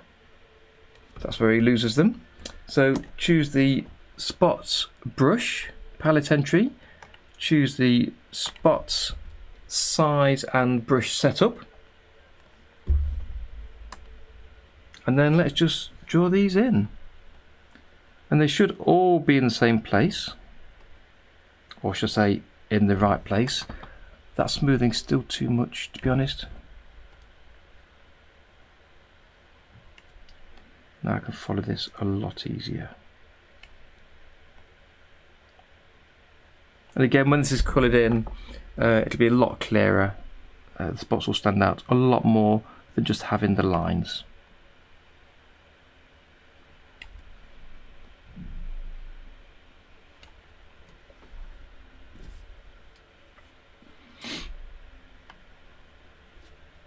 Thank you, Matthias.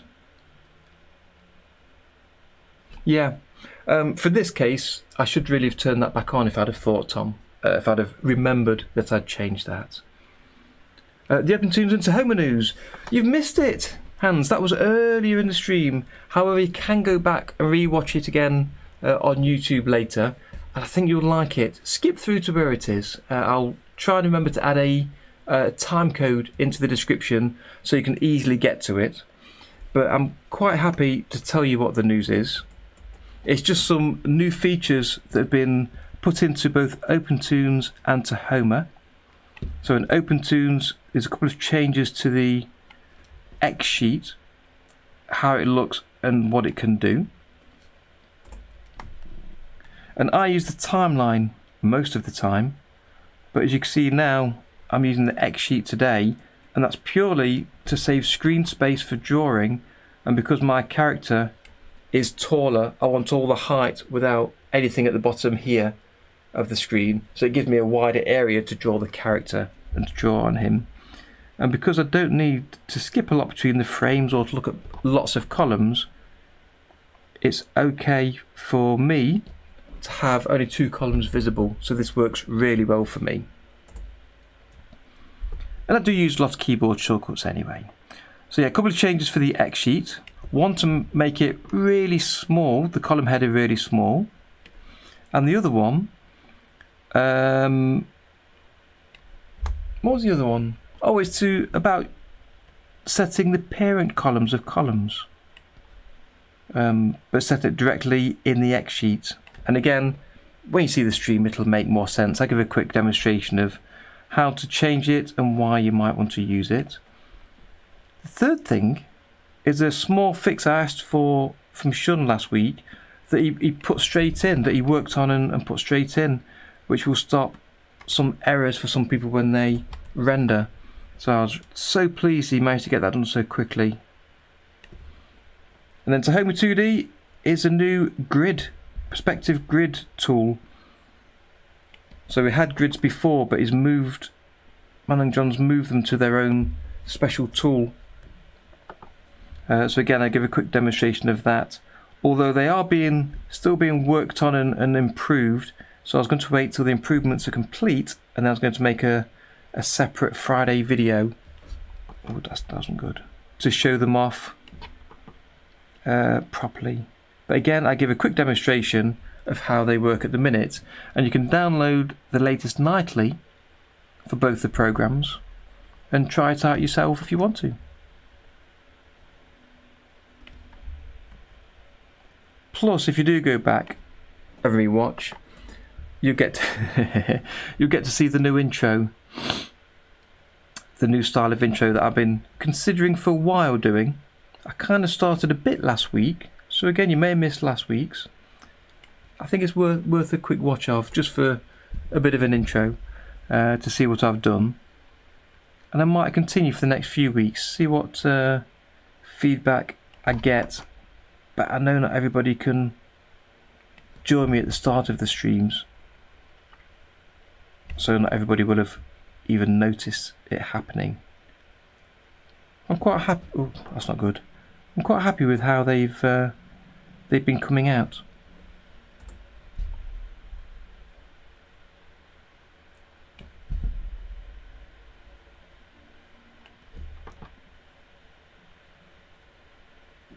Just do this now, check on the chat.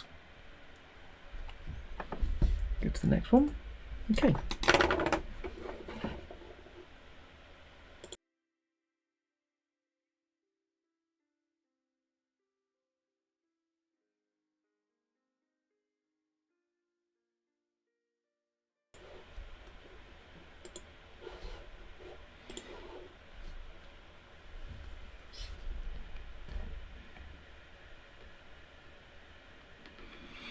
Yes, I've missed a bit of the chat here. Yeah, there's different ways of working with the frames and what you want auto-creating or not.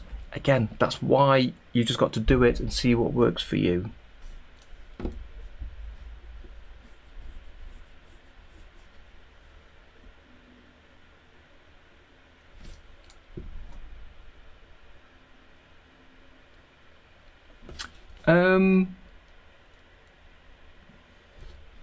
For the column thing, was that to add the tooltip onto the column header? Yes, there was. Let me share. I was going to put it into the description, but I didn't do this week. Let me share where you can find that from. Give me a second just to get to it.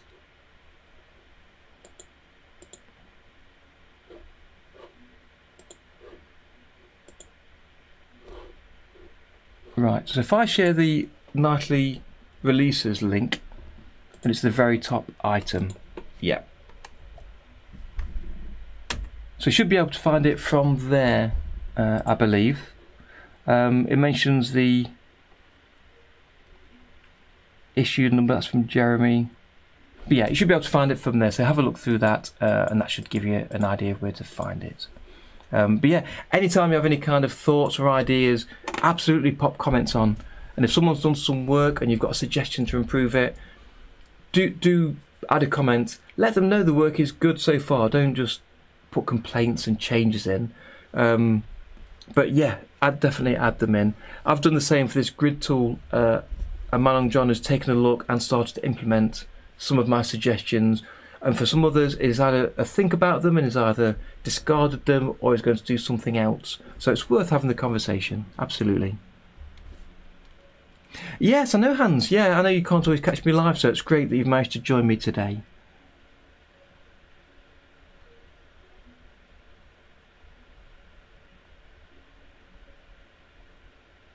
No, that's only for the one I was talking about for the changes to the X sheet is only for OpenToonz, but it was borrowed from Tahoma. So if you get the latest nightly from Tahoma, you'll be able to change your parents by clicking this name at the top of the column header where it shows the parent.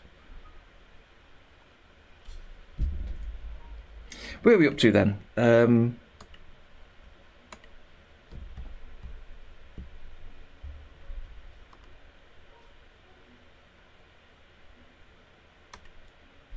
Let's see, so we've got the spots. We use the keyboard shortcut, the greater than, less than. Here we are. Okay.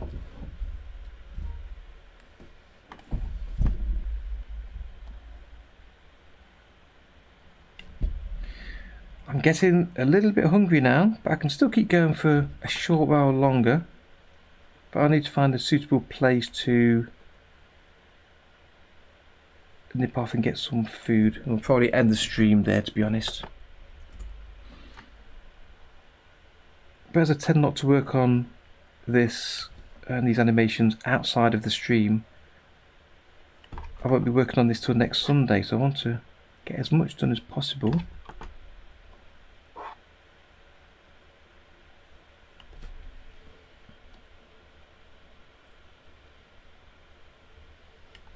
That wasn't good. Let me rotate the screen.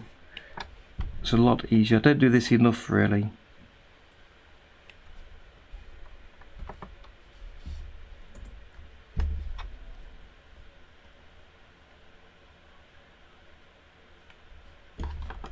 I see there's a new series of Stranger Things coming soon. They've released the first trailer this week, so I'm looking forward to seeing that over on the old Netflix.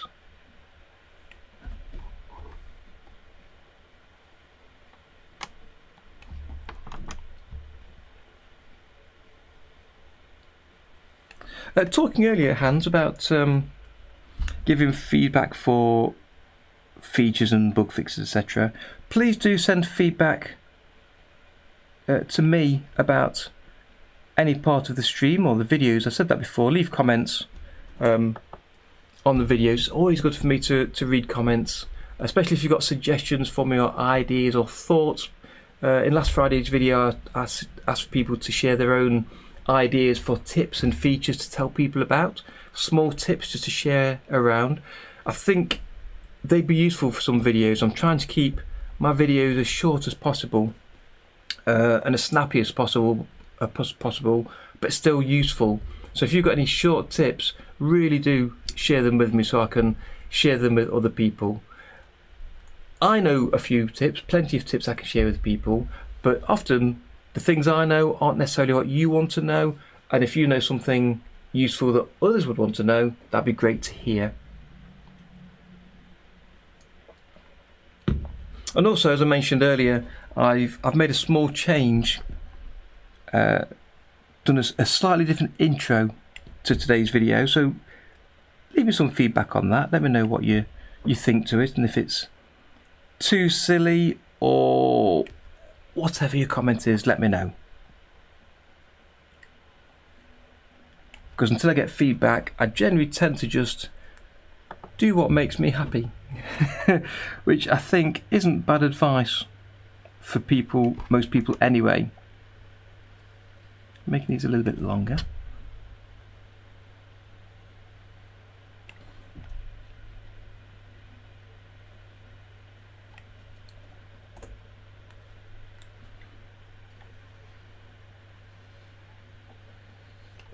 And because I've already run this sketched version through, and I'm sure you could always improve it and find improvements, I've no doubt for that, but because I've run it through, the timing of the drawings and the spacing and the sketches and the position of each of the features is okay. It's pretty much okay.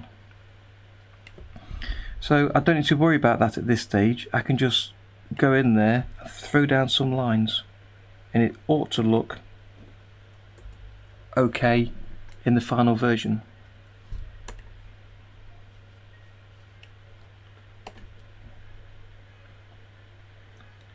This is why I often say it's my most favourite part of this process is inking, because you're not having to consider where to place the lines, just to try and make neat lines. Because you've already used the selection tool to resize things to keep them the same size.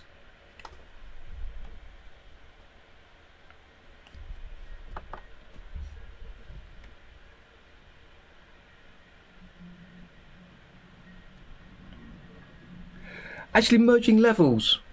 Let me right now grab Notepad.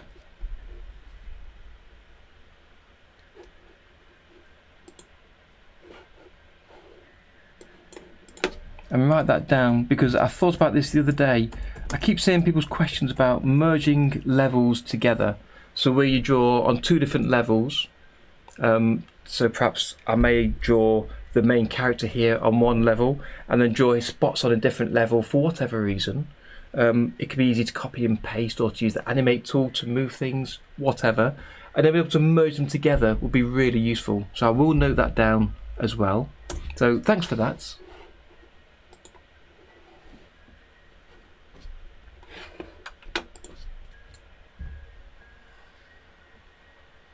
And it's not something I've really done much of.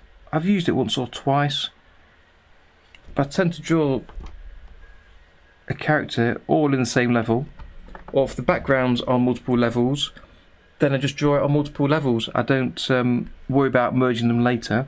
If anything, I'll use the sub X sheet to kind of merge them together, so I can use the Animate tool easier over them. Also, it looks neater on the timeline, just to show as one column. That can be often nice. But keeping them separate means I can edit them easier as well, so I don't worry about merging them.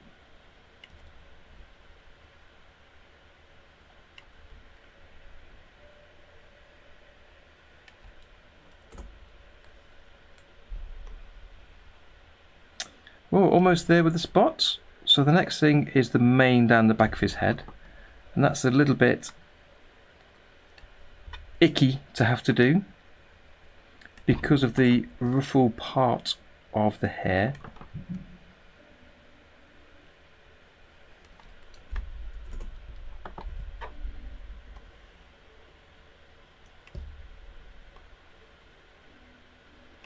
And before I do that, so I didn't do it last time I went on to the next section. I'll create a backup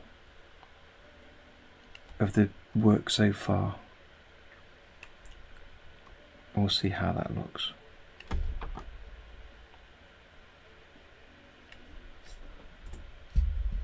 Okay, that's the final drawing. So again, I'll zoom out a little bit, turn off the sketch level, I'll hit save, and then let's play that. Just check his spots, stay where they need to be. That's fine, I'm happy with that. So again, that's been saved, so let me go to the backups. Let's create a named copy. So this is with spots, make a copy.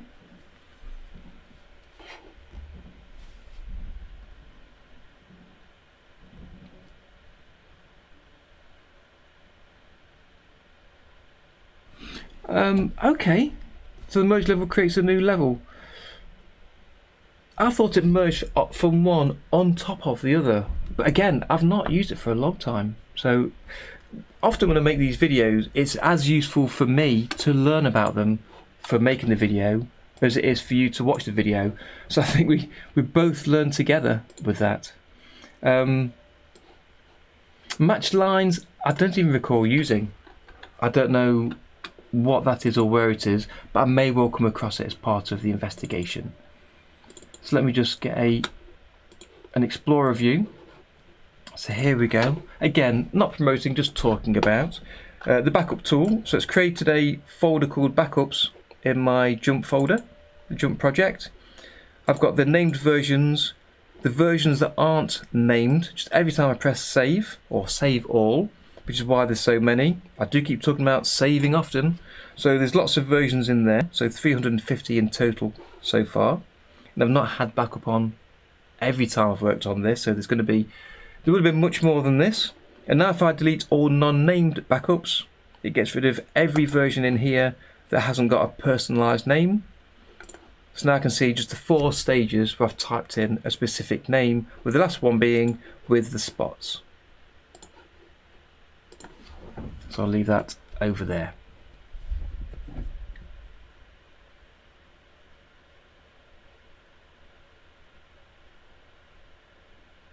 Yes, that'd be really useful for you, Heiner. Yeah. Okay. Yeah, definitely take a look at that. I definitely will. So let's see where we are now. So I need to do his hair. So let me skip through some frames. There. It suddenly goes bold. We don't want that. So let's turn on the preview visibility for the sketch level. I also want to see the onion skin, so I can see roughly where the ruffles are in his hair.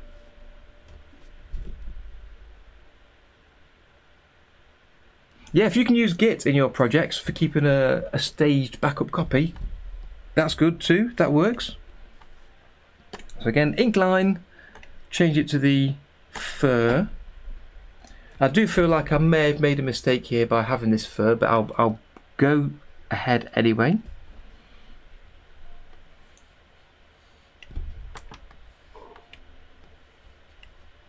Try and keep roughly the same spacing. I'm not counting the ruffles.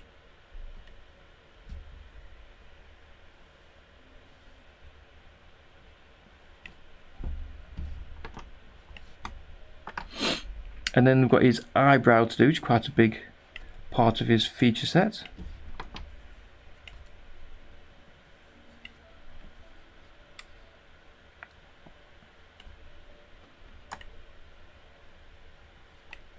I have got the line to follow, so I know roughly where they should be.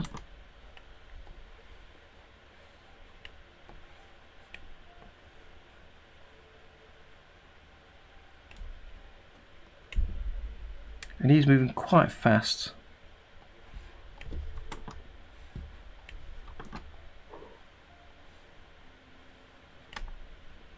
So your eye won't necessarily spot if I've, made a mistake with this. But it's fine. It's fine. So here he's jumped in the air, so that the fur is going down on his head. So I made it a little bit too flat. So I'll just add a little bit of spacing there, and the same again here. Shouldn't be going up yet.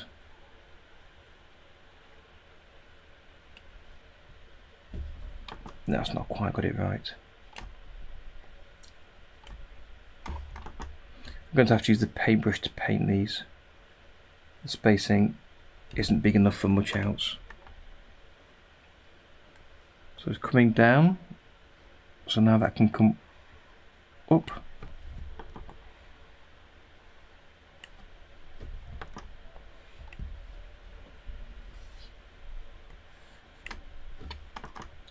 So you're working on your card, Maria, at the minute?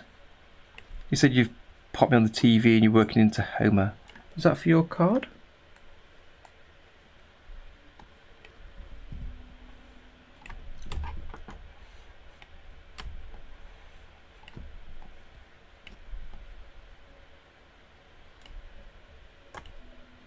So again, let's have this quite close to his head, but not super close. So this is where it might be useful, I was talking about multiple levels and merging, to draw the fur on a separate level, because then if it doesn't work and I want to go back and change it, I can just erase the whole drawing in the separate level without worrying about going over the lines in this level.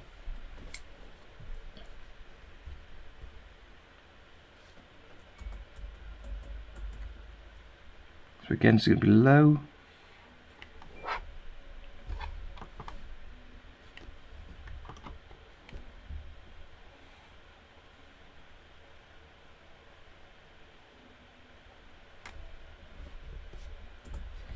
And then it can come up again.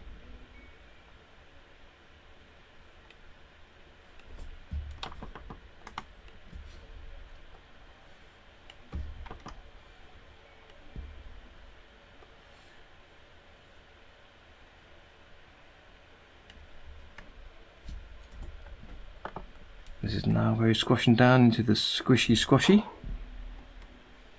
So I'm happy for this because it's coming down. Happy for this to get really spiky. I need to take my stylus off the page in between so I can undo a lot easier.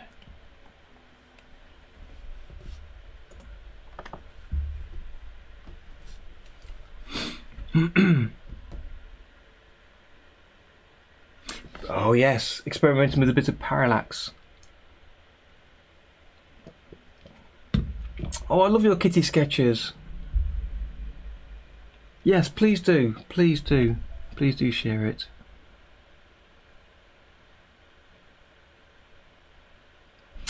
Great point, Tom. I'm nearly at the end now, but I can change that just in case. So what you're talking about, Tom, for the people that don't know, if you've read the comment, about using a separate palette entry. So if I duplicate the ink line, and I'll just call this fur,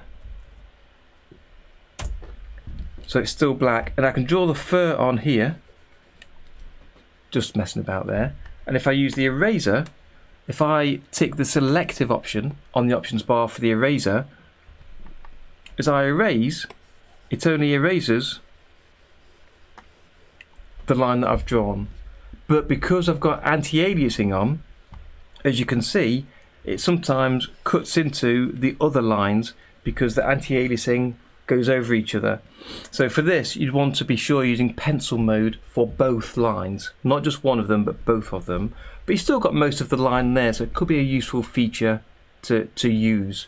So you can use selective to be careful of what you're erasing, so you know exactly what you're erasing there. So yeah, that can be a really useful thing to do. But say you've got to really be in pencil mode for that to work properly and not delete any of the anti-aliasing from the other lines. It's something that we've seen Dave do, where he's drawn a pencil sketch and then try to draw an incline on the same drawing, and then when you erase, parts of the wrong lines are erased, and as you draw, it doesn't quite draw right, and it's the anti-aliasing between the two lines that's fighting each other that's the problem there. I know, Maria, blame Tom for a lot. He comes up with far too many good ideas for us all, and he gets us excited to try things out, and it gives us a lot of work to do, but the final outcome is always better, and we always get to learn something, so that's good.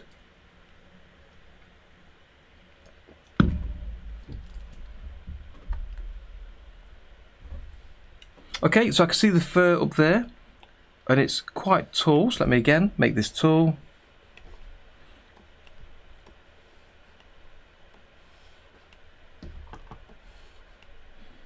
I am almost copying what I can see above to sort of show the fur sticking up a little bit more because he's coming down. But because he's coming down, it'll slowly collapse on itself, I think. Absolutely, Maria. That's exactly the point I'm doing here. Trying to learn something new with every animation. Which again, just to repeat it, that's why I keep saying completed, not perfect. So I want to get this completed and see the final outcome. And along the way, I will have learned plenty.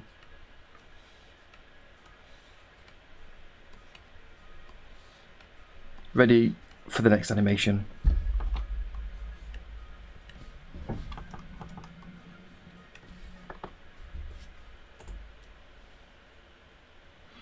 Right, so this can start to come down, I think, now.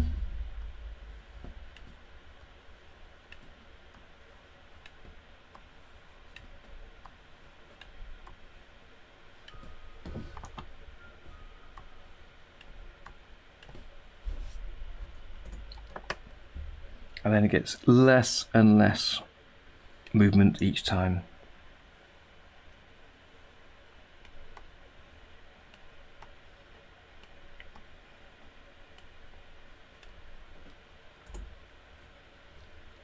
Until he springs back up, and because he's moving upwards, the fur will fall down on his head.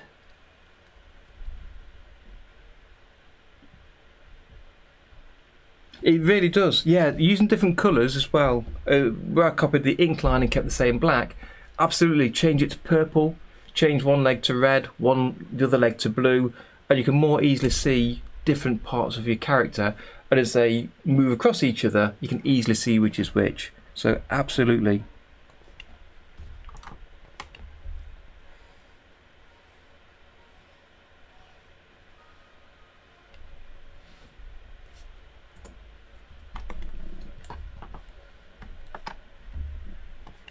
So here it's really close to his head, but we need some space to get some colour in there.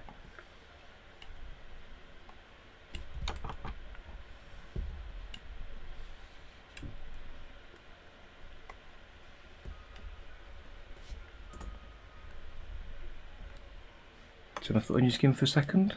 So it's still quite low, but I can see where it's joined.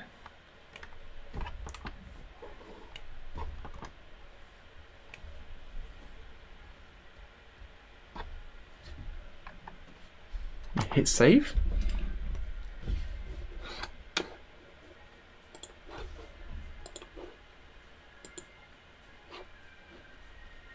Oh yes, oh thanks Maria.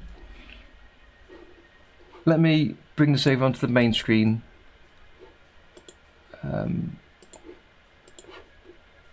So Maria shared her kitties she's been drawing today.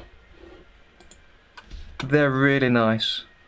I can see you've been working hard on the shadows there especially. I can see obviously the lights, but the shadows especially really help the little character to stand out. Oh, oh, they're marvellous. Thank you, Maria. Lovely. Oh.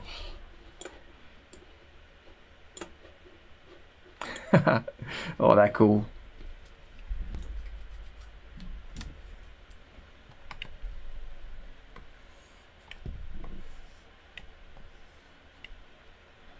I was looking where his body is, because the fur joins about halfway, so that's below his mouth, that halfway point. Now I was at the peak. So again, last one I think being low, and it can start to come up again. And it's a small detail that probably isn't that visible. So again, this is part of the learning process. I'm just trying to follow the line that I put into the sketch before. And now, even though this is off the sketch, I use copy and paste for this, I can see he's reached the peak, so it's about to fall, so I can make the fur taller.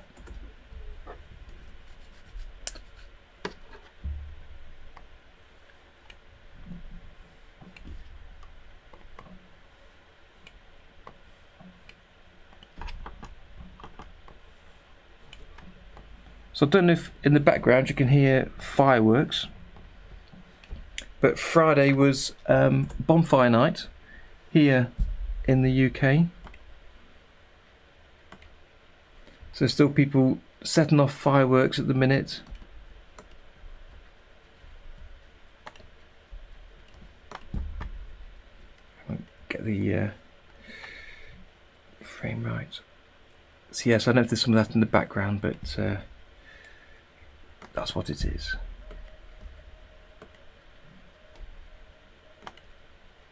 Okay, let's see where this goes.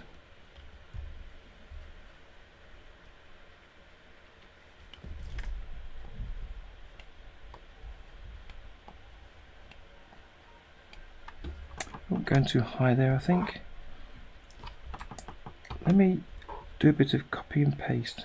Or was it trace and shift, the opposite of shift and trace?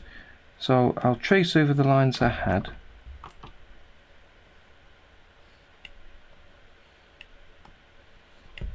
and I'll put them in place with the selection tool and move them over.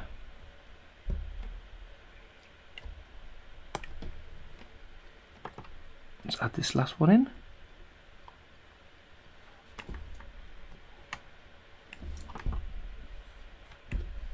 Like that. I'll do the same for the next two.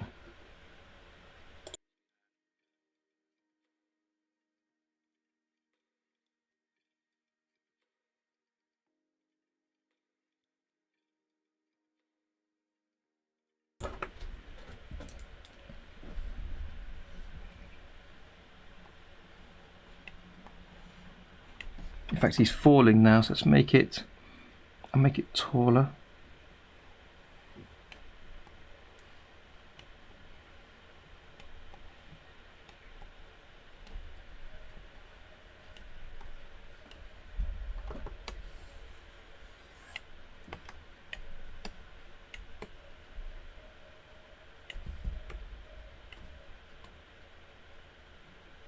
Not quite, no, that's not quite got it. Let's delete that. I just put it straight on the character then.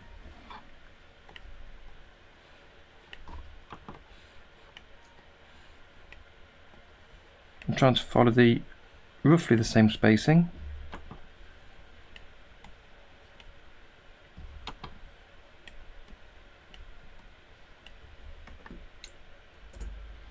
Okay, last couple. So he's falling down here.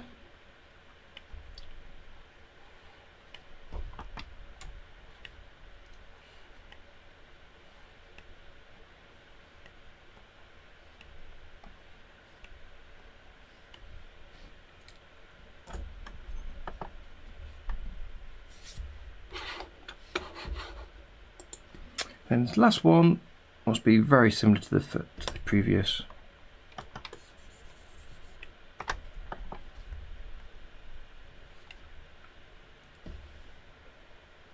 That's too far forward. Oh, I think Tahoma's doing that thing again where it thinks my stylus is touching the screen and it's not. So we're getting some extra dots around the place.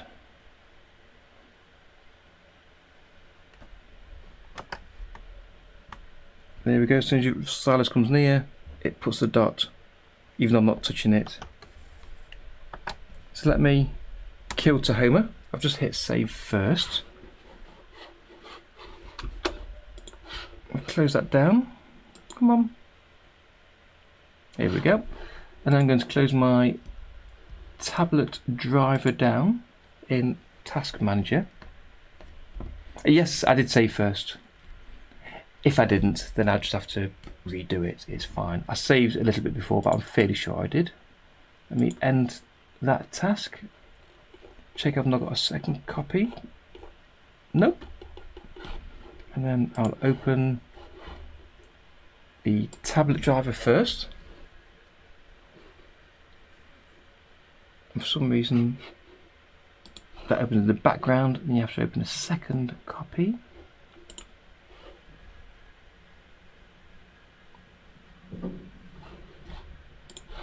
Here we go. That's open. Click on apply and run Tahoma. See what happens now. Then we'll take a look at the progress of this so far, and I think we're almost there for today possibly, and it's time for me to get a snack. So let's see what this looks like.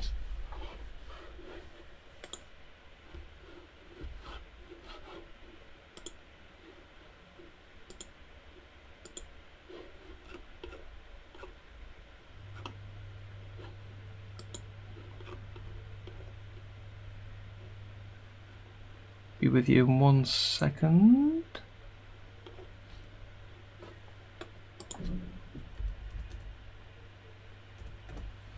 I just want to add one of those to Maria's picture. There we go. Let's see then. So let's see if we did save. Click on jump. Let's jump straight to the end. Yes, I did. So let's rewind that and hit play. Let's move that down a couple of frames there, just so the monster disappears at the end. And it's going to play slowly first time through, but let's see how it is after a couple of plays through. It should pick up the pace because it will have cached those drawings.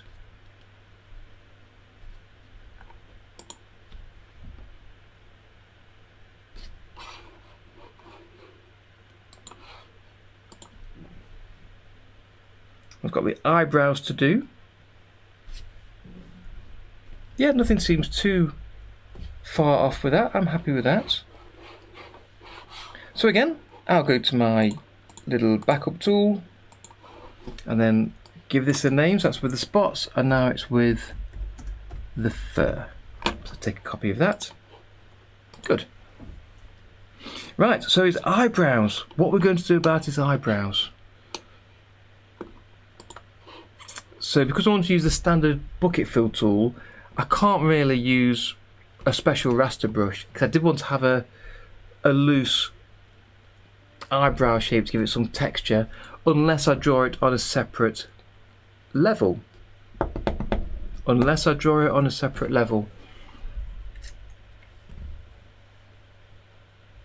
Let me check if that, yep, that brush issue is still here, look. If we're going towards that without clicking, I'm getting the dots. So I don't think I can do any more drawing with that.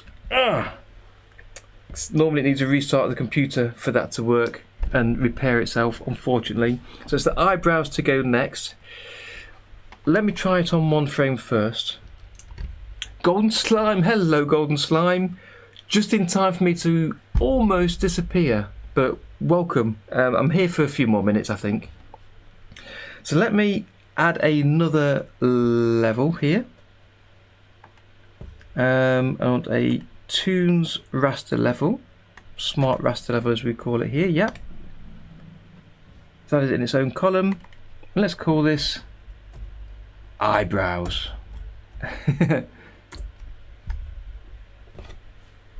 And we'll add a new palette entry.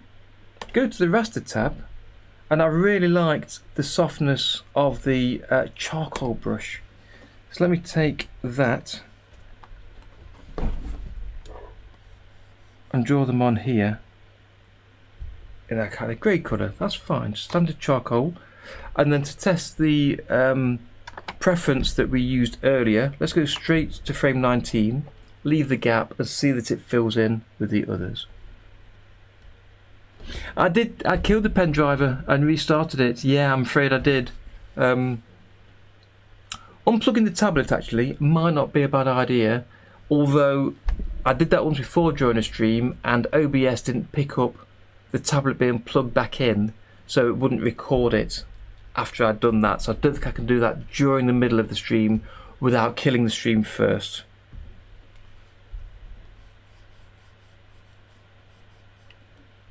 Okay, so by drawing on frame 19 it filled in the gap, which is what I wanted. So let me just try and add in the eyebrows. In fact, with this raster brush it's not doing that. Let me go to a standard black brush. Yeah, by using colour number 1, that's interesting. It does this thing where if I'm close it adds the mark. With a charcoal brush it didn't seem to do that.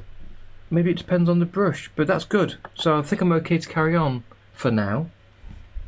Absolutely, yeah, I will do that. Rather than restarting, I'll try unplugging and replugging, see if it helps after the stream.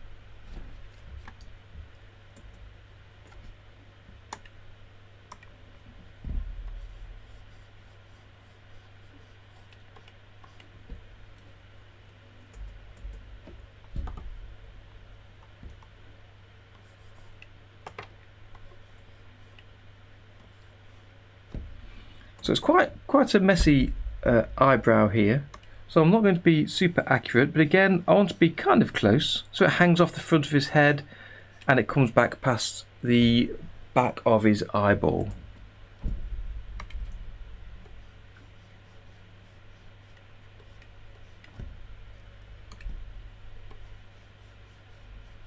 And in fact, rather than showing the sketch, let me show the onion skin of the previous and extend the onion skin to the scene so I can see how far the body has moved back to be able to judge where to draw the eyebrow.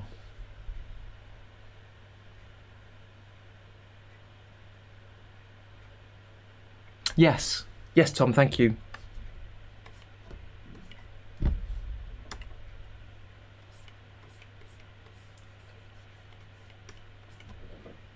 Okay.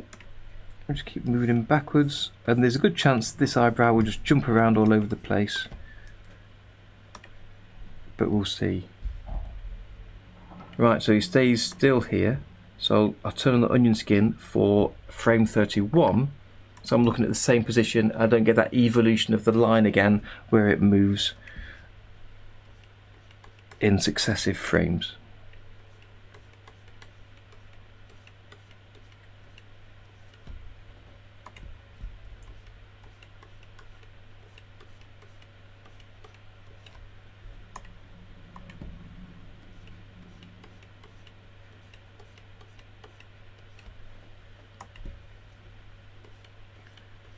Now adding this on different frames here while he's staying still will give me a wobble. Let's see how much.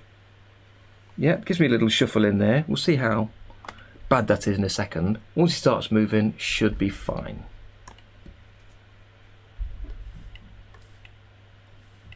Try not to press on too hard so it's still got that kind of fluffy texture.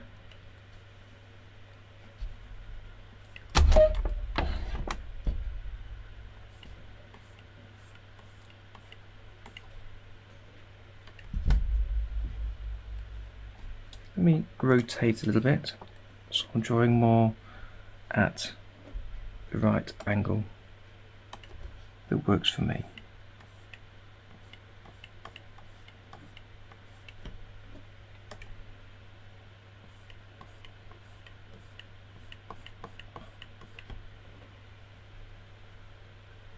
I do want to see the ink actually to make sure I'm in the right place. I was looking at the sketch version. I don't think I really want to see that.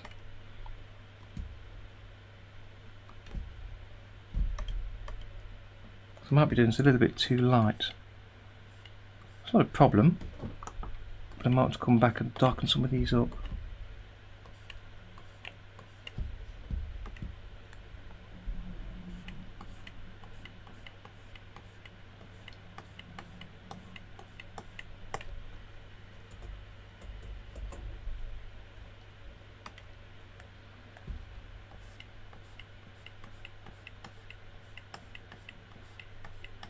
By focusing on just one piece of him at a time, just the eyebrows, it'll be easier to keep the size consistent, although I'm making no promises on that.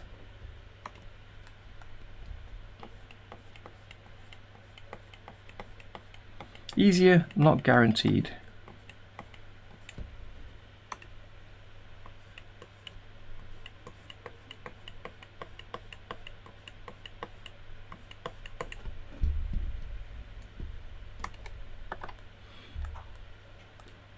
And yeah, when we get to the end of the eyebrows, I think that's when we'll end the stream today. Once I've got these right, I might need to go back over them a little bit. Right, let me show the sketch now for this so I don't lose track.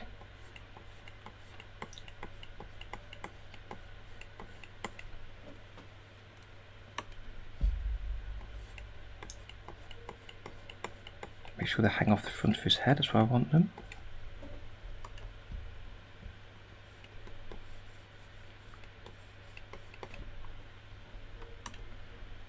It's now getting larger as it flattens out.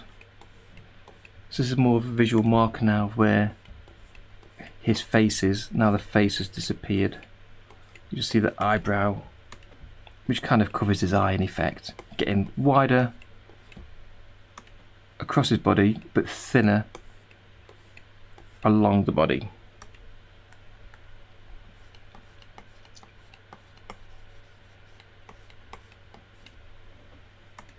Hit save, not save for a little while.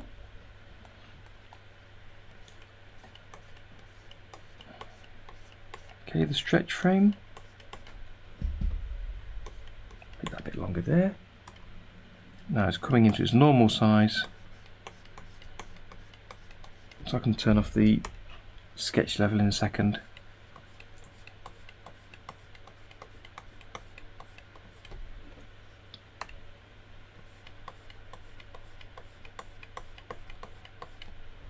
I sort of made his eyebrow a little bit bigger than previously was.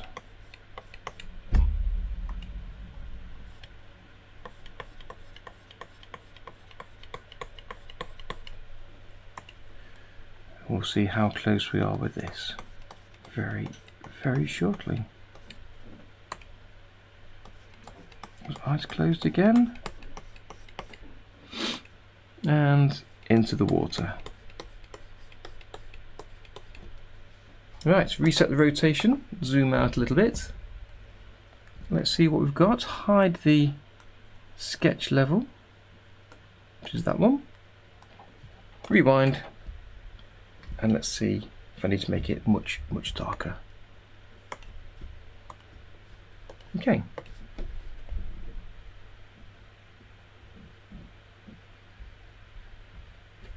It's not too bad. I like the texture. We are looking at a smaller zoom size, so it will be slightly larger in the final version. I think I need to make the size a bit more consistent, so it starts off quite thin. Now they're in the roughly the right place, I can leave the sketch level off and concentrate on the size and colour of them. So they're in the right place, but I want it slightly larger up here and a little bit darker. So slightly larger, make sure it's sticking off the front, a little bit darker. That one's gone much smaller. Yeah. Okay, that went better than I expected. I'm trying to keep it a rectangular size and shape as well.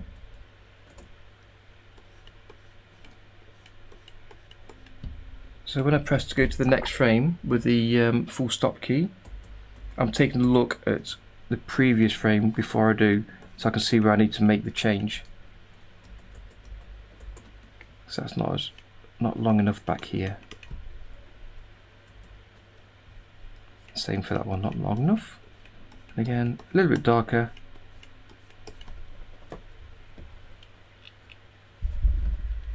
Bird! Bird!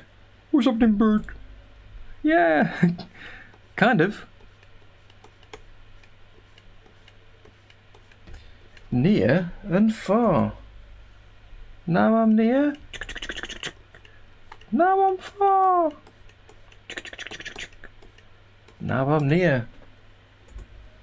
Yeah. Great program. For kids.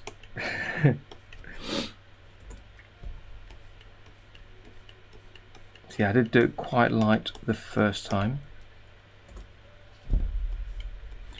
So now it's moving.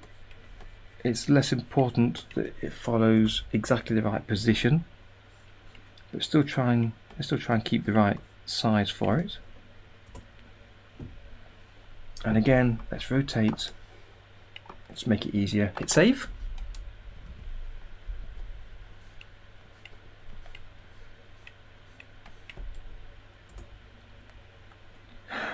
Every time I think of Bert and Ernie, I think of that episode where, is it Ernie is, I get mixed up, Ernie or Bert is buried in the sand at the beach, and the other one's getting really a bit upset about where he is.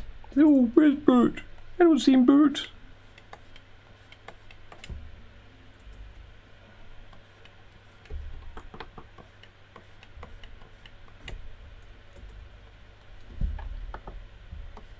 That's not too bad. A bit light there. Again, square it off at the corners. Give them a proper square eyebrow. That's quite big. Go to the eraser. And on the eraser, bring down the hardness. Just to chip away at that a little bit without giving a harsh line. Hit save.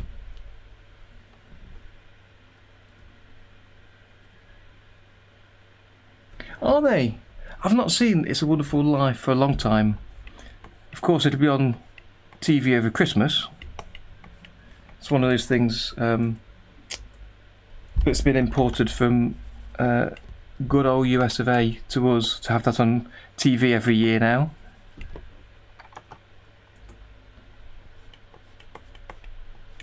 Again, because I was looking at the onion skin, I didn't necessarily get this in the right size or in the right place exactly.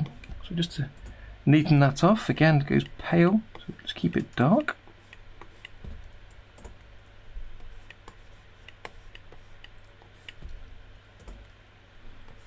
And it's nicely getting thinner, so I don't want to fatten this up too much, just making it a bit darker. Hit save. This can go bigger again now. I think putting this on a separate level is definitely the right thing to do in this instance.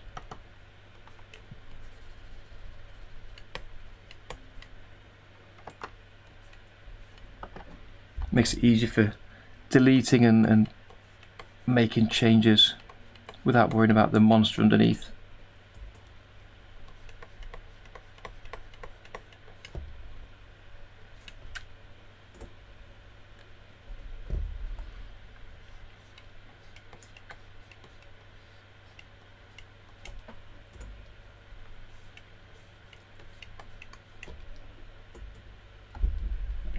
A little bit bigger.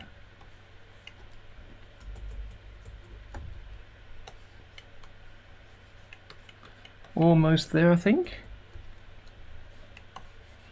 Again, I'm looking at each frame, trying to go from one to the next in my mind, so I'm doing that to see that it's keeping roughly the same shape. Although when it falls down such a long way, you can't necessarily notice, but let's try and get it roughly right. And that's the final one, yeah. Reset the rotation. Yes, I have. I've been to a few places in America. I went to LA with work for a couple of months, which was really fun. That was 15 years ago, maybe. And there was about 15 of us went over there, and that's when I was working as a programmer still for EA Games. So I went over to their LA studio to help them with some work for a few months. That was really good. Ready to come home by the end of it, I think, after 2 months. Get a little bit homesick, but it was a lot of fun. Spent a lot of time on the beach at the weekends. had a great time there. And then of course Florida, went to Disney World at least 10 years ago now, that must be, with the family. That was good. But I want to get back there again at some point. But then last year, just before COVID, well, 2 years ago I guess, just before COVID hit, we'd booked tickets to go to New York. So I plan to go there. It's kind of a trip of a lifetime kind of a thing. We'd booked 10 or 12 days to go over to New York, do the sights, and then COVID hit. So we didn't make it there. Rebooked again about a year later. Plan to go back again. And then there's a problem with the airports closed down from here to America, so we couldn't get over again. So we're waiting now until everything's fully cleared, and then we're going to come over. Absolutely, Maria. I'd no doubt drop you a message. Mrs. T's talked about this because I've mentioned you to her, and she said no doubt we'll pop over and see you if you're around at the time. It's likely going to be November time we want to head over, because we want to see the parade, the Macy parade. It's one of the things she's always fancied seeing. So November next year maybe, unless it gets pushed to the year after. Depends on how much we all open up, because I don't want to come over and find out half the sites are either closed or you have to queue or pre-book too much to get in. So yeah, absolutely, that's on my list to get over there. He has got a really fluffy eyebrow. I love it. Let me bring back some of these other columns. So reflection, the dust, the splash, and the background. So everything, oh, and the shadow. Everything apart from the monster sketch itself. So let me rewind and change the playtime actually to end at the end, which is down here somewhere. Where's the background? There we are, 148. Let me set that as a stop marker, rewind, and hit loop play. Again, give it a play, a loop or two to catch up and to cache all the drawings, so it can start to play at the proper rate.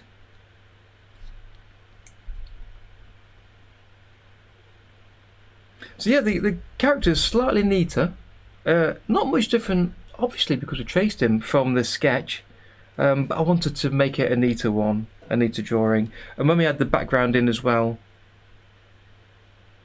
that'll be a lot better. I'm just looking at the shadow thinking I might just leave the shadow as it is, leave that in the final version, because it's got that texture to it in the same way as his eyebrows have. I like that. So I think I'll leave that in, at least for now, until we get some more of the background done. But yes, Maria, I'll certainly drop you a message, and we'll see what we can do. So I think that's okay for today. I think I'm going to leave it there today. Let me make that larger. In fact, let's go to the preview. Use the official preview window. Let's look at the settings, see what we've got in here. Shrink, I'll leave it at full size. Let's hit preview. And then I'll bring the window over and reset view, which sets us to 100%. And let's see how that plays through. Although I just noticed I've still got the sketch behind there. So let's find the sketch level and hide that as well. Reset view to go back to 100% zoom and loop play on that.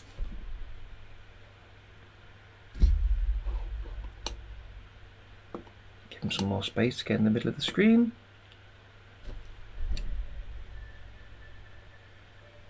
Yeah, I like the quiverness of the shadow as well. That's worked really well. And again, that was another suggestion from Alon Dan, something I wasn't planning to do, hadn't thought about doing. And as he said, it'll help with when he runs and jumps into the air, you can see exactly where the ground is because the shadow stays at the same plane. So I'm happy with that for some inking. That's not too bad. So I'll leave it there for today. Next week, I'll come back and we've got the splash to do. We've got the background to do, and we've got some colour to add. So I'll have a think about the order to do on that. and how we're going to do that. So we'll finish that next week. So that's all for today. So I've had a great day. Thanks for joining me today. Really appreciate you being here. Hope you had a good time. Don't forget, if you want to take a look at where I've worked on the rest of the stream, then the stream's been recorded and is available on YouTube later, so you can go back and re-watch any parts that you missed. To go back to the world to beginning to see the news section to show where I showed parts of the new OpenToonz and Tahoma features, so you can see those in action there. And the very beginning, have a little watch of the first couple of minutes. Let me know what you think in the comments about what I've done for the introduction. So you have a great rest of your day, and now see you next week for another stream. And that's a Darren Tea. Have you always wanted to animate but didn't know how to start, and software seemed expensive and difficult to use? Well, with OpenToonz, it's free, powerful, and once you know how, it's easy to use. And it's my mission to get you animating with it today. Hi, my name's Darren, and I've been teaching OpenToonz for the past 3 years, showing thousands of students just like you how easy it is to animate with. I'm cutting through the jargon to show that anyone can animate with it. And by the end of the course, you'll be able to animate traditionally using OpenToonz. And the course is designed for students brand new to OpenToonz, as well as those new to animation. So take a look at the free lessons I've offered below, and then why not sign up and join me animating traditionally with OpenToonz.